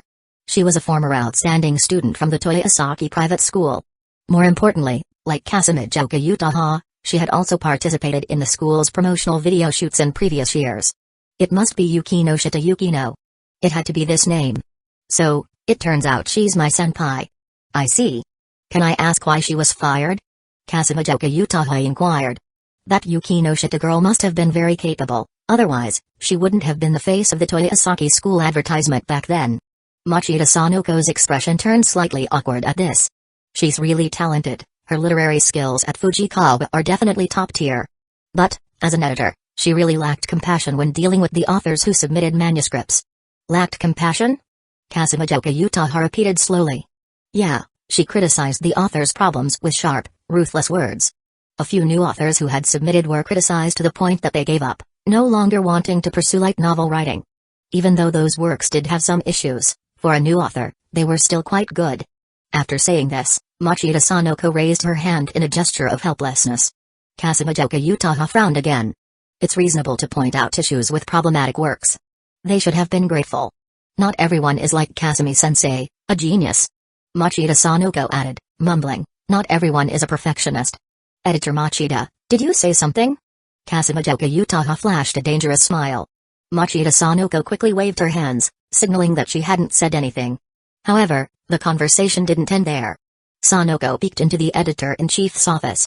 Seeing that no one was inside, she waved Kasumijoka Utaha over and whispered in her ear, here's a little rumor, don't tell anyone, but apparently Yuki no Shita-san has offended someone. Although her communication skills had some issues, her work ability was really outstanding, she didn't deserve to be fired.